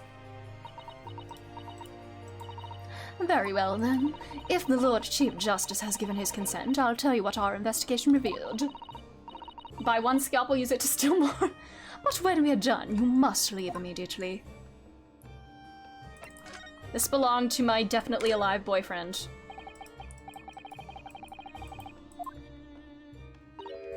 Oh, you think I'm good enough, do you? Ooh, okay, this pose is...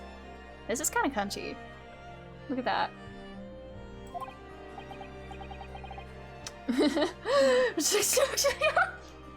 I didn't mean.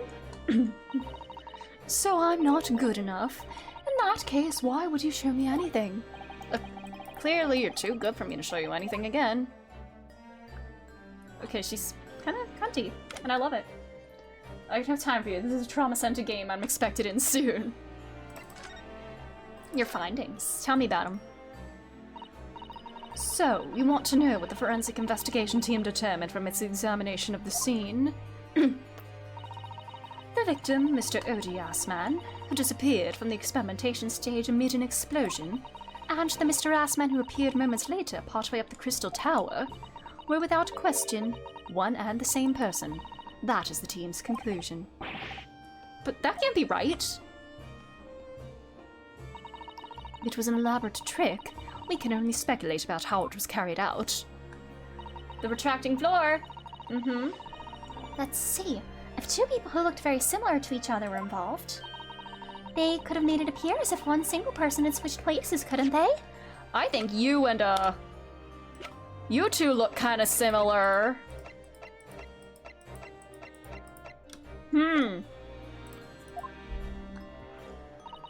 Very true, but sadly in this instance, that was not the case.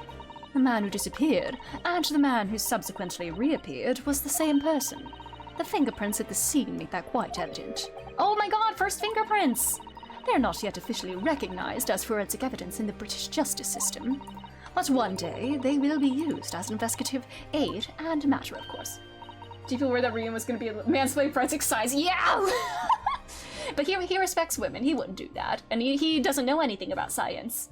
But that would mean that the instantaneous kinesis actually took place. So where does that leave us? My team was tasked with investigating, not drawing conclusions. Instantaneous kinesis is impossible, and yet the body did move from one place to the other. This hasn't cleared anything up at all. It's made the whole thing even more of a mystery. He's a known inventor of women. True, we did invent women during his very first time appearing in court as a defendant. Oh. Mama, what is this? Who's this? Mama, what is this? Does she have a daughter? She called the doctor Mama? Is she a MILF? Is she a mother? This is a lawyer, dear. Oh. Hello. To meet you. Pleased to meet you. Woman in mask? She's a MILF! Mama?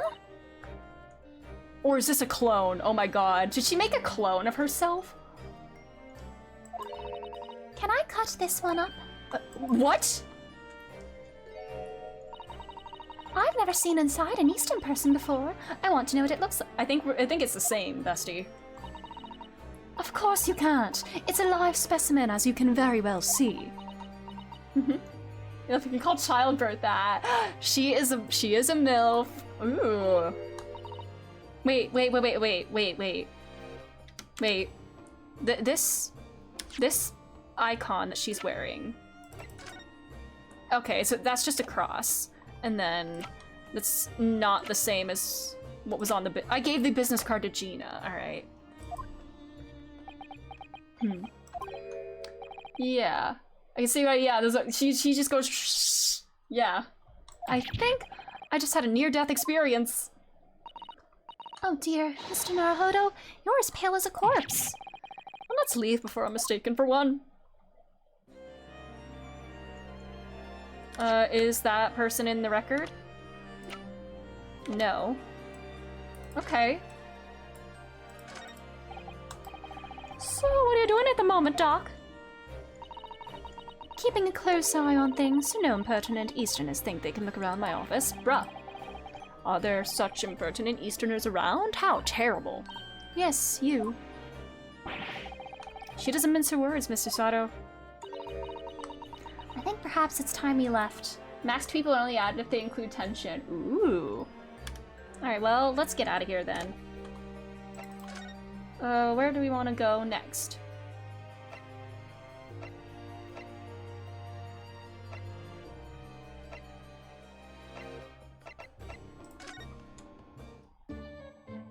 Where do we want to go next?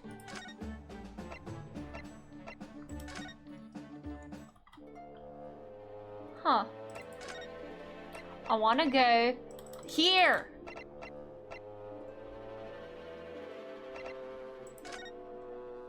Speaking of mincing, huh? What? Sorry, I saw that encoding overload thing just happened again. Love when that happens.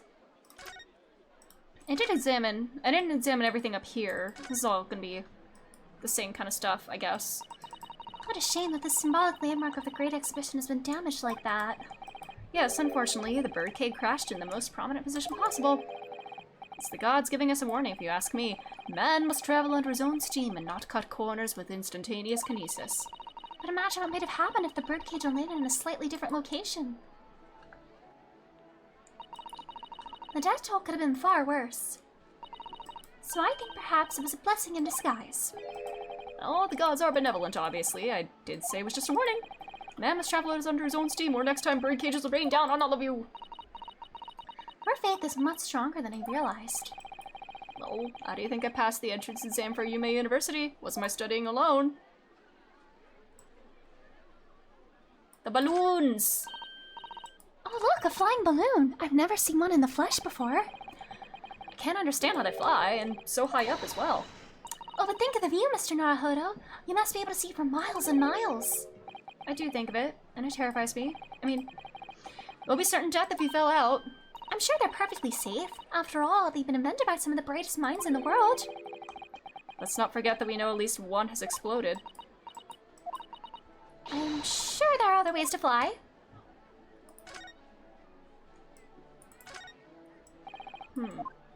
There's nothing up here.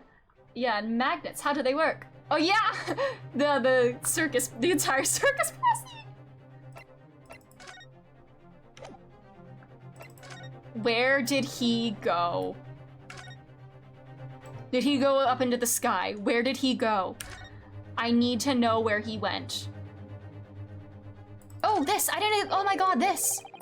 This one wasn't here yesterday. Is this the bird cage? If I'm not mistaken, it's the cage in which the victim was standing before he was apparently beamed through the air. That's right, the bird. I got so distracted by, Kazuma that I forgot about this. It's made of wood. More precisely, Japanese cypress, I think. And despite having been an explosion and then falling from a great height, it's relatively unharmed. What wonderfully durable construction, wouldn't you say, Mr. Naruhodo? I'd understand that forensic investigation team had taken it yesterday away to examine it. Suppose they must have brought it back here when they finished their work. But sadly, not with the body inside it. That's right. I know you're given strict instructions not to touch anything, but still, this is too important a piece of evidence to overlook. You might need it for the trial. The burb cage. There we go. There we go. You'd already met that masked man, hadn't you, Mr. Naruhodo? Yes. Yesterday, in fact, at Lord Van Zeek's office. I see. Can we go there? Can we go there? And if Cosmo-sama really is still alive, it means that Mr. Sholmes lied to us. I know. We're gonna need to speak to him about that. You're going to have to leave now. The forensic investigation team are due to arrive shortly. If they find you here, it will cause problems. What sort of problems? Foreign affairs problems. Well, we could do without that. Alright, we'll be on our way. Let's go, Mrs. Sato. Of course.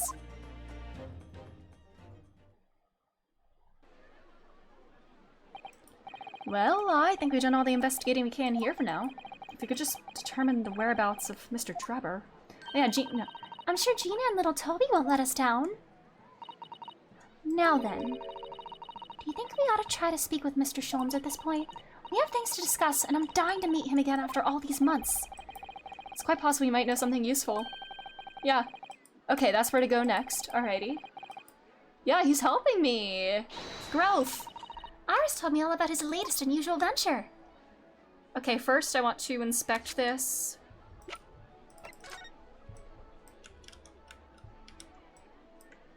Looks like a torture device. This part's broken. Look here, Mrs. Sato. Oh yes, the wood's cracked and broken a little.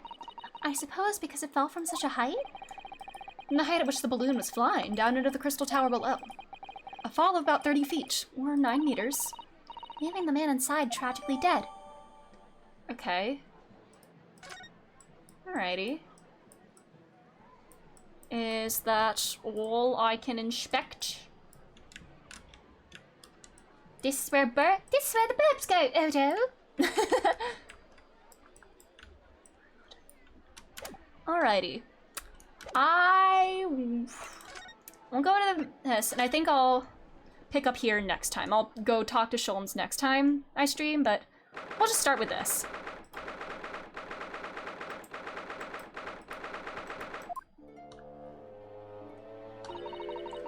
Here we are again at the House of Horrors. I'm afraid I haven't gotten used to the place yet. I'd still like to turn on my heels and go straight home. Yeah, the confectionery, of course. She really is after something sweet today, yeah. What's the matter? Look, Mr. Naruhodo! Look at that waxwork! I'm quite sure it wasn't there before. Yep, there he is. It looks exactly like Mr. Sholmes, down to the very last detail. I think you should kick him in the shins. Sorry, I think you'll find. That's the temporary waxwork himself. Kick him in the shins. Oh, hey. Oh, these games are good at telling you, hey, this place is a thing, yeah. Ah, the friend of my dedicated employee. Yes, hello again. It's Ryunosuke Naruhodo. I must say, I am quite spellbound by the great detective. He is a marvel. My precious waxwork is already back where it belongs. You don't mean... But yes, the mystery is solved already. Oh, Mr. Sholmes can really engage his brain when he's hungry enough. So, as you can see, he has returned to his habitual duties. Yes. His habitual duties? Hello. Do not disturb, uh-huh. She's so pretty. She's so pretty. Poor Susato-san. She looks very perplexed. Can I peek at the statue real quick, actually? I cannot. I guess I'll have to talk to Sholmes for that, but I will do that next stream, actually. Because I feel like I'm about to, get into some lore stuff.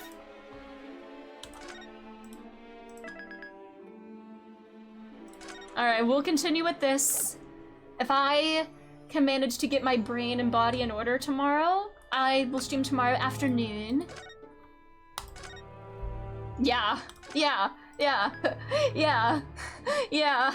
This is going to part of soul.